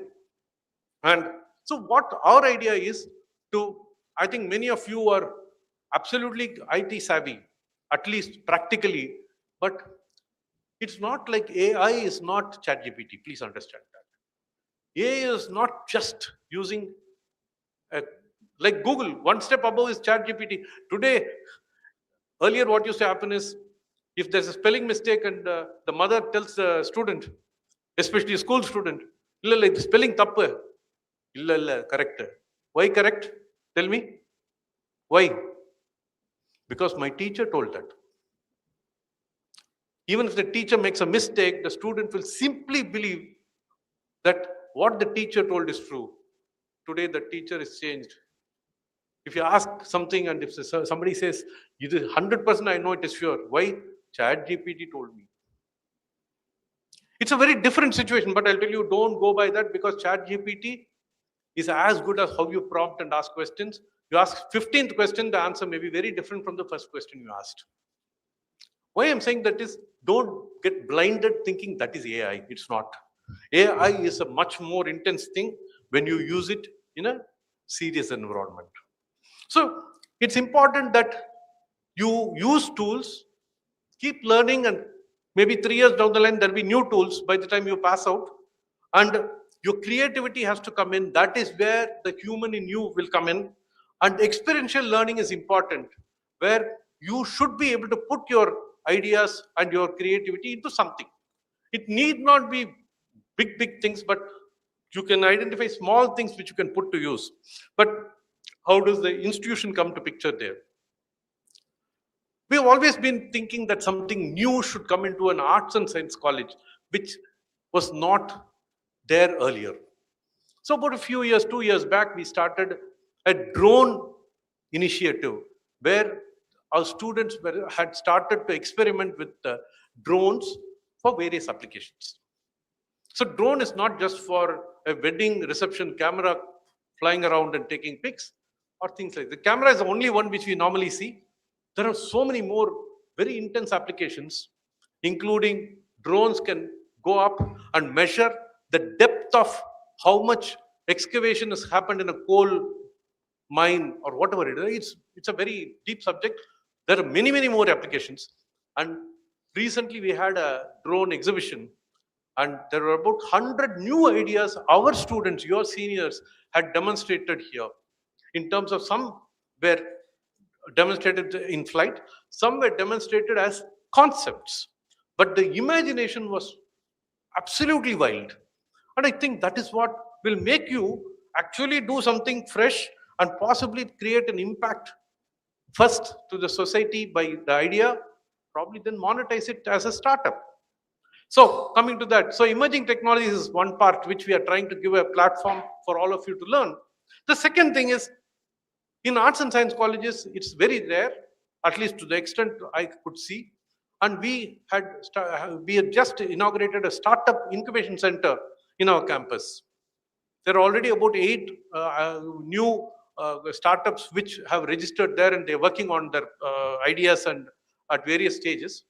But I'm telling you, all of you, why? I don't want to single out anybody.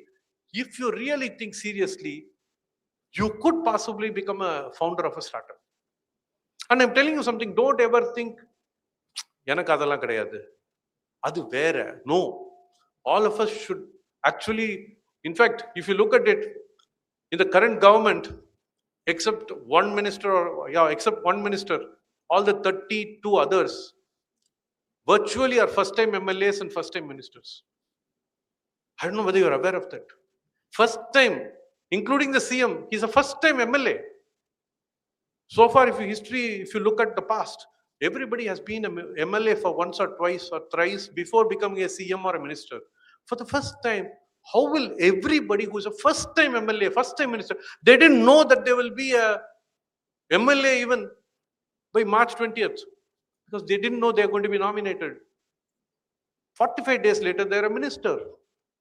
And I'll tell you something, all of us are capable. First, we should understand, once we get it, many of them, once they got it, they are trying to put their efforts in, understand how to perform as a minister. What I'm saying is, if you, all of you think, I'm sure that you will be able to definitely unearth your potential. Don't think, அது மினிஸ்டர்னா அவங்கெல்லாம் வேற. No, நம்மள மாதிரி இருக்கவங்க தான். அதே மாதிரி அந்த இடத்துல இருக்கிற அந்த founder, no, they very different. No, it's one person like you sitting in this auditorium. Probably 15 years later, you say, "Hi, you're so quiet in that auditorium now. Now you're doing this." That's how you'll have surprises coming. But don't let it become a surprise. Be a surprise. Try to understand within you what capability you have. Try to bring it out fully. And the institution offers many opportunities and platforms which you can use. Then, in visual communications, we probably have one of the most professional studios in a college, a high-end studio. One of the reasons is we felt that our students should express themselves in an experiential style. Movie is not the only thing for Viscom. Movie is not the only thing. I think there are many today corporation is a brilliant art, because with so much of travel restrictions, so much of what you call population and so many other commitments, people have started from pandemic, from corona, everybody started using virtual modes. And virtual modes, you have to be very expressive and creative. You have to make an impact. That will require a lot of creativity. And so we felt that a good facility should, that's one of the samples, I should say. And when you look at it, again, I was talking to you about not to yield. And I think at this point in time, outside of many other things like going and standing up against somebody, what you call questioning you and things like that, there are two important things which I feel is to be introspected, assimilated, and you have to handle that part of it. As a young student who has a big career, you should be very careful. One is the drugs menace. Thankfully, we have never had that at all in the institution. But I'll tell you something, anything negative, anything bad has its way of what you call inducing and what you call teasing people. இது பண்ணதே கிடையாதா? Please don't get into that, because I've seen people who are toppers in school. After about 10 years, they say, no, he's got into something which completely ruined the person's life in every way. Professional, personal, everything goes for a toss. So that is something all of you simply what you call swear to God and swear to whomever you feel, swear to yourself for your own good. Never get into that, come hell or high water. That is something which I want to tell you, not to yield. That's what is that. The second thing is, while your phones are great gadgets, nothing like it. Today from US, you want to talk to US, go to FaceTime, you have a face-to-face call. Those days, when I told you about one telephone in the street, somebody will have to do a fixed time call if he is in the US. We'll have to request these people. We may come there. My son or daughter will call from the US. at Friday 5:30 p.m. and be ready, expecting the call. It might or might not come based on the connectivity. I'll tell you, today just take a free FaceTime call, connects you. But all that is fine. But people get addicted to so many other things like gaming and things like that. My only thing is, I'm not saying no to anything. Use it selectively as a stress buster, but don't get addicted. Remember one thing, any of these apps, most of the time, youngsters only develop it. Nobody in the 50s develops something new. Most of the time, it's the 20 to 30 age group, probably your age or a slightly higher, older. Their hard work of building a fantastic application makes you an addict. You should understand they've made all the hard work, they are making money, and you're losing your life. You should understand that. So don't get addicted to anything in the digital space. So drugs and addiction to digital space, both kindly avoid. I mean, that's the only thing. I don't want to look ceremonious. And the second thing is, I would possibly say, okay, taking a small deviation, well, the institution is all about, yeah, we have new courses, cyber security, data science, blah, blah, blah, blah, blah, everything, artificial intelligence. Almost, I would actually love to have all our students get exposed to artificial intelligence, which is the current hot topic tool, so that when you move forward, you have the confidence. A company would say, okay, fine, you're a commerce student, but what is your exposure in artificial intelligence? You should have a fair amount of knowledge. All that we'll do. But recently I was interviewed by a video YouTuber. It was a fairly popular YouTuber who interviewed. She came down and she said that, okay, what do you do? We said, I'm starting this course and things like that. Suddenly, when she started understanding the history of the way the college has evolved and certain other things we do, it ended up talking nothing about the courses, nothing about what is the future of students, but it spoke about the DNA of the institution. I don't want to get into details, but if you have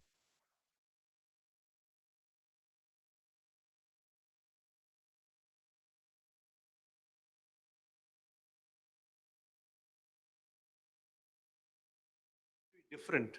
And I'll tell you something that probably made me much more prouder than saying that we have this course and that course. It's a very important thing. I just thought I'll share it. And today you entered the college. For many people, when you first day, when you get into college, and probably an institution where many people aspire for and you've dropped in, you would feel like celebrating. But I would say be very happy about it. Yes, celebrate. But the real celebration will be when you complete the 3 years and get into the next stage. It could be a job. It could be a higher education, a PG, or it could be evolving a startup which could do well. That is the time you spend here, the 3 years is worthwhile, really worthwhile, only when you complete the 3 years and move on to something more special that's waiting for you. I think that is one thing which you should certainly, keep in mind. And in that context, some people may think, can I do all that? Yes. See, so far it was conditioned. No, you finish school, you join. But once you finish your 3 years, world will be very different. As they call it in different ways, but sometimes the world can be very nasty. But I'll tell you, it's not that the world is nasty. Don't allow it to be nasty to you. In that context, if you look at it, I thought I'd list a few alumni who moved out of the portals over so many years and have reached. They have been great achievers. But that's only a sample, but I thought I'll probably share it with you. In arts, fine arts, we have Padma Vibhushan Padma Subramaniam from this college. A world-renowned Bharatanatyam dancer. Padma Bhushan, Sudha Raghunathan. There are two, what do you call, I'm talking about great achievers. There are many, many more. Sports. We have Deepika Palikal and Joshna Chinappa. Both of them were here. We honored them about 9 years back, 10 years back, when they were the first pair to win the Commonwealth gold.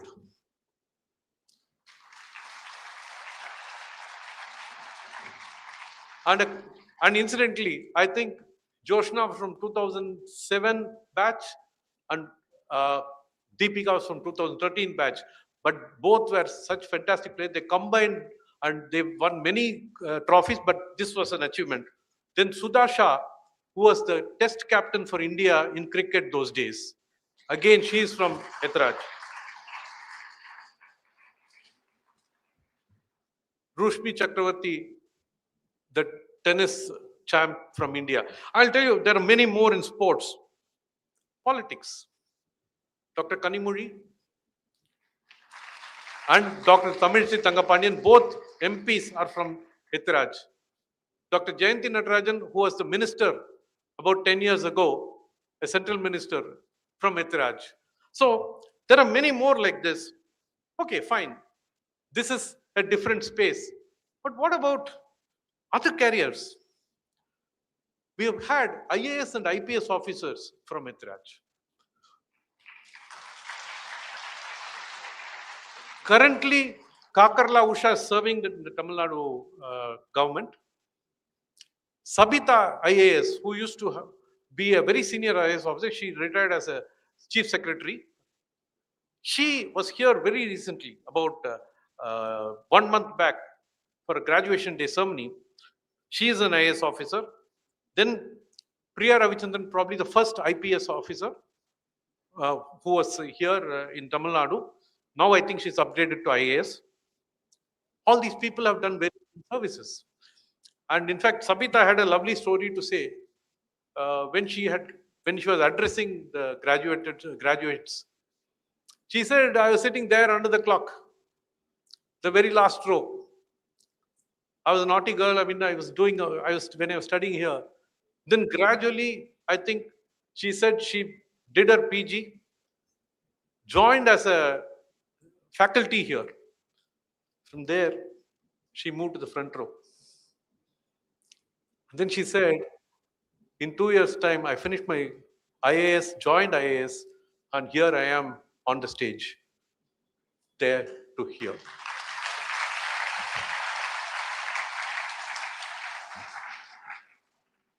I'll tell you, so I'm saying, if the last row can come here, every other row can come here. Understand? Remember that. All of you are capable of doing that. She said, I didn't think I'll be reaching here just like that. I had to just unearth my potential, whatever I had. Then entrepreneurs. Have you heard about Covaxin? What is it?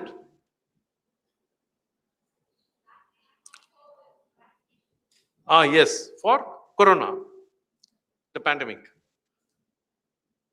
Who made that Covaxin? Which company did that? Anybody? Nothing is the wrong answer, man. Come. Go ahead. Anybody knows? Loudly. Bharat Biotech. Bharat Biotech is the Indian company. We didn't have a vaccine when Corona hit us. We were importing. In about 7 to 8 months, Bharat Biotech brought out Covaxin with a high efficacy. And this company, the managing director of this company, Suchitra Ella, is from Ethiraj.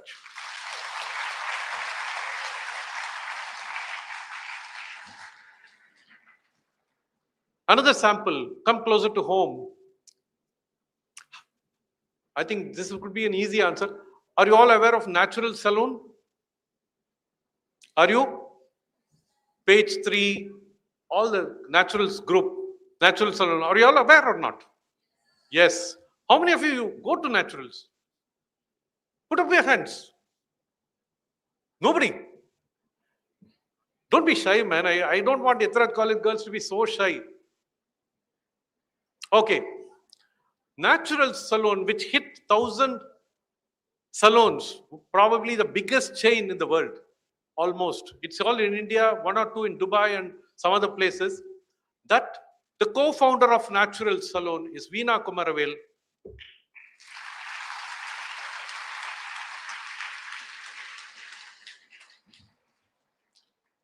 And salons, when they started, was a dirty word. 25 years back, the call was taken to get into a space which is not Gauravam illada Toil. Today, they say we are smile providers. And so it's spotting an opportunity which is very offbeat and moving it at a growth and speed and reach where they. I'll tell you something. So, Ethiraj College students and alumni have been doing fantastic work. The more recent thing is because she was decorated in many events as the entrepreneur of the year. In fact, 2 years back, I was myself part of a jury where we did that. Padmini Janaki from Viscom department, an alumna, her company is named Mind and Mom. That startup has been one of the most popular startups in Chennai. So why I'm saying that is all these things give spaces for any of you. You can do it. If they can do it, you can do it. But coming to corporate careers, the list will be probably the maximum, but let me at least state a few which could possibly mean a little. I mean, I cannot list all the successes in corporate. Niranjana, who's the CFO of L&T Infrastructure. L&T is such a big company that could probably be, there are about 10, 12 companies. One of the companies, she's the chief finance officer from here.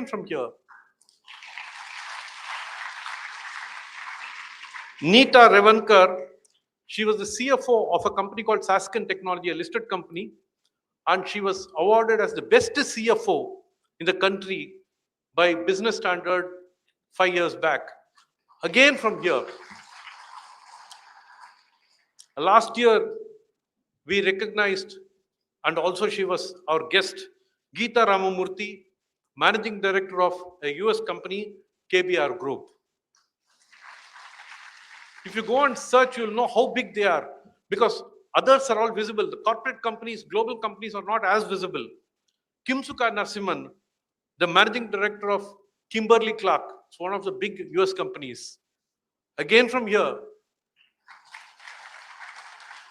And to top it all, around 8-10 years ago, are you aware of General Motors? General Motors company, are you aware of? General Motors, the US car company. It's one of the oldest car companies in the world. 110 years of its existence, they never had a women CFO. And when they had to choose one around 8-10 years back, they chose Divya Surya Devara as CFO. And where did they spot the talent? It was a big story because she broke barriers, first time ever in General Motors, a women CFO. That was a news. Why I'm saying that is, all these performers are across the various sectors. I mean, they are not in one sector. KBR Group is in some type of oil sector. Probably Sasken is in IT. General Motors is car company. Across disciplines, economics, Suchitra Ella, commerce, somebody else, Viscom, somebody else. So across sectors, across disciplines, across globe. Across the globe, US, India, there are people in Singapore. I'll tell you, so the students from here in this audience can perform like them or even better. They didn't have the access to information and knowledge the way you had. But they have all used whatever available, log that they could hold on to and have moved so much higher levels. So I personally believe that each one of you sitting in this auditorium, Don't waste your time. Don't enjoy your life. I don't want any of you to just become bookworms, or if you can say today, digital screen worms. I would say that enjoy your life, but have a goal, keep measuring it, keep monitoring it, and see whether you're moving towards it. Before you think you'll finish one semester, another blink and it will be 2 semesters down. Then you'll say, I do not know. No. Try to work on yourself. And I'm sure that all of you, 15 years down the line, if I see in the newspaper that so and so is the CEO of this company, I should say, oh, that Lakshmi Kumari who was sitting in this batch of 26 to 29, whom we inducted, she's the person there. I'll tell you something, nothing like a pride of our alumni doing well. And everybody is capable. Don't ever think that it's not for me. It's for everybody. The one who spots, holds, moves up, goes. The rest of them looks down and says, "Yanakilla idu." Don't get into that zone. That's what I tell you. And before I complete, I want to thank the parents also. Please share that with your parents. I think I know almost all of you would have taken your own decision to join Ethiraj College. So I would say I thank the parents for permitting you to take your decision and join Ethiraj. Please convey to your parents, and thanks to them for understanding your choices and allowing you to join here. And I would only want to make your decision meaningful at the end of 3 years. That's what our interest is. And again, I feel that all this should, at the end of the thing, while I don't want to make it monetary, financial independence is something which will make everybody in today's world important. Because most places, when the person is not financially independent, suppression starts. So make sure that don't allow yourself to be suppressed. Use the opportunity in the 3 years, whether it's a job, whether it's higher education, or whether it's entrepreneurship, startup, get into something very meaningful, and your journey ahead will be fantastic. And I feel that, again, as I started to tell, yes, to strive, to seek, to find, never do you yield. Be resilient, be successful from the last row, not just come here. Globally, be somewhere where we'll all see from here, look up and say, that's our alumni doing fantastically well. May God bless all of you. Thank you very much.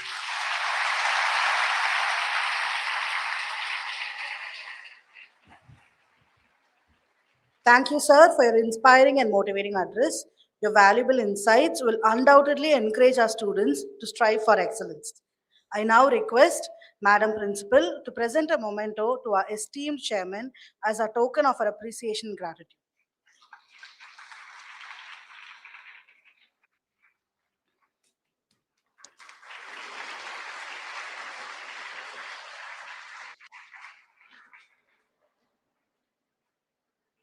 Thank you, sir. Thank you, ma'am.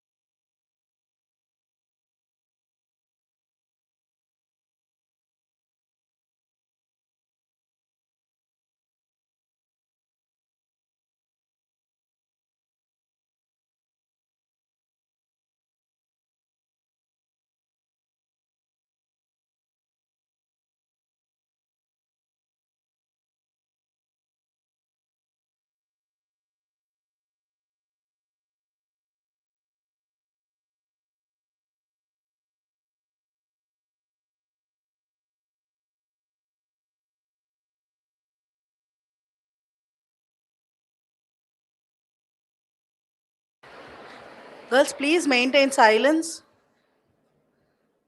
We have a technical glitch. Just give us few minutes. Please maintain silence and maintain discipline.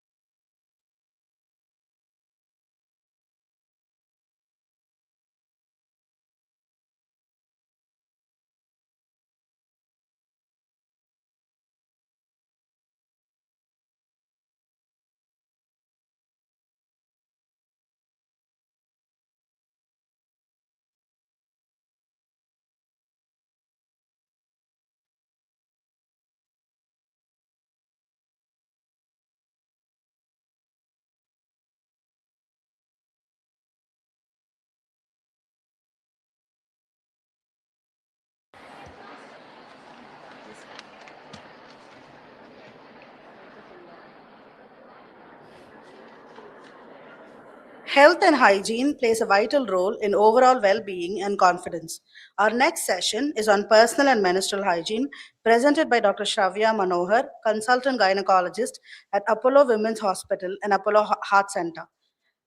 The session aims to create awareness, promote healthy practices, and encourage informed conversations about personal health.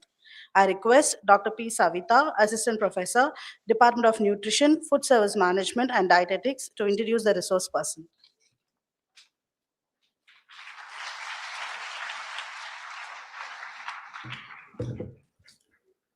Good afternoon, one and all. I have pleasure in introducing today's guest, Dr. Shravya Manohar, consultant obstetrician and gynecologist at Apollo Women's Hospital and Apollo Heart Center. Specialization in high-risk obstetrics and endoscopy, Doctor was awarded the Savitri Subramaniam Gold Medal for the best outgoing student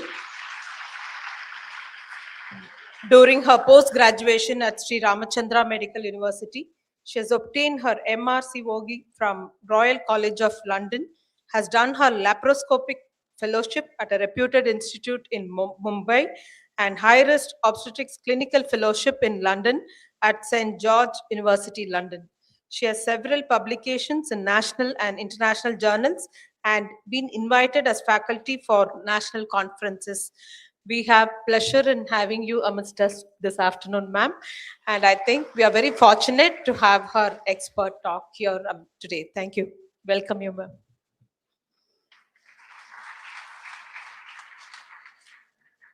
Thank you so much, ma'am, for that wonderful introduction. So first and foremost, I'd like to say congratulations for getting here. To be very honest, college is the most exciting and most memorable part of your life. If I am what I am today, my college had a huge role to play. So it's very, very important that you enjoy it, but at the same time, let it build your stepping stone for your future career, for your future. It also makes you the whole person that you are today.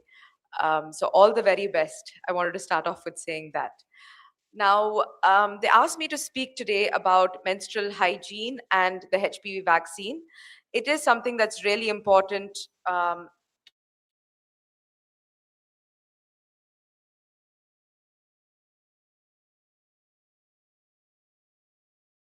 through. I'm just going to take about 10-15 minutes to go through the presentation, give you a brief about everything, and I'm more than happy to answer any questions after. So if you see, women's health as such is multidimensional. It's no one thing that attributes to women's health. But here today, I'm here to talk about physical health and mainly menstrual health.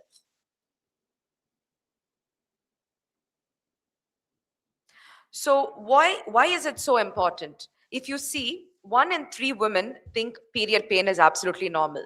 They say, okay, we'll grow out of it. Or when you get married, when you get pregnant, everything will be fine.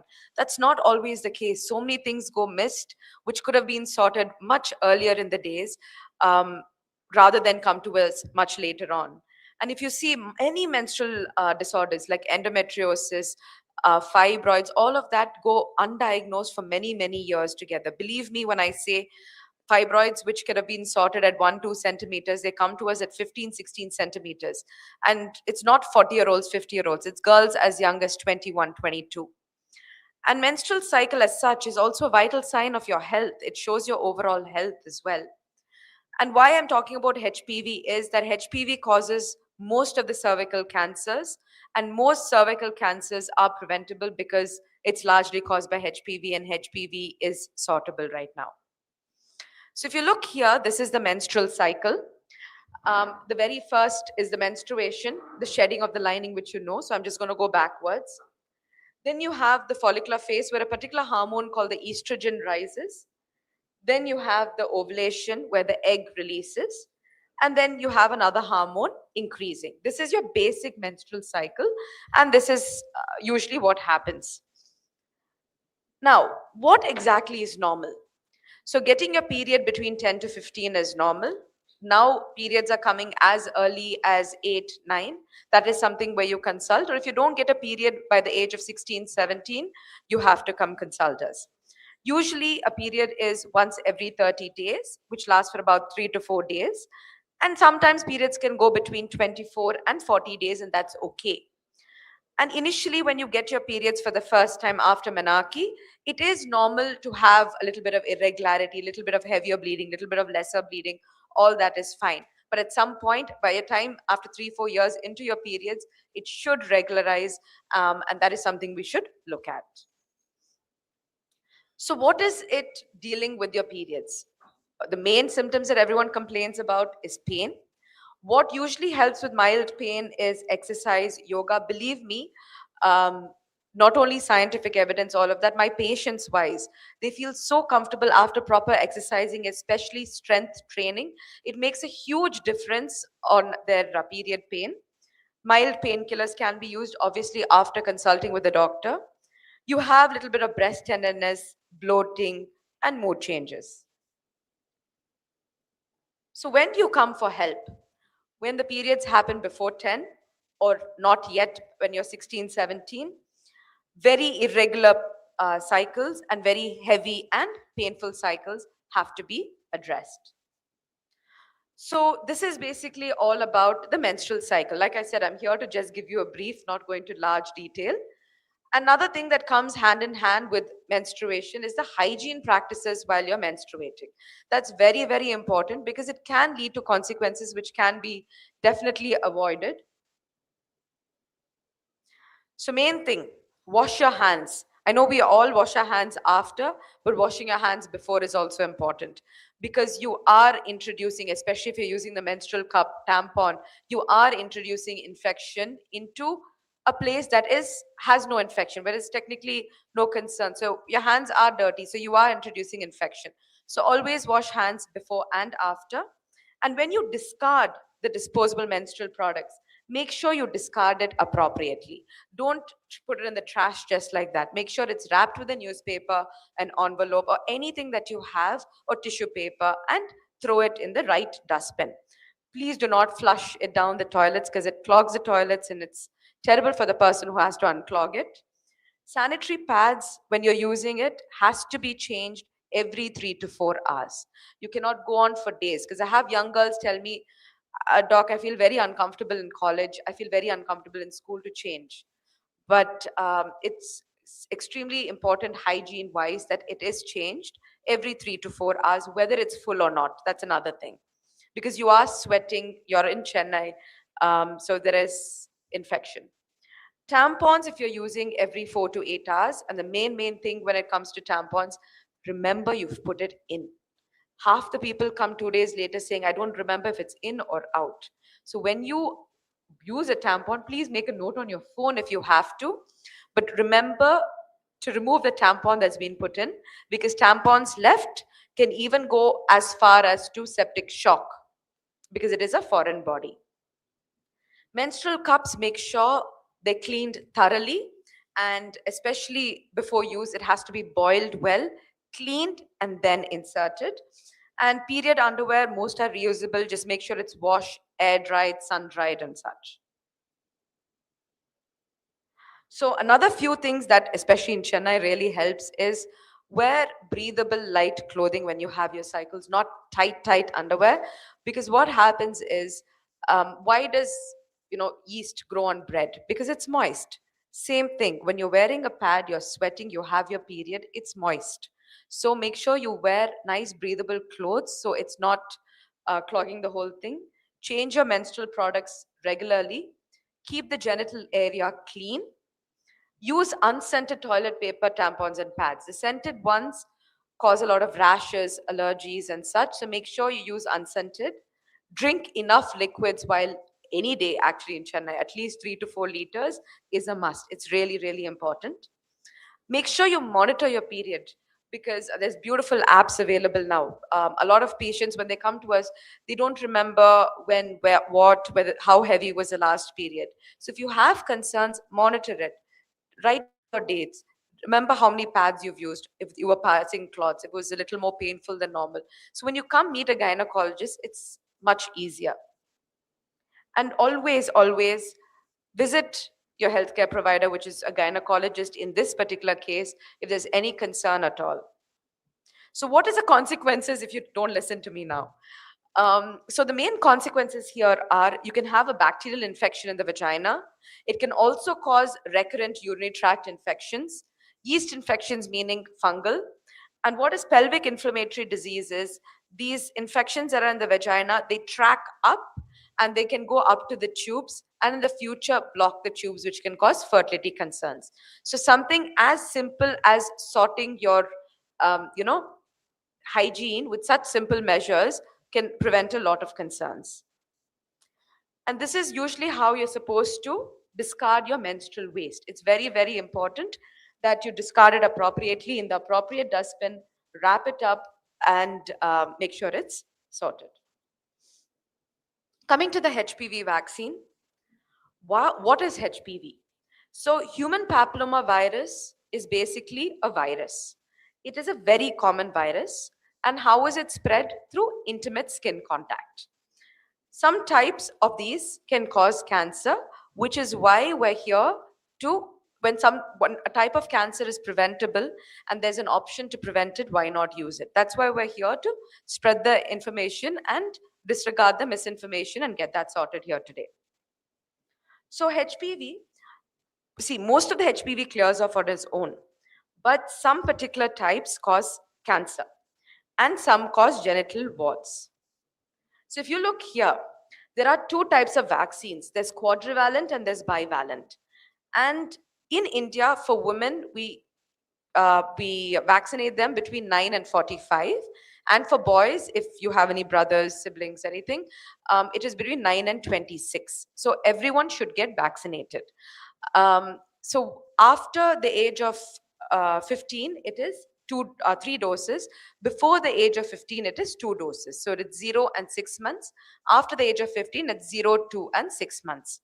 Now, if someone's forgotten it and they're 25, 26, we call it as the catch-up vaccine, where they can go ahead and get vaccinated, because it may not be as efficacious as it would have been if you took it young, but it's still efficacious enough.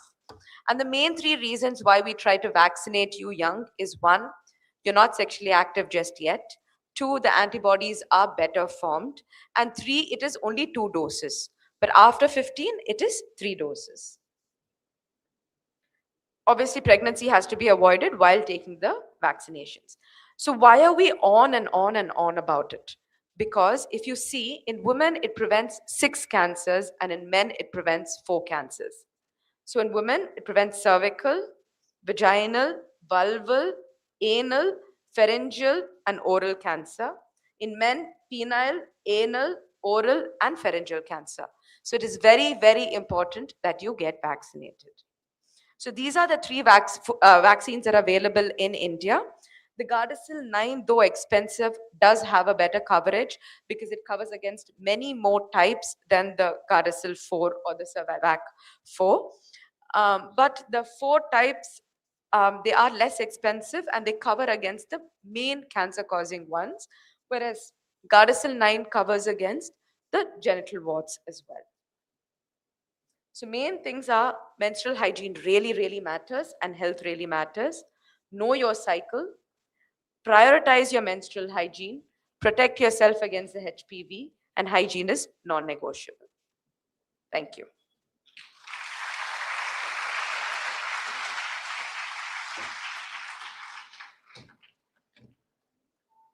I'm happy to take any questions that anyone has.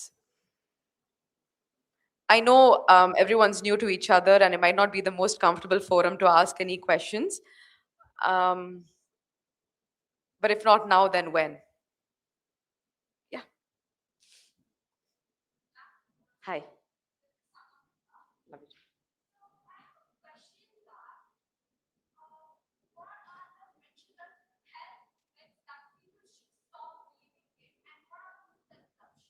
Okay. So the menstrual health myths is that your periods are dirty, that blood has to come out of your body. So however much you bleed, it's fine. That's a huge myth. Your period is not dirty blood. It is not blood that has to shed. There is something called heavy menstrual bleeding as well. So that is one big myth that I would say. Second is that your intimate parts have to be washed with a separate wash or with soap inside nicely, or else it's unhygienic. That's another big myth, because the vagina has a particular pH balance it maintains. Now, when you use these random intimate watches that you see on Instagram, what happens is it changes the balance of the vaginal pH.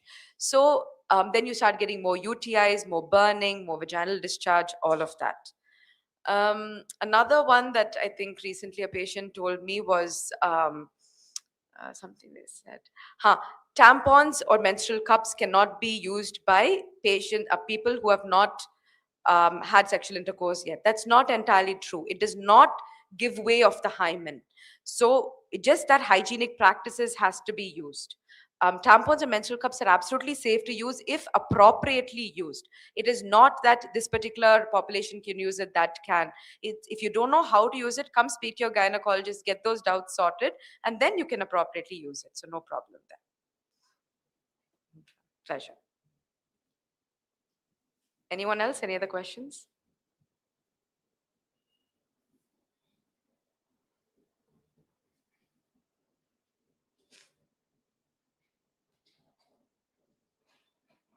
No, my presentation was so clear.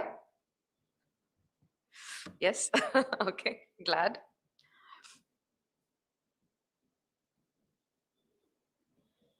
Either you've understood everything, know everything, or we're utterly clueless. Yeah, please. Good afternoon. Can you speak a little louder?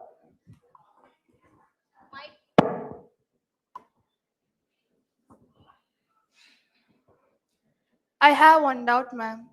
How to avoid PCOD problems for girls? So PCOD cannot be prevented, but a way to keep it under control as such is lifestyle. So PCOD, if you see, has become PMOS, right? It's a metabolic disorder now. So it's largely your lifestyle that plays a role in causing or aggravating the PCOS. So maintaining a good lifestyle, excuse me, via diet, exercise, and adequate sleep is key of sorting PCOS. So it can be permanently kept under control if these are maintained. So it is a lifestyle disease more than anything else. So good diet, meaning no junk, no rubbish, all of that.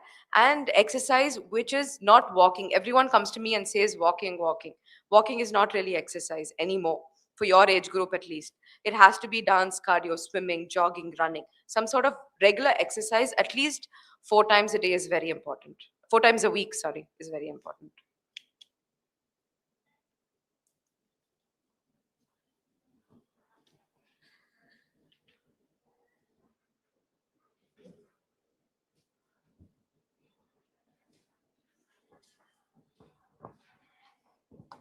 Oh, sorry. Hi. Yeah.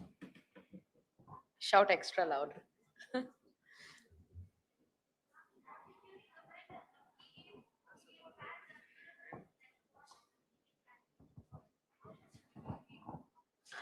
So the thing is, period pads, is that what you asked me? Period pads or period panties, right? Okay, so period pads wise, to be very honest, the plastic ones are not doing well. It's causing a lot of allergies, a lot of reactions to a lot of young girls right now. So I would say there are, I mean, a lot of people are not very comfortable with menstrual cups and tampons just yet. So there are bamboo pads which you can use, might have to be changed a little more frequently, which you can use, which is absolutely safe for the skin as well. Second thing is there's bamboo panties as well, called period panties, which is disposable. That is also good.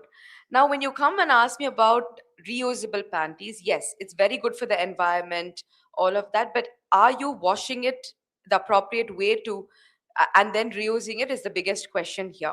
So the main thing is when you use those kind of panties, it's very important that it is nicely washed, it is air dried in the sun, proper sun dried, not washed with harsh chemicals, all of that, and properly washed, because that itself can cause a lot of infection, ascending infection and such. Thank you, ma'am. Yeah, so it's okay to use it is the end answer, but in the right way. Ma'am, how to prevent stomach pain during the periods? Okay. It's so terrible, ma'am. So stomach pain during the periods, if it's so terrible, has to be checked. Usually we get a scan and some bloods and make sure everything is normal. If everything is normal, what has been proven is exercise. Exercise and not cutting out junk food really helps. If you see the cycle that you have extra pain is when you've indulged in a lot of junk, oily food and such. So it really helps when you're not eating junk, one. Two, another thing that really helps is exercise, especially strength training. Thank you, Yeah? ma'am. No problem. You want to ask something? Mike.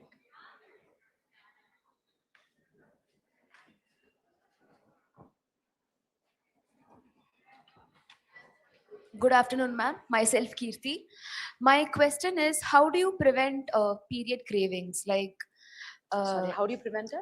period cravings, like you'll feel like eating chocolates and all sweet Cravings, stuff. cravings. And are there any good alternatives, healthy alternatives to switch to? So period cravings is normal human nature. That's something very, very hard to avoid.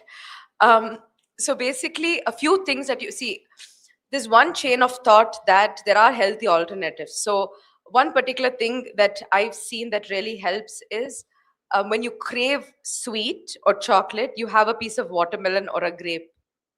Because that's sweet, it's telling your brain,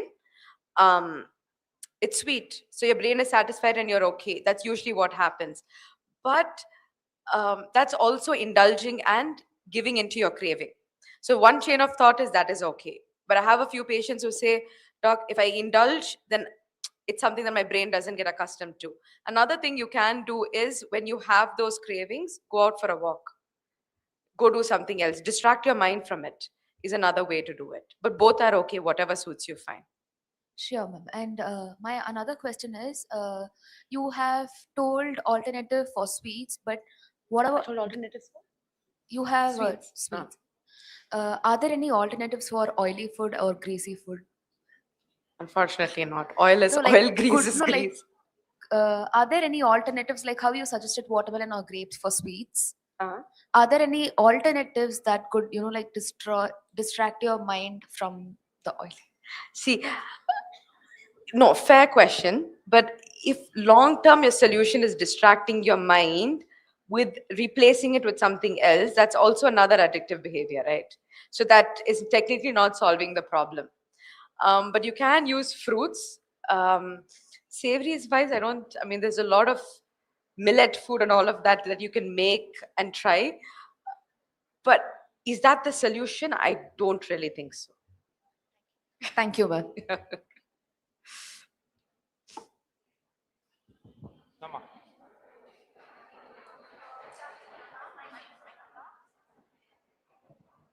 Good afternoon, ma'am. Myself, Sunanta. And first of all, I want to thank you for this insightful section.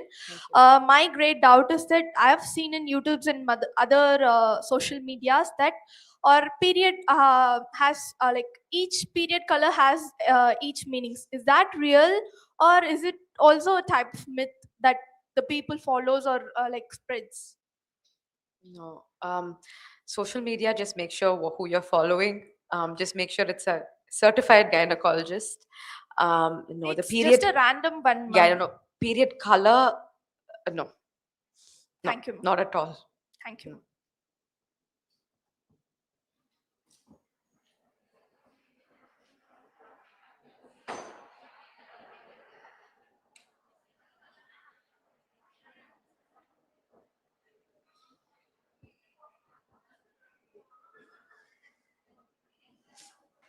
Clearly, backbenchers are backbenchers everywhere. Huh? Any questions from the backbench? Oh, hi. Oh, wow. Okay.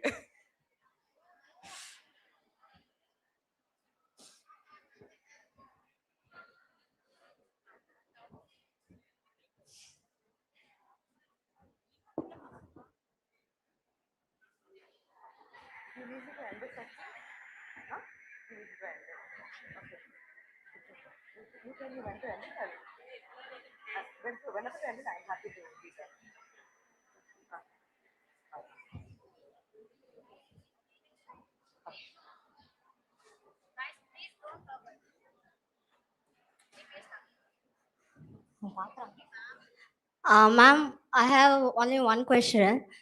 Is it okay to do the normal course of workout routine on periods too, even if it's a heavy workout? So are you asking me, is it normal to do workout during your period? Yes, ma'am. Yes, absolutely normal, but don't you push yourself to a point of exhaustion. So it is okay to feel a little more fatigued and tired during your period. It does not require you to stop exercising, but don't push yourself to a point of exhaustion where you're pushing your body and you're trying to get it done. It's absolutely fine otherwise. Okay, thank you.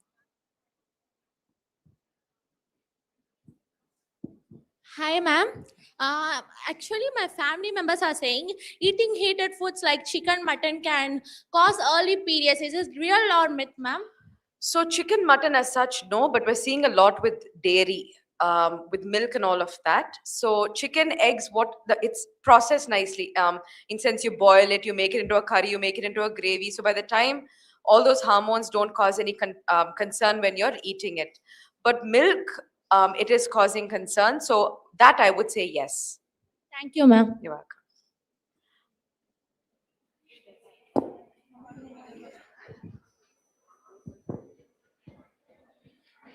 Hello, ma'am. I'm Amolika. My question is that is it okay to have white discharge for like 5 to 7 days every single month? Yes, so white discharge is absolutely normal. The only time it's abnormal is when it's foul smelling, when it's itching, when it's yellowish, and when it's profuse. If these 4 things are there, it's abnormal. Otherwise, it's absolutely normal. Thank you, ma'am. You're welcome.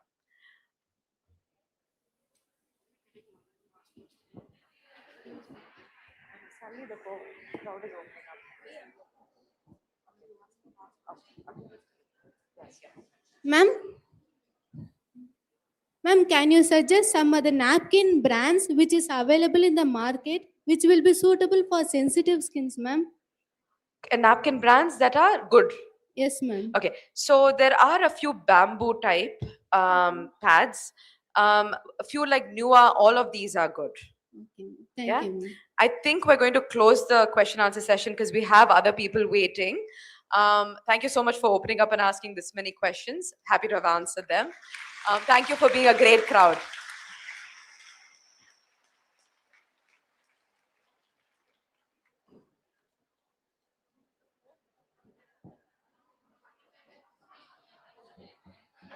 Thank you, Dr. Shravya, for delivering an informative and empowering session. Your valuable guidance has helped create greater awareness and understanding of this important topic. Thank you for sharing your knowledge and inspiring the students to prioritize health, hygiene, and well-being. Thank you, ma'am.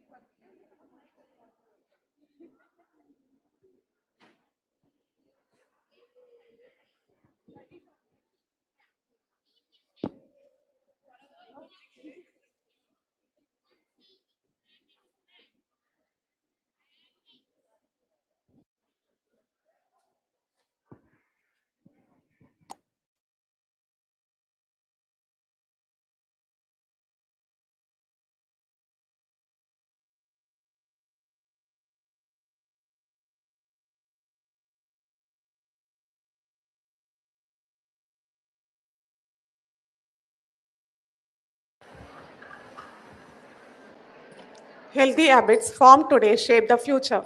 Good afternoon, one and all. On behalf of the Ethiraj College for Women, it's my pleasure to extend a warm welcome to Mrs. Bhavani Palani, former Assistant Professor, Department of Nutrition, Food Service Management and Dietetics, Ethiraj College for Women, to address the students on the topic, Your Plate, Your Power.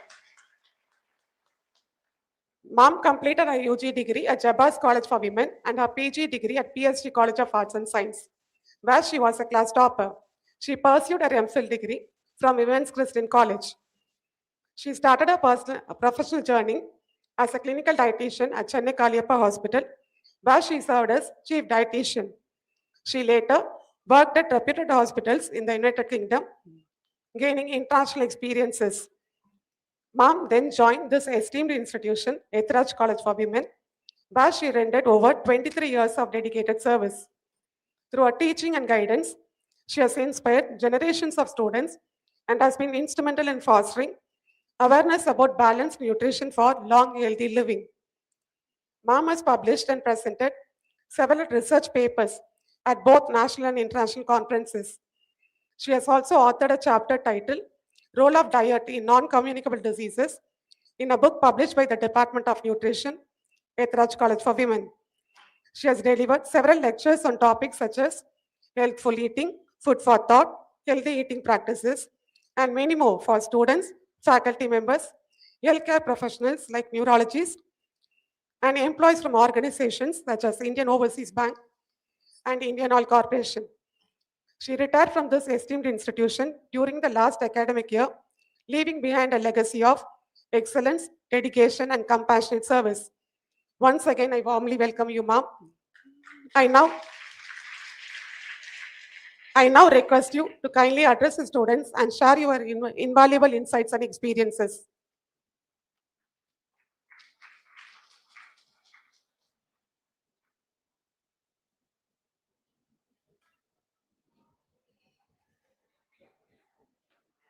Thank you for those kind words of introduction. Good afternoon. Excellent, lovely, thank you. So today I'm just going to take you through a presentation touching on areas of food and nutrition. So I will be talking on your plate, your power. So we all know the dietary behaviors and what you learn in your childhood, how to eat, what to eat, traditional foods, everything, they form the basis throughout your life. And a diet must be, I've skipped the slide, sorry girls, 1 minute. So sorry. Aditana, okay. Okay, thank you. All right. Okay. And a diet should be safe and healthy, right? Not just free from microbes, free from chemicals. You should be careful. We all know that especially during COVID, how we were washing and rewashing our vegetables. Whenever you buy any fruit which you're going to have with the skin, we have to soak it in water, add a little bit of salt. So all those things are important to keep us safe over there.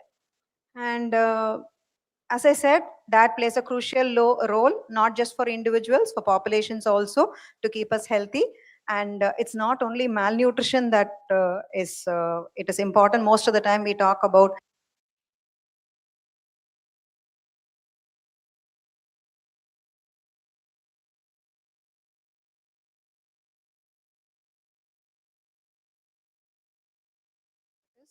we are shortly becoming the world capital for heart disease and mental diseases also. So which means that, yes, you're agreeing with me? Okay, so we need to really look at how we are going to eat over there. So, okay.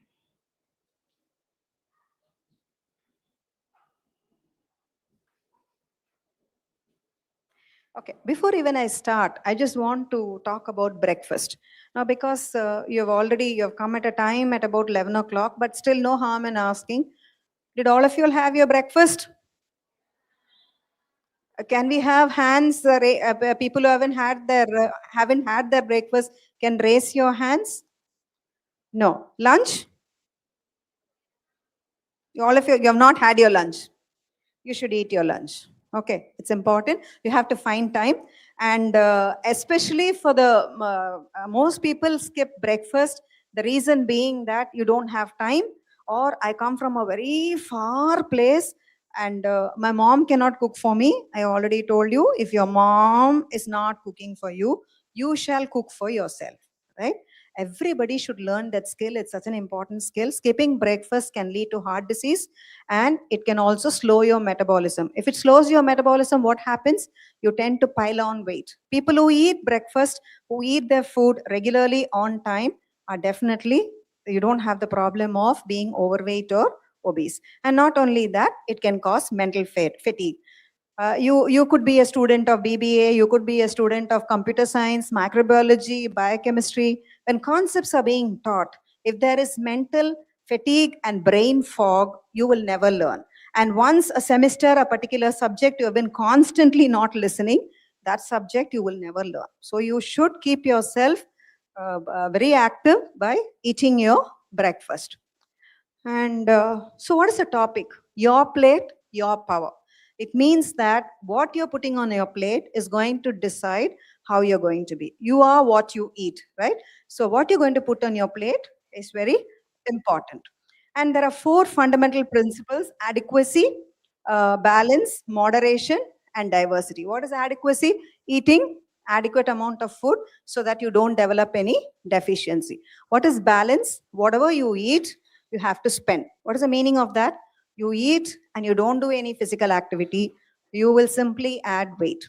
The leading cause for heart disease is sitting in one place or sitting in many places. Only sitting for more than 8 hours a day can be a starting point for heart disease. So you have to move your body whenever you get time. Move your body and move yourself from one place to another. It's important. So that way you can balance your energy. Moderation. Moderation is practice moderation. Eat just what you need, and just because something is good for you, you don't overdo it. And the last point is very important: diversity. What does diversity mean? Yeah.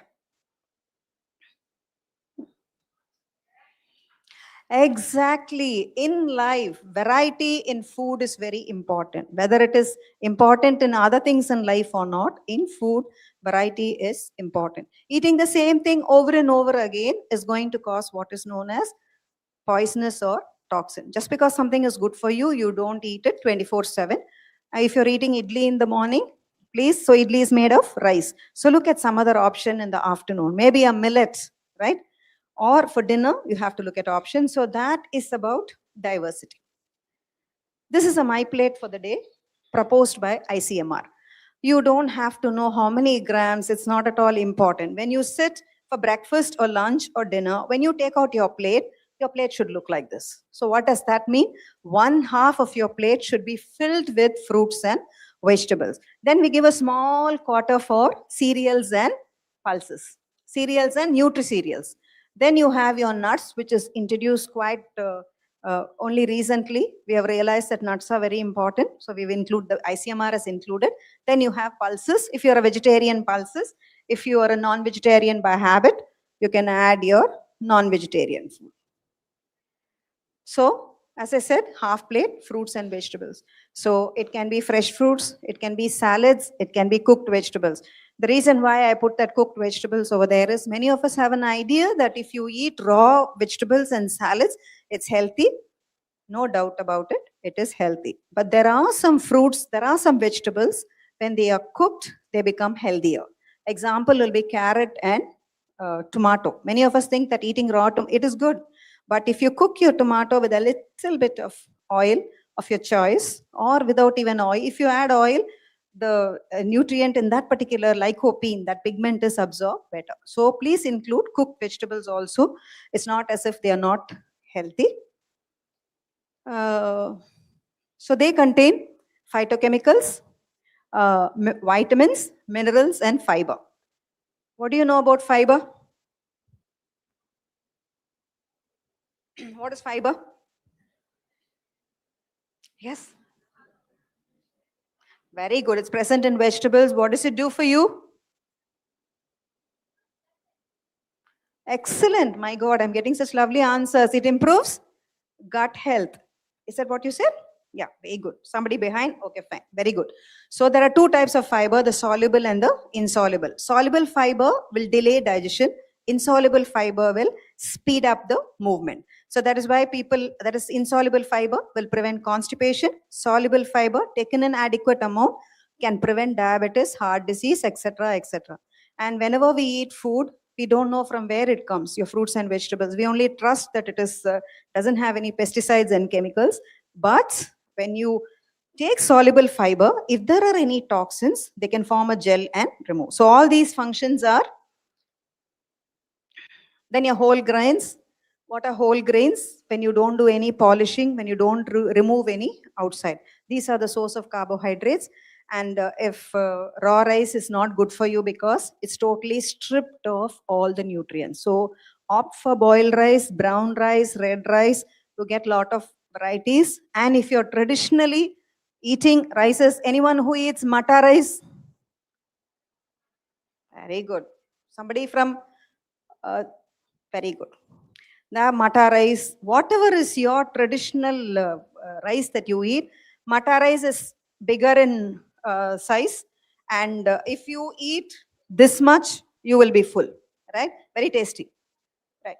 So choose varieties like that. So this is your whole grain. So what do? You keep your all the parts of the grain, the bran, the germ, and the endosperm. So this will form your soluble fiber. Millets. What are millets? In Tamil, what do we tell them if you're okay about? Siru Dhaniyangal. Correct? Huh? So these were a part of our landscape, our foodscape, but for reasons best known to, I don't know whom, we stopped using them. Ragi stays. Ragi is something that has remained with us, but the other things like kambu, you have, I've just put up the thing over here, both in Hindi and the whatever other language. These are the millets. They are powerhouses of nutrients, phytochemicals, the so-called fiber, and somebody mentioned about gut health. For gut health, it's very important. Okay. And these are the Tamil equivalents. Your pearl millet, English, I have given the equivalent. You can Google and see, it's all available. And your proteins. Proteins are very important, especially for growing girls like you, right? You're still growing. Maybe the linear growth is one thing. Linear growth, it's the meaning that you grow this way. Linear growth stops 5 years after menarche. How do we calculate? Menarche is the first time a girl starts menstruating. So if it is 12 or 13, you add 5 years. Until then, you have got scope for linear growth.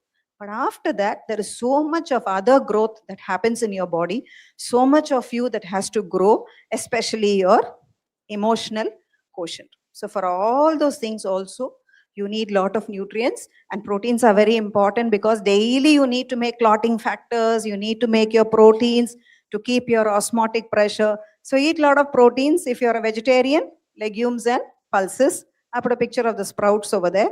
If you're a non-vegetarian, you can eat eggs and lean meat. What is lean meat? Without any fat.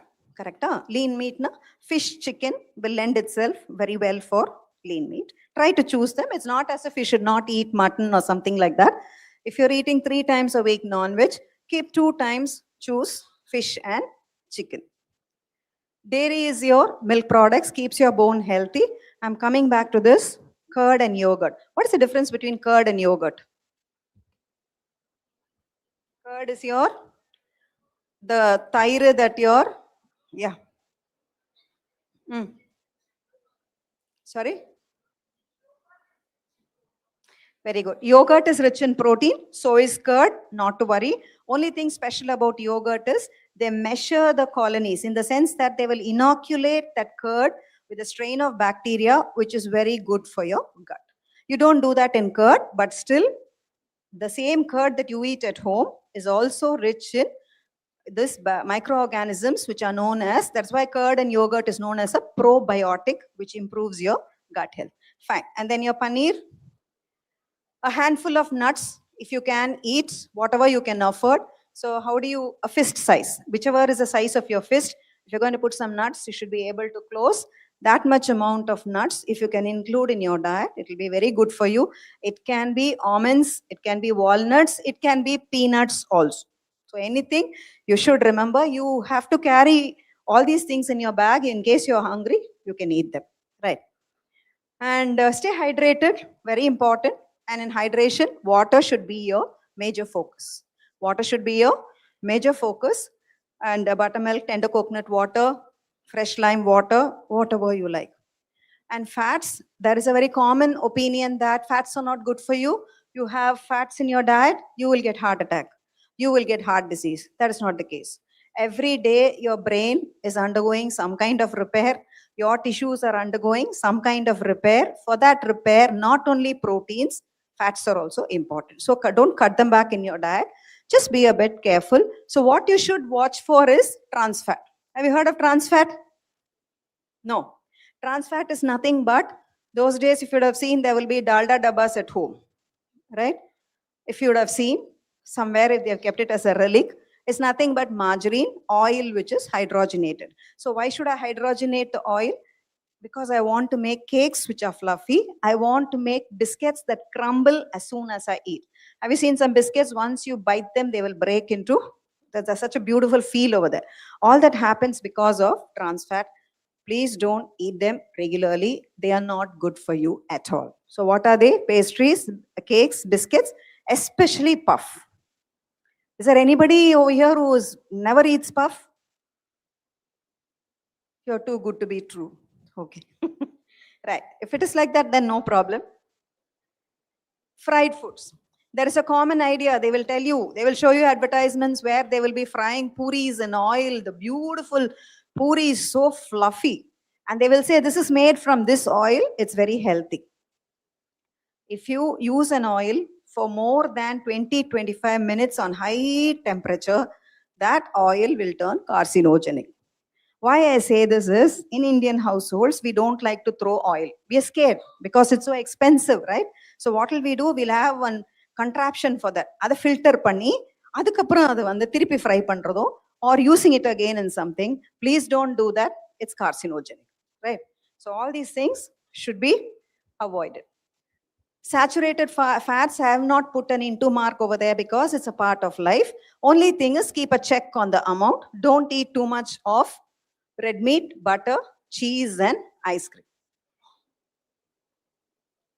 Monounsaturated fats are the trending. Now avocados are so popular everywhere. You put them on your toast, you put them in your smoothies and fine. They are a bit expensive, but they're very healthy. Olive oil. If you can afford olive oil, otherwise you can choose your peanut oil. There are options for everybody. There are options for everyone, right? Then peanuts, sesame seeds. Sesame seeds is your yield. Polyunsaturated fatty acids, we have two varieties, the omega-3 and the omega-6. Omega-3 will help you for the next 3 years to excel in your studies because your entire brain is made up of omega-3 fatty acids. So how do I get it? If I'm a non-vegetarian, I have no issues at all.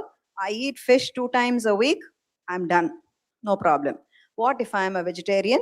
I'll have to go look at sources like flax seeds. In Tamil we say alividai, or your chia seeds or your rapeseed. You do get one oil known as canola oil, which is made from rapeseed, but you have to process it and make that oil. And about oils, I want to tell you that please use the oils that you're used to. Stick to your tradition. Stick to whatever is what your family has been doing. That will help you. Only thing you have to keep in mind is making a balance between, this is your omega-6 found in all oils. So you don't have to worry about omega-6. Keep the ratio at 4:1.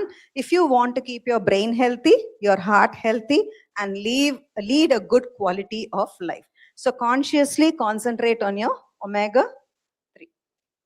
Gut health. Somebody was talking about gut health. What is gut health? Gut health is nothing but you have lots of bacteria, virus, so many organisms living in your gut from the time you exited from your mother's uterus, right? From that time, the family bacteria, family microbes are sitting in you, which confers so much of benefit. We have two kinds of bacteria, the good ones and the bad ones. So we need to concentrate on the good ones to keep us healthy. Only if your gut is fine, you will be fine. That's what I was telling the morning batch also.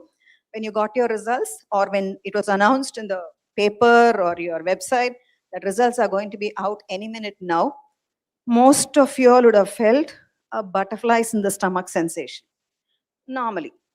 So what is that butterflies? It means that there is a second brain sitting in your gut, which is your gut health. So please look after your gut health. It's so important. So what are gut bacteria? They are vast. You can't put them under one paper or a book and say, this is the gut bacteria. We don't even know. We know very less. It's almost like the universe. So do they share the food? Do they eat the food that we eat? Yes, they do. But what we don't need. Remember we were talking about insoluble fiber? The fiber present in insoluble fiber present in food becomes the food for your bacteria. So they digest it and they give some fantastic metabolites which keeps your gut healthy. It prevents almost all. So common thing that you see in students is PCOS and so on. Now they've changed the terminology also, where most girls don't get their periods properly. They are overweight. They have a lot of issues. All that primary cause is your gut health. Look after your gut. You will be fine both mentally and physically. So probiotics, prebiotic, probiotic, and postbiotic. What is prebiotic? Is a dietary fiber that you eat in your. So what are we talking about? Your plate, your power. Can you affirm by telling my plate, my power? From this side, please. Thank you. So check and see if you have put prebiotics in your plate. Check and see whether you have put probiotics in your plate, postbiotics also on your plate. So what is prebiotics? The food that you eat, which becomes the food for the bacteria. If you give that kind of food, you have the good bacteria growing over there. And what is postbiotics? The time of fermentation or the time of growth, they put some special metabolites over there, which keeps you very healthy. It's like, as what I said, it's like looking at a beautiful rose shrub or a beautiful tree. So when you look at that, the tree or the shrub is your probiotic. Whatever water you have given, whatever fertilizer you have given is a prebiotic. And what's a postbiotic? What you get from the plant. Like it can be the fruit or the flower or the seed over there. So what is the role for your plate in shaping a healthy gut? Healthy eating. Eat healthy, you will be fine. Include curd in your diet. How many of you all don't like tair, more? Right. Not to worry. You'll have to think of ways, like probably if you convert the curd into more korambu, you will like it. Then you have that. That is a good example for postbiotic. Ragi ambli. Your ragi kanji, you ferment the ragi. In Karnataka, they call it the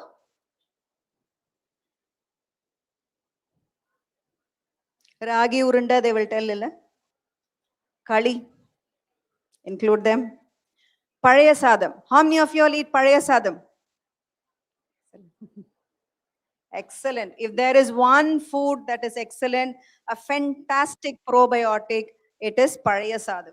Where you pour some water, ferment the rice, cooked rice, overnight, morning, you take it. If you feel somebody now just asked me, one of the staff asked me, ma'am, don't you not think it's too much of carbohydrate? Fine, no problem.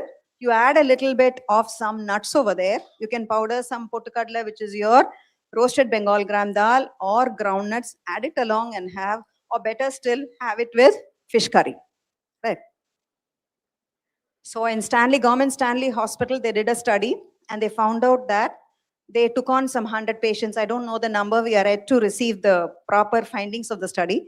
There was a part finding of the study. So what they did was they selected people with intestinal diseases, sometimes cancer also, and they asked them to have this pazhaya sadam in the morning for a period of 1 month or 2 months, and they asked us to see what are the biomarkers. They found that more than half of them did not require surgery. and more than 3/4 of them, you could taper down the dose. So this is something very Indian. So respect your tradition over there. This is your more korambu. A good example for postbiotic.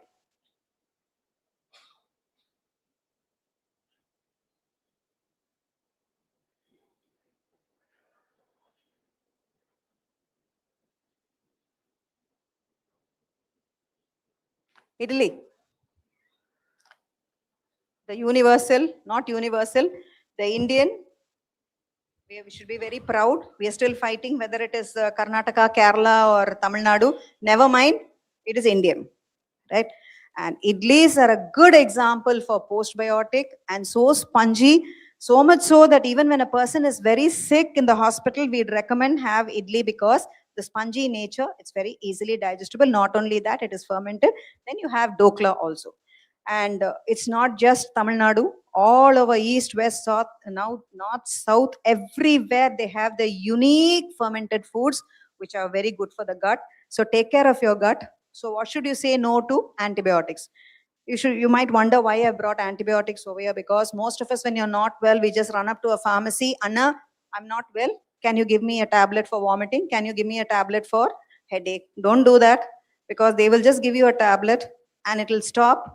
Your problem will stop temporarily or maybe permanently, but you could be killing the bacteria, because antibiotics kill not only the bad bacteria, they kill the good bacteria also. But if you go to a proper doctor, they will advise you probiotic also along with the antibiotic, and it's very difficult. Once you ruin those good bacteria, to get them back again into your system takes a long time. Trans fat, I already told you, processed food, sugary foods, all things good, all things so tasty. Yes, very difficult, especially for young students like you. This is very difficult to avoid. I'm not telling, although I should say avoid, don't make it a regular feature. If there is somebody over here or some people over here who eat puff or something like that on a regular basis, please change from today. It will help you. This is another thing, right? We can't live without these. We can never live without eating this, but reduce the frequency. அதுக்கப்புறம் இது ரொம்ப பிடிச்ச விஷயம். ஆமா, கரெக்டா? சில வீட்டில் வந்து just like how we buy grapes and apple and onion and tomato, இதை வேற ஒரு quarter kg வாங்கி வச்சுப்போம். Not good for you at all. So leave it for Diwali or whatever other the thing. Sugary beverages. Currently, I don't see many youngsters drinking all this bottled drinks. Like, I don't want to name the trade either. Bottled beverages and carbonated beverages. I don't see many youngsters drinking. But sadly enough, when you watch the television, invariably there will be one advertisement where an absolutely beautiful looking actress would have never touched that carbonated beverage, pushing for it. I'm sure they don't eat at all, right? That's how they live like that. They try to maintain, they have a special cook and things like that. So please don't be carried away by all those things. These are not good for you. And they don't quench the thirst also. So what are the smart tips to keep you going? Please don't skip your breakfast. Eat your breakfast daily. Keep regular meal timings. And there's nothing wrong in keeping some healthy snacks along with you. You can even share it with your friend. Make sure to drink enough water. As I said, in Ethiraj College, you've got fantastic teachers who are very kind. Even if you want to drink water, and when you drink water, what is the usual problem over there? You'll have to use the wash. No problem. You ask for excuse, we'll let you go. And one more thing, don't ever control your bladder. Bladder is only a temporary storage organ to keep your urine inside. Whenever you feel the urge to urinate, go and do it, and it's good for you, right? This is a different thing. I can't bring it over here. And keep your gut healthy. Breakfast ideas, I thought I would give you some. This is actually keeping especially the morning college in mind. Yes? Idli sambar, dosa chutney, overnight oats. But again, oats, a small word of caution. Don't make it a regular feature, because it contains a lot of salt also. And then a vegetable omelette, chili idli, wheat dosa, Is there anything that you want to share? You please share it with the entire audience over here. Auditorium, top right from where I am. Please share if you want to.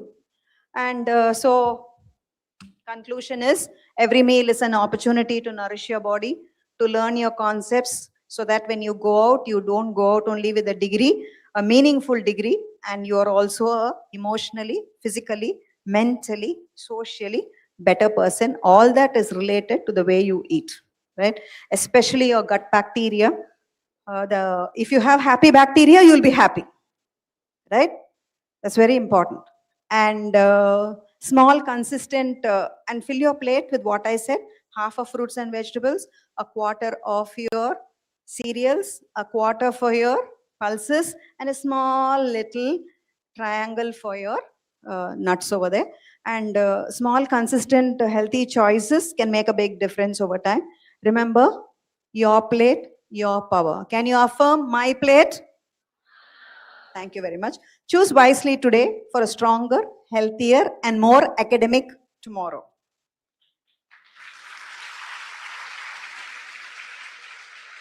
Thank you very much.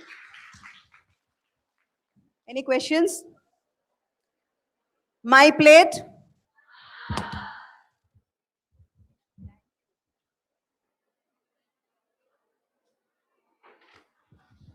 Thank you, ma'am, for that insightful and engaging session on your plate, your power. Your valuable insights on the importance of balanced nutrition, healthy eating habits, and the role of proper nourishment in achieving overall well-being have certainly enlightened and inspired our students. The practical tips and simple strategies you shared will help them make informed choices and adopt a healthier lifestyle. Thank you, ma'am.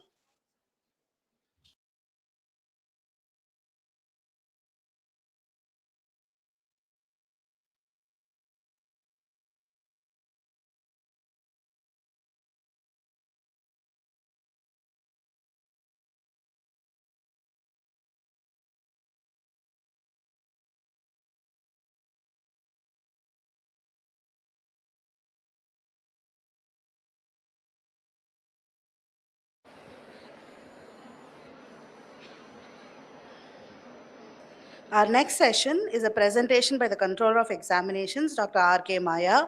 This session will familiarize students with the examination system, academic regulations, evaluation procedures, and important guidelines that will help them navigate their academic journey successfully. May I now invite Dr. R.K. Maya to address the gathering.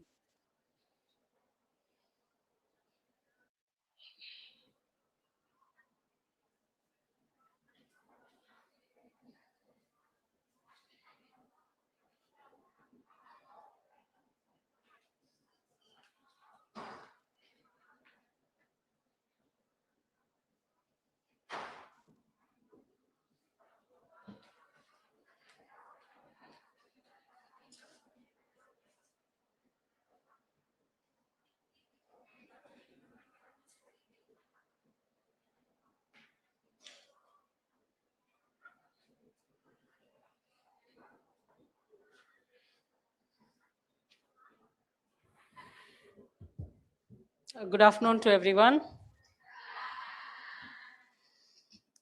Are you all tired or are you all... I wish I could say class dismissed, but I can't. So I know it's tiring. I know it's an exhausting day from the beginning. You have been sitting here for quite some time listening. And I can only apologize, but I can tell you this much, that whatever you're going to hear now is going to be very important for you. Yeah. Not that whatever you heard till now was not important, but like this is going to be really very important. So you can pay attention. Okay. This is something that is going to decide the nature of your academics. Okay.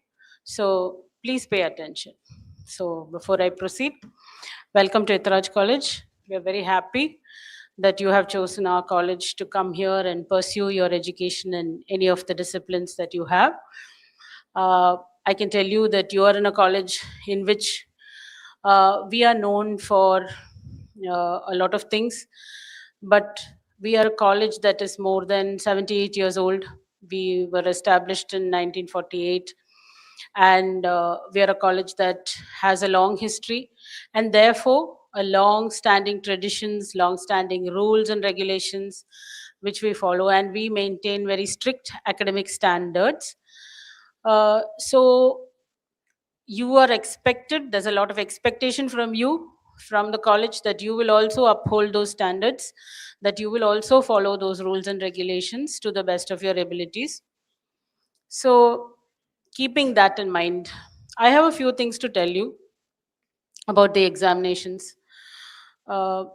We from the controller's office, we are in charge of your examinations, but what we insist from you, or what we want from you basically, is a sense of honesty, a sense of progress, a sense of academic integrity, and some amount of discipline from you with regard to your academic life. Okay, so how these things pan out through your 3 years is something that we are interested in sharing with you today. I'm sure that's a lot of information that you may not be able to retain, but if there's anything that you want to, feel free to note it down, or you can always contact us with any kind of clarifications that you need.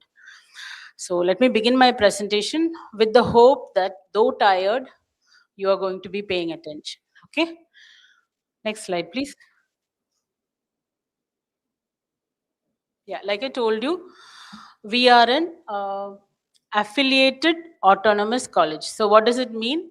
It means that as a college, we are affiliated to the University of Madras. So we come under the University of Madras. We are one of the affiliated colleges of the University of Madras. So we have to follow a lot of rules and regulations that are laid down by the university. And why should we do that? Because the university is our degree granting institution. The degrees that you are going to get in the end, your BSc, BA or BCom, all of that is given by the university. So they have certain procedures, certain demands on us as to how we should conduct our courses, how the examination should be structured, how we evaluate you, how we assess you, and things like that. So that is why we say we are affiliated to them. So earlier, when the college was started in 1948, till 1999, when the aided programs were made autonomous, we were directly under the control of the University of Madras, which meant that they would grant the degrees, they would conduct the exams. Now, after 1999, we were granted autonomy in the aided stream. In 2005, the self-supporting stream got autonomy, which meant that that is given by an organization called the University Grants Commission. So they give us the autonomy to run an autonomous college. So which means that we can conduct our exams, okay, and we can structure the syllabus, we can introduce papers, we can have an innovative curriculum specially for our students, but though the degree granting may be done by the university. So some measure of autonomy or freedom is given to each of these colleges. But we still remember that we work under the university pattern to a certain extent. So the controller of examinations office, what we do is mainly, obviously, like the name says, we control your exams, we conduct the exams, we declare the results of each and every student who passes through this college. And we also maintain the academic standards of the institution. Like I told you, since we are a college with a history which is long-standing, we are able to maintain a certain level in our brand of Ethiraj College because of the academic standards that we have. We are not just like any other college. We are respected and widely appreciated for the work that we do because of our academic standards. So that the onus or the burden of maintaining that falls on us, and we see to it that every program that you study, every program means your BA or BSc or BCom or MA, MSc, MCom, that is of a particular standard, and that will enhance the capability of the institution. Okay, next slide. Now, all of you are undergraduate students, so you'll be called many a times as UG students, okay? And PG is, of course, postgraduate students. So your undergraduation, you're going to get a graduate degree in 3 years. So your syllabus or your curriculum is designed in a particular way. Okay, so in part 1 you will have languages like Tamil, Hindi, Sanskrit and French. These are the languages that are offered by our college. You have to choose any one of them for your part 1 language. Part 2 is English. It's common for everyone. All the students, arts, science and commerce, you will have to study 2 years of English. So that means 4 semesters. Even part 1 language is for 4 semesters for all courses. Part 3 is your core, allied and elective papers. So whatever major you have chosen to study now, so there might be students who are from bank management or business administration or microbiology or whatever it is, those core papers that relate to your subject are called core, obviously, and you will have papers that are allied and elective. So these are also a very compulsory component of your curriculum. Next, you have part 4, which are your soft skills. You will have communication and life skills, which are taught by the English department. Then you will have non-major electives. These are papers that are offered by other departments. So you can go ahead and study some papers from across another department for a non-major electives. So this happens somewhere in the second year, not in the first year. In the first year, you will be studying environmental studies and value education in the next semester. But going forward into your second year, you will have something called an NME or non-major elective that you have to study. Then you have something called part 5, which is the extension activity. So the extension activity are the activity that is undertaken like NCC, NSS, CSS, Rotract, RRC, YRC and Consumer Club. Okay. Apart from this, I mean, you will get an orientation with regard to this if it's already been done well and good. Otherwise, you will get it tomorrow, I think, when you will get an overview of what each of these clubs or activities are and how you can go and register for that and what are the credits that you will earn from that. So that is part 5. And then you have additional credits, which are you can get it from either women's studies. That we have a center for women's studies in a college, or ECEL or other certificate courses. Then you have other set of credits. Now all of these, whether it's part 1, 2, 3, 4 or 5, for each paper you earn credits. Okay, so you have what are called as optional extra credits and compulsory extra credits. Optional extra credits are something that, like the name says, you can opt for. Okay, you will have something called self-study papers, which means, I mean, you can ask something like, isn't everything a self-study paper because I'm studying? You're technically right, but then self-study is where the teacher will not be teaching you any specific part of the syllabus, where you are expected to study on your own. A syllabus will be given to you and you can write an examination for that and earn a credit. But that you can do it only later on, maybe in your second year, because you will have to prove that you are a student worthy of being given something like this. You should be a student who has earned a distinction. Then you can take up these papers. Otherwise, you cannot take up self-study papers. And compulsory extra credits are, we have introduced this from 2024, where all undergraduate students, every single one of you, are expected to do an internship of 14 days in either your related or allied disciplines. You have to do an internship. You also will have to do a value added course, which will be offered by even by your own department or other department. Value added courses are courses that you do apart from your regular working hours. It will be, if it's the aided college, it will be in the afternoon after college working hours, or if it is the self-supporting, you might have it before the college starts, that is before working hours. Of course, you will get an introduction to those value added courses presumably by during your orientation, where they will tell you what the value added courses are and what you can register for. Now, why do we call this as optional and compulsory? Why is the difference is that, so you must do an internship and you must also register for a value added course. Any one value added course you must register within your 3 years of study. So any semester, even this semester or next, or even towards the end, you must be able to register for one value added course that is mandatory. So the other things are optional. Next slide, please. Yeah, I would like to emphasize the mandatory component that is there in your undergraduate program. So you can ask me something like, what about the rest of the thing? Is it not mandatory? Should I not do my core courses? Of course you must. That is structured. That's a part of your curriculum. That will be given to you by your department. That is why you're here. You're going to study that. But for you, I'm sorry, there are flies over here. Okay. So when you're doing these compulsory components, without which you will not get a degree. So if there is a value added course that you have completed, well and good. But if you haven't, or you haven't done an internship, or you are not completing that extension activity that I spoke about, I think I should emphasize that much more than anything else. The extension activity is any kind of say social work sort of thing that you do. NCC is not social work that you do, but NCC or NSS or CSS, these are all mainly things that you do probably outside college hours, but you will be going and doing some kind of what we used to call social work, and that should be done for about 60 hours. Okay, 60 hours within the whole 3 years of your course.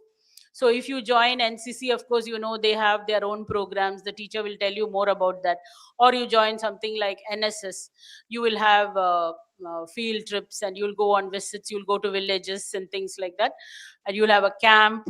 So all of that, you have to register for any one of this. That is the NCC, NSS, or CSS, or YRC, or RRC. Though there are some 6 that I listed earlier. Can you just go to the previous slide, please? Remember that your extension activity credit comes only from the ones that are listed here. There are so many other clubs in college.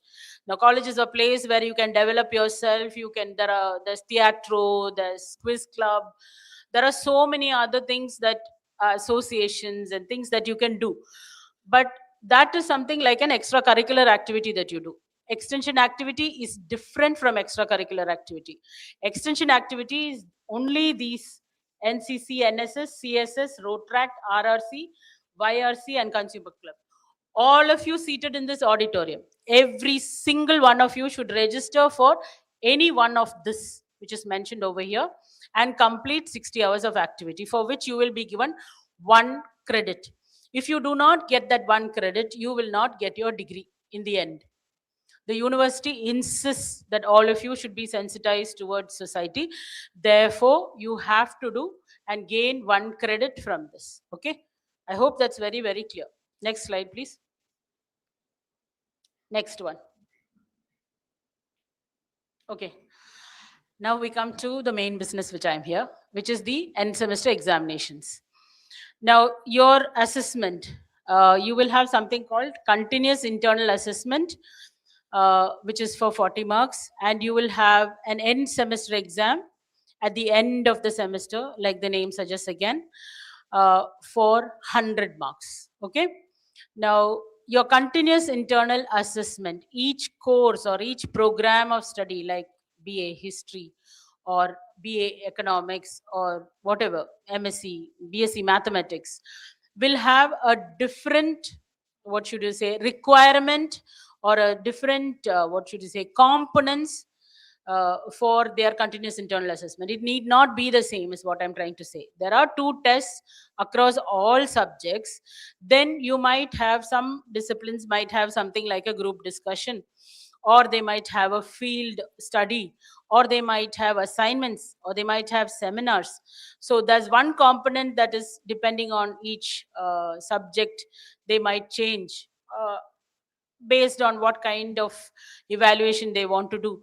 Then there is another component called participatory learning that will assess how you are participating in the class.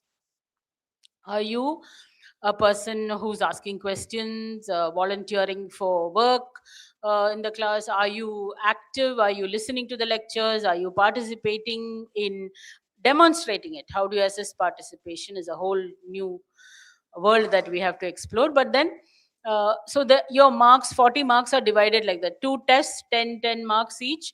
Then your seminar or assignment, another 10 marks. And then 10 marks for participation. That gives you 40. That is your continuous internal assessment. Then at the end of the semester, you will have a semester exam, which is a 3-hour exam that you will write for 100 marks. This 100 marks is reduced to out of 60. So whatever you earn over there will be reduced to out of 60. That 60 plus the CA marks of 40 will give you your final marks. Okay. So if you perform well in your CA, you have to perform well in your NSEM also. But if you perform well in your CA, there's a good chance that you will get a good aggregate mark in your final. If you perform very poorly in your CA, that is, you get less than 16 marks or so, it's very tough for you to pass the final exam, though you write well then. So it's a combination of your end semester mark plus your CA marks, which will give you your final mark. I hope you will understand it by and by as we go. Okay, so the thing is, the end semester exam is conducted for each paper. Like I listed those papers, part 1, 2, 3 and 4. End semester exams are conducted for each of those papers. You will be writing what is called papers, in the sense subjects. Okay, and for each of those papers, at the end you will have an exam, and the timetable for these exams are usually put up on the college website and on the notice board. The college website is www.ethirajcollege.edu.in. You must have visited it for your admissions. If not, please do go ahead and see it today. Make it a habit to visit the college website at least once a day, or if not, at least once a week, so that you can see what is happening in college, what are the seminars and announcements that are coming up. Is there something new that's happening in college and you don't want to miss out? Okay, now with regard to the timetable, we are telling you that it is your duty to go ahead and check. The exams are conducted twice a year, once in November and once again in April. So suppose there is a cancellation of the exam because of say rains or some kind of any other unforeseen circumstances, so you need not worry. Whom should I contact? Whom should I ask? When is the next exam? You can always look at the college website and you will be getting that information over there, or you can look at the notice board and you will get that. Nobody will be coming and telling you your exams are postponed or your exams are cancelled. You cannot expect any messages or reminders from us, but it's your duty to check and see when the exams are scheduled. Okay.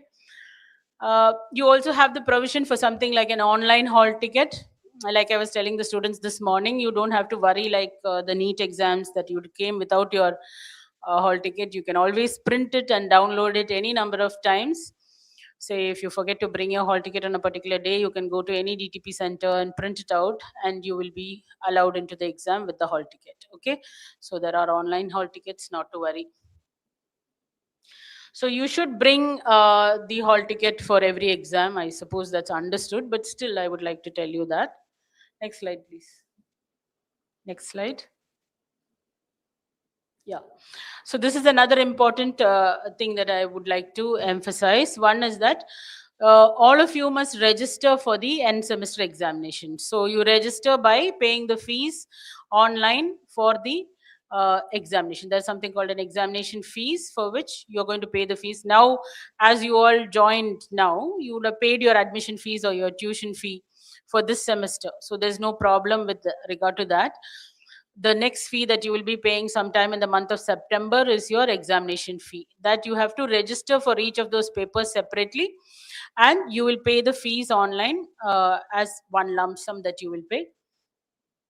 And if you do not, now this is very important because you are in the first year now, and the first semester, all of you must register for your examinations. If you do not, if you fail to register for the examinations, your name will be removed from the rolls of the college. Now there are two roles that are maintained in the college. One is the college roll, which when you join the college, say they will take down your name as say Aparna of BA Economics, who has joined on this day by paying the fee on this particular day. That is your college roll. There is something else called an examination roll. So that happens when you register for the exams for the first time. An examination roll is created in the college. You register for the exam, and from then on, during the exam, you are called as a candidate and not a student, because you have paid a fees and you have the right to enter the examination. Okay, so if you do not do that this semester, that is in September, when we ask you for your fees, if you do not pay the fees, you will not be permitted to take up the exam. Not only will you not be permitted to take up the exam, your name will be removed from the college roll itself. You will have to readmit yourself. You will have to go through the admission process once again. Whatever you went through right now, you'll have to go through that process once again and readmit yourself. This happens only in the first year. First semester examination registration is mandatory. Does it mean that you should not register for the next exams? You must register there also for the second semester, third, fourth, fifth, and sixth. But in case you do miss registering for the second or third semester, you will be permitted to take up, you will be permitted to go to the next semester with some permission that you have to obtain from the principal, which is no easy task, let me tell you that. So all of that will have to be done. But in the first semester, now if you miss it, you cannot come back to the college. You cannot proceed to the next semester. So please remember to pay your examination fees in the first semester without fail, no matter what. Next. Yeah, the fee should be paid online. Like I told you, it should be paid in full at the online through, what is this? This is the portal, coe.ethirajcollege.in. This is what you should remember. There are two portals in college. One is for paying your tuition fee. Don't try to go and pay your examination fees there. This is the portal that you should remember. Okay, this is why I said even if you're tired, you should pay attention. So try to remember COE, Controller of Examinations, .ethirajcollege.in. We are in India. That's all you have to remember. Go to this portal, go ahead and pay your examination fees when we ask you to do. If you go and try it now, it won't be open. Okay, so do it like that and we are all good. So we will not be issuing any reminders. Your teachers will not be issuing you reminders, or that's what we hope. But then you should pay the fees. And last point is very important, girls. Keep it in mind. We have two examination fee accounts, one for the day college or aided college and one for the self-supporting streams. If you, by any chance, okay, pay some extra fees to us. So our examination fee is around like 2,500, 3,000, much lesser than that only, every examination.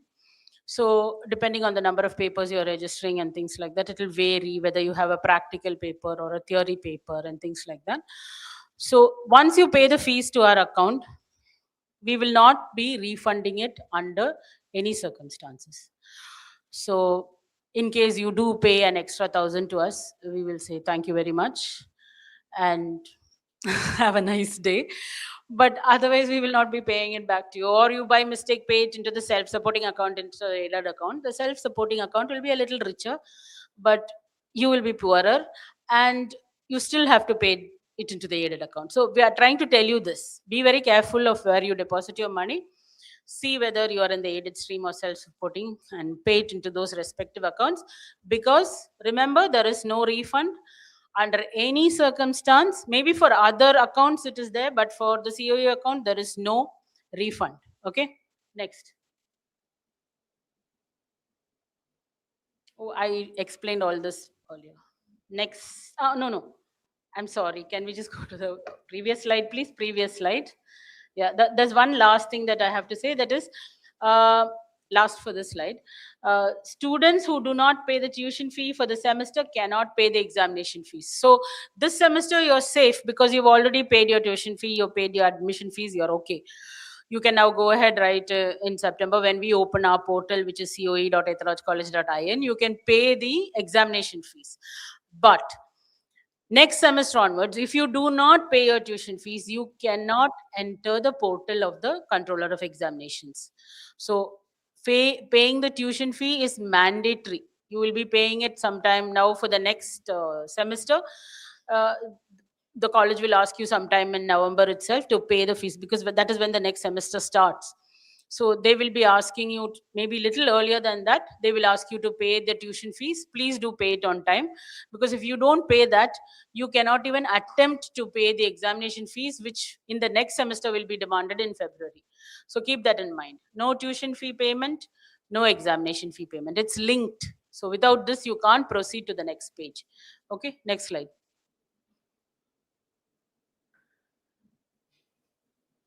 Yeah, I think I did mention this. So your passing marks is in the UG program is 40 out of 100. Okay, you have to get a minimum of 40 marks for you to be declared as pass in any subject. I know all of you are not aiming for just pass, which is 40. You are probably aiming higher than that, or hopefully, I'm keeping my fingers crossed that you're hoping for higher than that. You should get, for honors program, the pass mark is 50. For PG, the pass mark is 50. For otherwise, it's 40. And I think I mentioned about CA and semester exam already. Keeping in mind that you all are tired, I won't say that again. Next slide. Okay, you have to earn a total of 142 credits. Please remember this. 142 credits is the minimum requirement for you to get your UG degree. So you can ask, ma'am, like, where do I go to earn this? What should I do? You should just go and attend your classes and do what you're told over there, and the credits will be automatically, for every paper that you have registered, you will be awarded credits, like 3 credit paper or a 4 credit paper. So you will earn those credits. But remember, the extension activity credit, the compulsory extra credits that you have to do, that has to be done by you, and you have to earn those credits. Next slide. Yeah, the college follows a grading system. Students are classified into first, second, and third class. This is something that was introduced in 2008, and we follow the grading system where you have something called the CGPA, which is a measure of how you have performed consistently throughout your course during the 3 years. This is very important when you are going for higher studies or for a job. You should maintain a good CGPA to see that you do get placed, or you do get into higher educational institutions. This will be calculated based on your performance, your academic performance alone, not your other extracurricular. Based on that, each paper has a grade point, and that is calculated at the end to give you what is called as the CGPA. Next slide, please. Now we come to one of the most interesting parts of my work, which is the attendance policy. Now, I don't know if you've been told earlier, but the principal, I think in her address, she mentioned that attendance is mandatory for all the courses, and you should maintain 75% attendance for all the papers, except for part 4 papers, which is 65. We don't have to go to that level, but all other papers, you have to have a minimum attendance of 75%. If you do not maintain 75, even if you're 74.7 or 8 or 9, you will not take up that paper. You will not be able to write that paper. Okay, so I would advise all of you, every course, or in fact in college, we have 90 working days in every semester. So of the 90 days, you have to maintain 75% attendance. Don't fall below that. If you do, you will not be able to take up the exam. Now, from this year on, we have also introduced what is called a mandatory requirement of 75% for you to take up a CA test. So the first CA test will be coming up in August. For that test, if you do not have 75%, you will not be taking up that test. You will not be given a retest. You cannot say that I was sick on that day or anything like that, unless you're really very sick, for which you will bring a medical certificate. But if you don't have 75% attendance, you will not be writing the CA test itself. So the second CA test, if you don't maintain your attendance from the beginning of the course, that is from today to when the second CA test is held, if you don't have 75%, then you will not take up the second test. So, and of course, it goes without saying that if you don't have 75%, you will not write the end semester exam. There are concessions which are available for students who are really sick or going through some difficult circumstance, like some medical problem, in which the teachers, your HOD, can decide to condone your attendance if you're between 65 and 75. This does not happen as a matter of course. It is at the discretion of the HOD. If the HOD feels that you're just not showing enough, or this is not true what you are saying, that you were sick or something, she can always deny it and you will not write the exam. Okay, so please remember that. Next slide, please.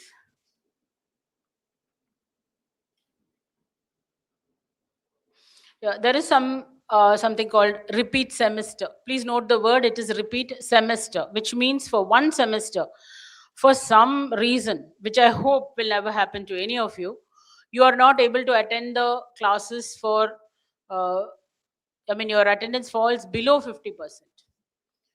Then in that case, you will not be permitted to proceed to, you will not be permitted to finish that semester.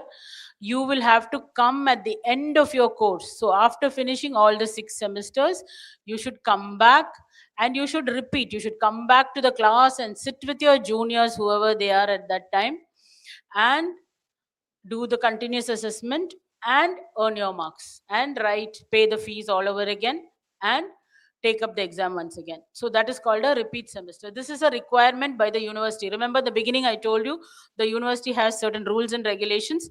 So if your attendance falls below 50%, you have to go to the university, take permission from them to continue your course after 6 semesters, and then only you will be able to write the exam. So please don't see to it that you don't make your attendance fall below 50% under any circumstance. In fact, like I'm telling you from the very beginning, please maintain at least 75%.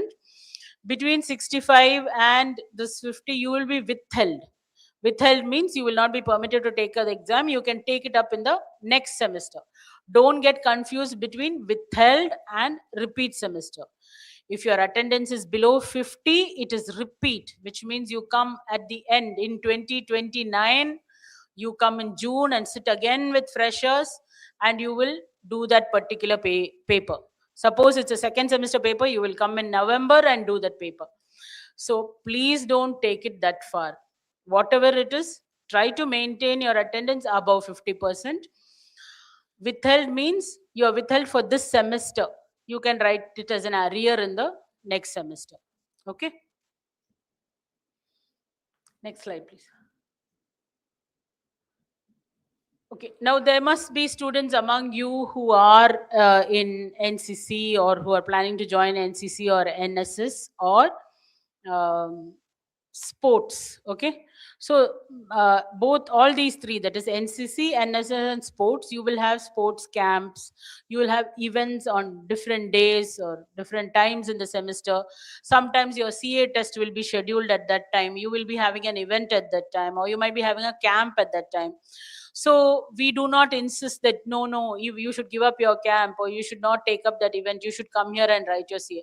Any one CA you are allowed to skip, but only these 3 groups of people, that is sports, NCC or NSS. Others, you must write both the CA tests, you must write you must attend your seminars and give in your assignments. Okay.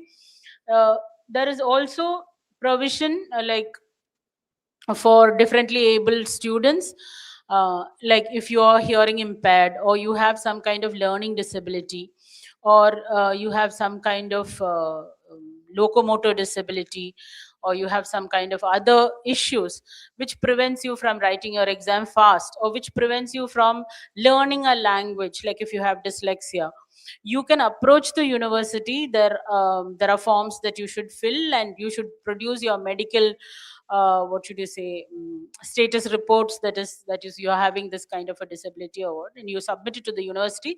They will give you permission.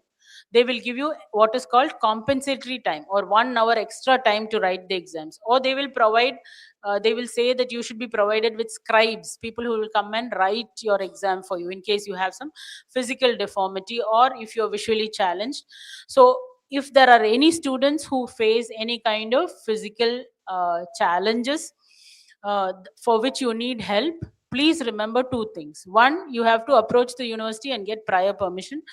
2, you have to inform the controller of examinations about this, and we will provide whatever help we can do from our side to see that you are able to write the exam smoothly and safely.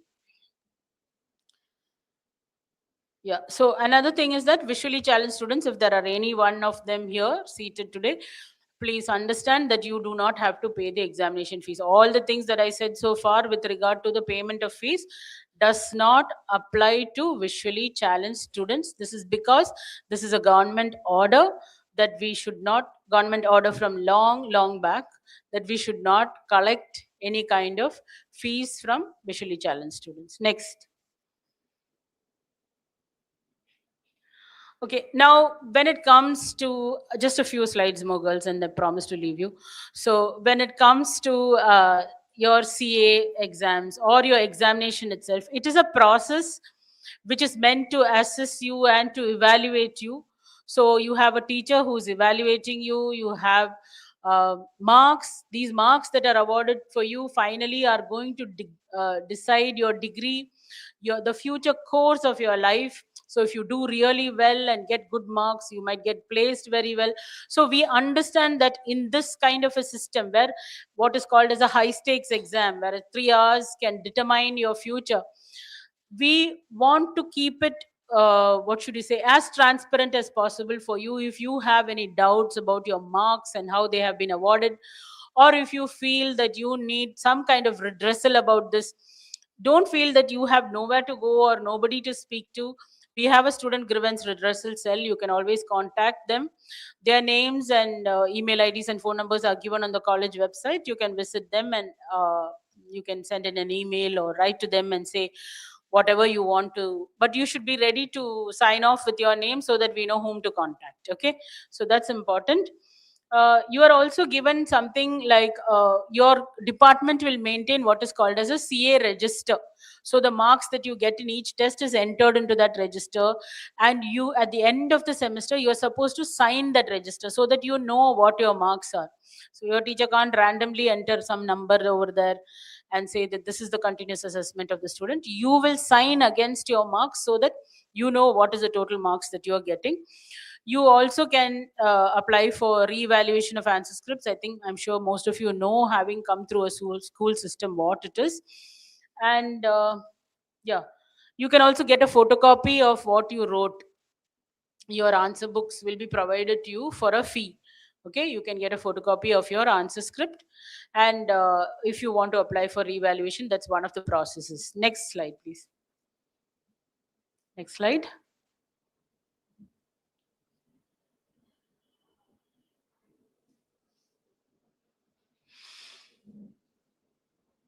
I think these, you all have gone through a big exam now, your 12th standard. These are the standard rules that apply for any exams. Come on time, bring your hall ticket, okay, and bring your own stationery. We will provide you the papers.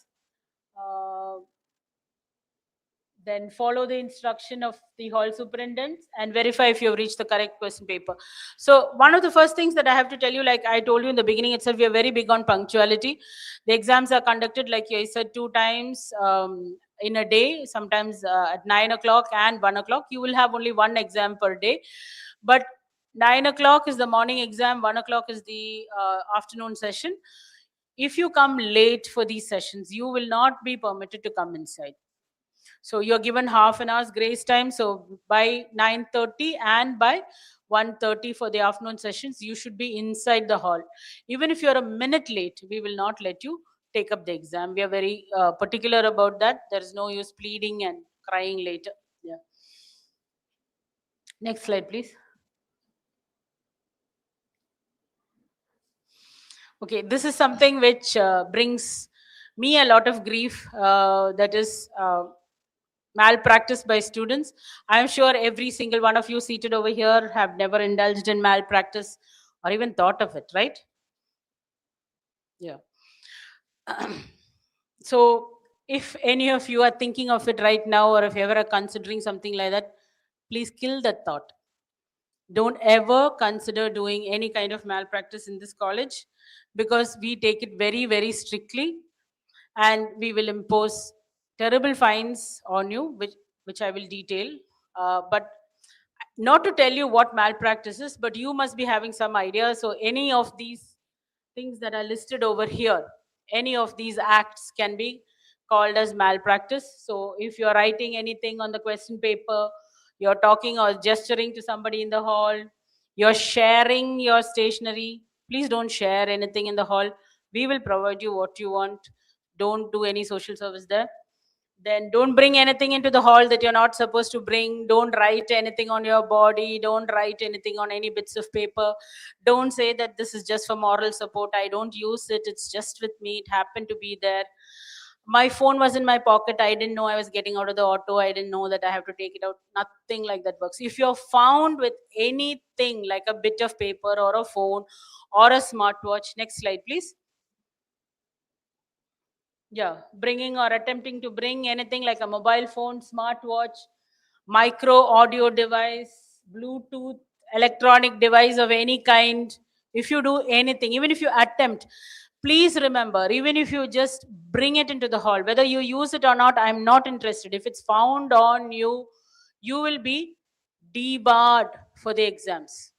You will not be able to take up that whole set of examinations.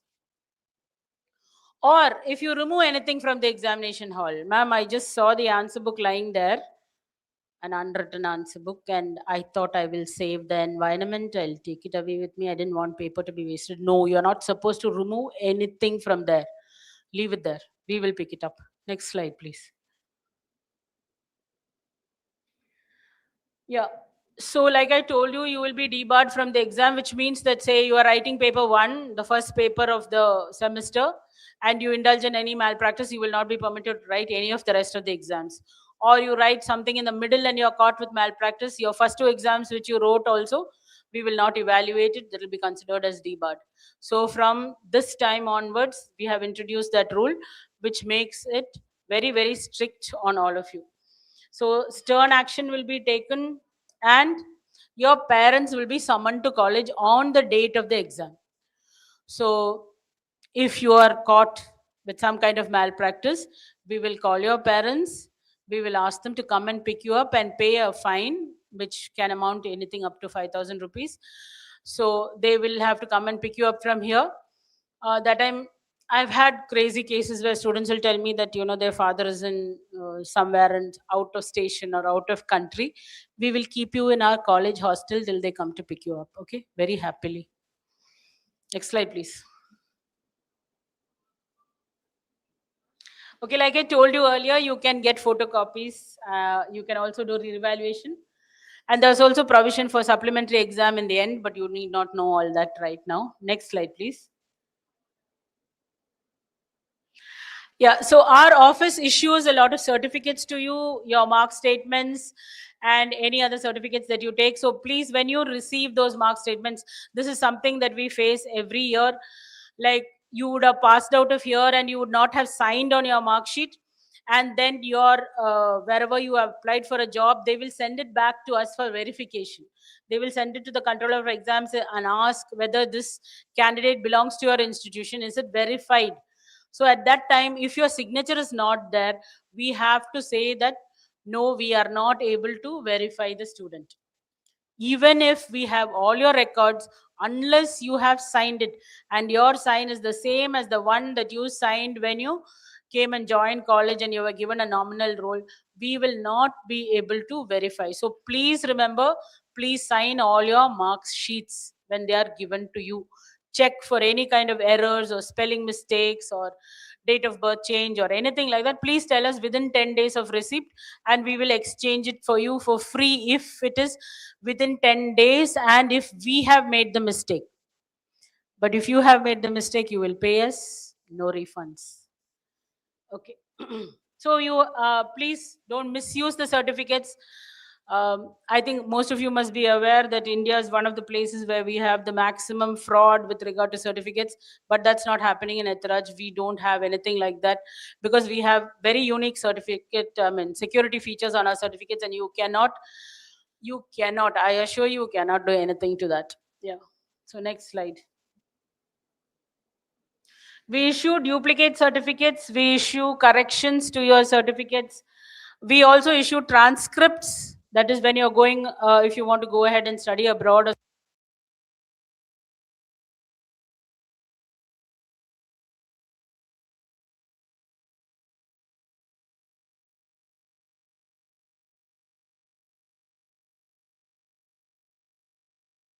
Then we will be able to give you your duplicate certificates, okay?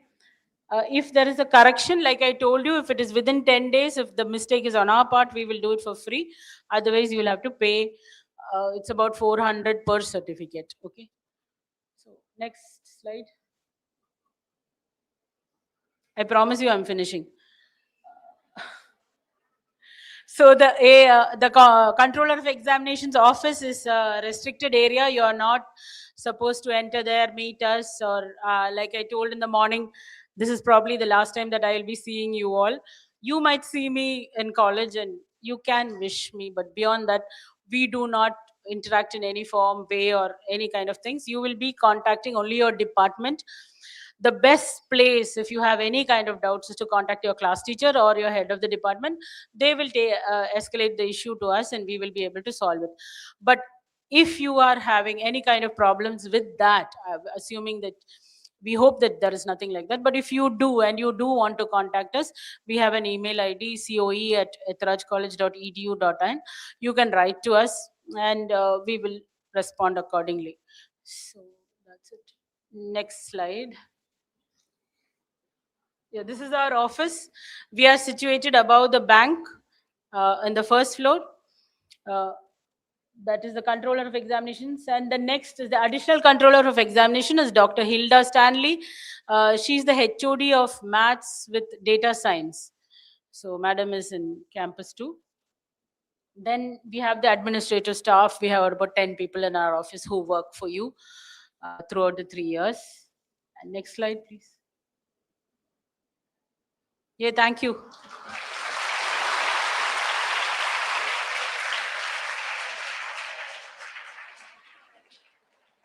Thank you, ma'am, for clearly explaining the examination procedures and helping our students understand the academic framework of the institution. Thank you, ma'am. Okay. Our last session is a motivational talk titled, girls, please behave yourselves. Is a motivational talk titled Step Up for a Bright Future. We are honored to welcome Dr. K. Jayanti Rani, Assistant Professor, Department of Psychology, who will inspire our students to dream big, stay focused, and make the most of the opportunities that the college life offers. Dr. K. Jayanti Rani is a distinguished psychologist, educator, and researcher with over 2 decades of teaching experience in the Department of Psychology at Ethiraj College for Women. Her expertise spans counseling psychology, social psychology, development psychology, and research. An accomplished author, she has written books on stress management and personality psychology in Tamil. May I now request Dr. K. Jayanti Rani to address the gathering.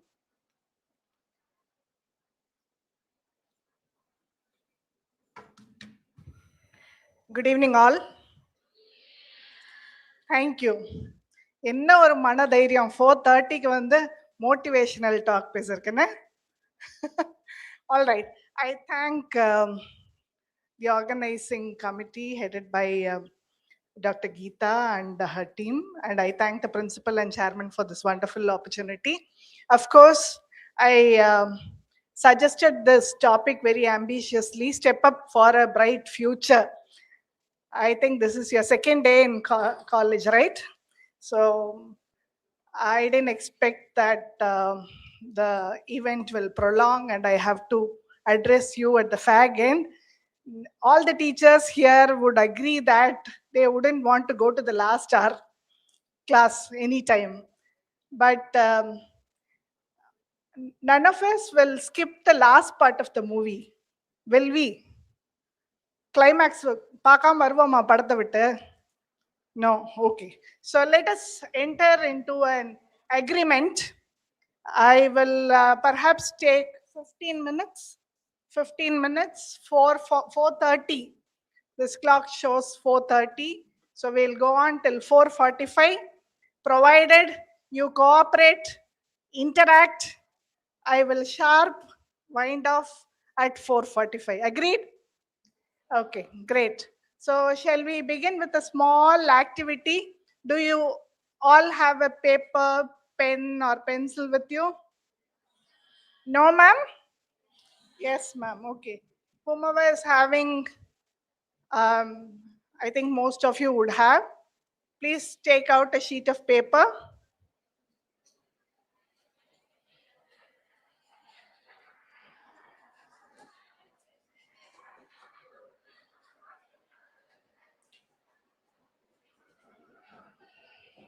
Are you ready? Ready with paper and pencil or pen? Okay.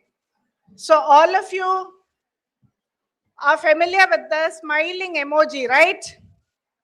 Smiling emoji. So I want you to draw a perfect round, a human face like round. 2 dots for the eyes. Okay. 1 vertical line for the nose and 1 curved line for that smiley emoji. Got it? Smiley emoji வரைய தெரியும் தானே எல்லாருக்கும்? Okay? ஒரு perfect குட்டி round, 2 eyes, 1 குட்டி nose and 1 curved line. Sample வரைஞ்சு பார்த்துட்டீங்கன்னு நினைக்கிறேன். Okay? So that is not the real activity. I am going to time you. Okay? When I say start, you will start. Okay? And draw as many, listen to my instructions carefully. When I say start, you will start and draw as many smiley emojis starting from left side of your page to the right. Okay? Bongatalla adakudadu. You should start only when I say start, right?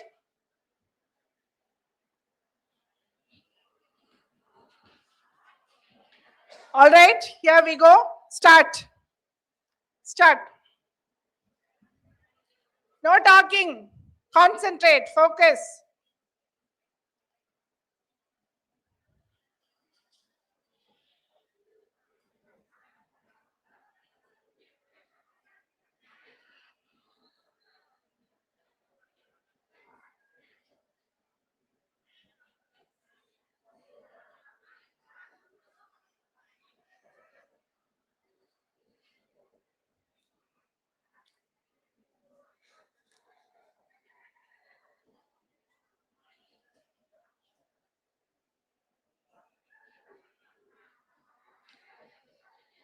Stop. Stop. All right. Okay. Now take a fresh sheet of paper, again, fresh page. Or if you can segregate the trial 2 separately.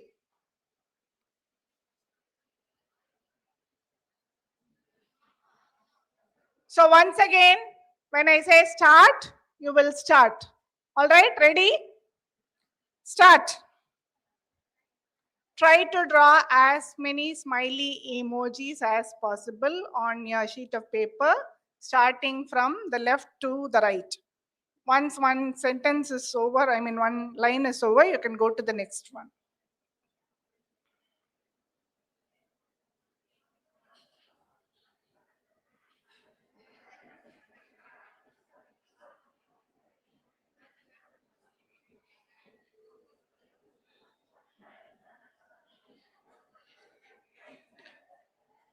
Stop.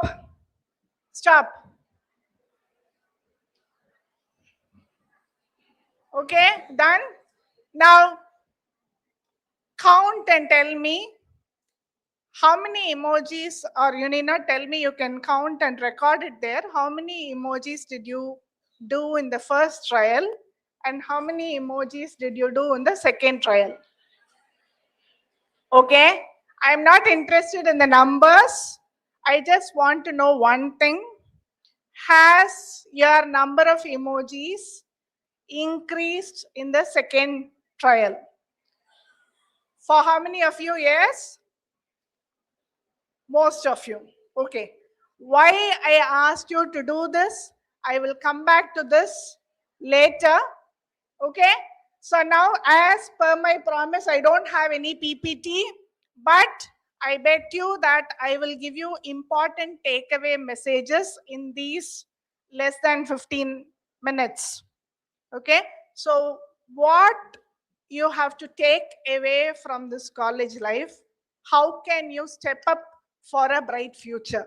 How can you step up for a bright future? The word step up, as you might be knowing, how can you prepare for your bright future while you are in college? I don't know how many of you know. Again, I want a show of hands. How many of you in this auditorium know that any of your counterpart, peer, anyone known to you has stopped education after school for many reasons, maybe financial reasons or inaccessibility to college? Do any one of you in this group know anyone who has stopped education for various reasons? None of you? So you are all fortunate enough. But this is not the case when you take the whole of the country. Not every girl child particularly, not everyone in specific, not every girl child has the opportunity of going for higher education. In that way, you are all blessed. Okay, so always as a psychologist, I would recommend that you should count your blessings. So in that case, I think you are all blessed that you have got an opportunity, and we should thank our founder for envisioning an institution meant for women in this context. So the word college, I am going to say certain things so that you can remember this for your lifetime. So I am going to make use of the word college, and I am going to expand those words. The college, I am treating it as an acronym, and so that you can remember the points. The step up, when I say step up for a bright future, there are only 7 steps that we are going to talk today, and I'm going to use the word college as an acronym, where the first letter C stands for, any guess? Connect. Confidence, I appreciate. Yes, very much needed. That I have put in some other category. I'll come to that later. Connect. A sense of camaraderie. College gives you a wide opportunity to connect with not only your classmates, many others around you. And nowadays, in the advent of technology, we all belong to the old school when we didn't have the benefit of WhatsApp. And of course, with the latest technology, we have now connected with our old friends through the WhatsApp group. But you are all technological, you have the benefit of technology. And I would recommend that keep away technology. Try to have as much as possible face-to-face interaction, genuine interaction, even if it is for a momentary interaction. Try to keep your interaction genuine. I will always tell people, we try to show our best in 2 occasions, on 2 occasions. One is the first time when we are meeting someone, and the second one is when we know that we are not going to meet this person forever. ஒருத்தர் இறந்துட்டார்னா அடடா அவர் அந்த அப்படி இருப்பாரு இப்படி இருப்பாரு, we used to say all that. But do we do that every time? No. So try to connect with people, because human beings has the tendency to think in a biased way. Unless and until you connect with each other, you will not know the other person's perspective. So only when you connect, you can be free of those biases. And in my experience, I can vouch for the fact that even when you later on end up in a career, the true connections that you have formed will come a very long way. One. So first C is connect. Second letter is, are you awake? Second letter is O. So O is open for experiences. So in psychology, in lot of personality researchers try to cover some 5 aspects of personality. And among those 5 aspects of personality, openness to experiences is considered to be one positive dimension of personality, which enables your personality growth. So whichever opportunity comes your way, whenever, whatever, please don't shy away from it. At the same time, I also give you a warning for assessing how much risk you should take. You should be able to gauge and decide, can I take this much risk or am I going beyond my limit? That, of course, you should calculate. But whatever comes your way, whatever new opportunity, please try to explore all the opportunities and try to make use of all the new opportunities. And that way, this college gives you a host of activities for you to try your hands on. So please make use of all that. Oh, the third letter is L. Very good. So L, I have assigned to leadership. So in your definition, who is a leader? Do you think one who occupies a high position, a position of power or status, is that alone leadership? Do you think so? What is leadership? I see a few heads shaking. Very good. So you have a very good understanding of leadership. A old Tamil song goes this way. தன்னை தானும் உணர்ந்து கொண்டு தலைவர்கள் தன்னை தானும் அறிந்து கொண்டு ஊருக்கு சொல்பவர்கள் தலைவர்கள் ஆவார்கள். So meaning you should be very self-aware. You should be able to understand others. You should be able to guide others. In that sense, even your parents can be leaders. They are the leaders of your family. So one who guides, one who leads. So and one, I think, essential characteristic of a leader is to set goals. So for you to have a bright future, definitely you should set goals. And I would recommend strongly that you periodically assess and revise your goals. And it need not necessarily be academic goals. It can be your personal goals. It can be something relating to your health. For example, you can fix that every day I'll go for walk or I'll exercise for half an hour 4 times a week, anything like that. So set goals and try to assess your goals and revise your goals periodically, because your priorities tend to change as you grow. So L, the second L in the word college, I would assign it to learn. Once again, when I say learn, it doesn't limit itself to your curriculum. Of course, that is mandatory. I guess COE ma'am would have educated you about the importance of each component of your internal and external. That is essential. But when I say learn, please try to learn as many skills as possible. As many skills as possible. It can be time management.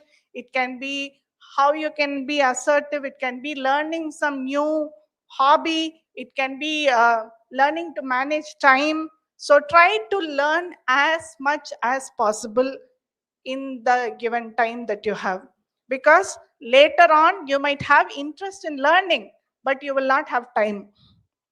I want to learn Japanese. I want to learn German, but I don't have time because I have my other schedules for my other responsibilities. Okay, so COLLE. This E is very, very essential. Any guess what it could be? For your success in life, more than your IQ, EQ is important. Your emotional intelligence is important.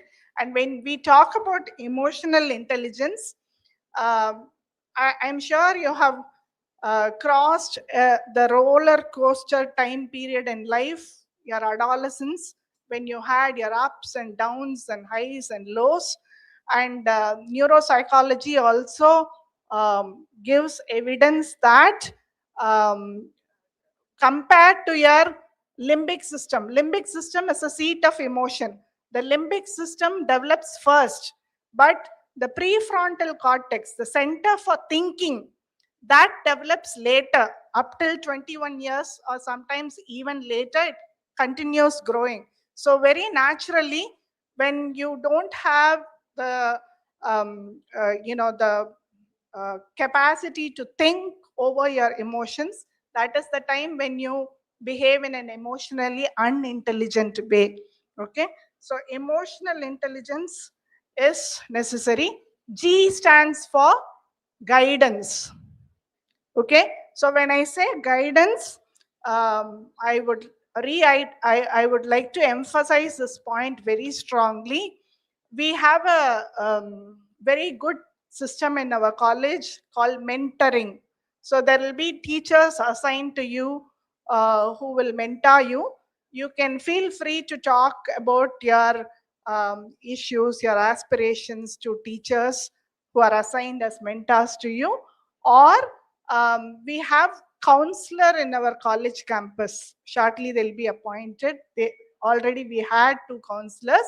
So you can feel free to contact the college counselor for guidance and support. So need not necessarily be only within the college, maybe at home. It can be a parents, it can be a trusted adults with whom you can confide in. So G is guidance, and E, the last E, I will just take 1 more minute, don't worry, focus. I have questions towards the end. If you're not answering the question, I'm going to retain you for another 10 minutes. Okay, so the last E stands for enjoy your life. Please enjoy your life. So how can you enjoy your life? Only when you experience whatever activity that you do to the fullest possible. Did you enjoy taking a bath today morning? No, I hear some no, because you didn't immerse yourself in that particular activity. ஏதோ கடனுக்கு குளிச்சோம் சாப்பிட்டோம் கிளம்பணும் வந்தோம்ன்றதா you cannot enjoy that activity. So enjoyment, sense of enjoyment comes when you immerse yourself fully into that experience. If time had permitted, I could have demonstrated some more activity to prove this. But since we don't have time, I would like to stop here after once again rehearsing what did you take away from this very brief session. So can we have from the beginning, what does C stand for? Connect. Very good, excellent. O, openness to experience. First benchers alla solliruvanga nama anga jolly thungala. No, I want this time from the top end of the gallery. L stands for leadership. Excellent. This part, next L, learn as many skills as possible. Great. E, emotional intelligence. G, seek guidance. The last E, enjoy your life. So thank you once again.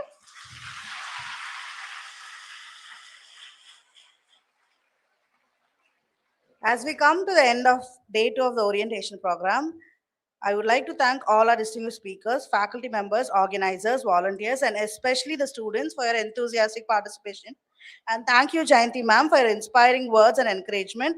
Your message will certainly motivate our students to pursue their goals with confidence and determination. Thank you, ma'am. We hope today's sessions have provided a valuable guidance and inspiration as you begin your journey at Ethiraj College for Women. Thank you all. Now attendance will be taken. So please stay in your respective places. The teachers will be coming inside to take attendance. You can leave only after giving attendance. Thank you, girls.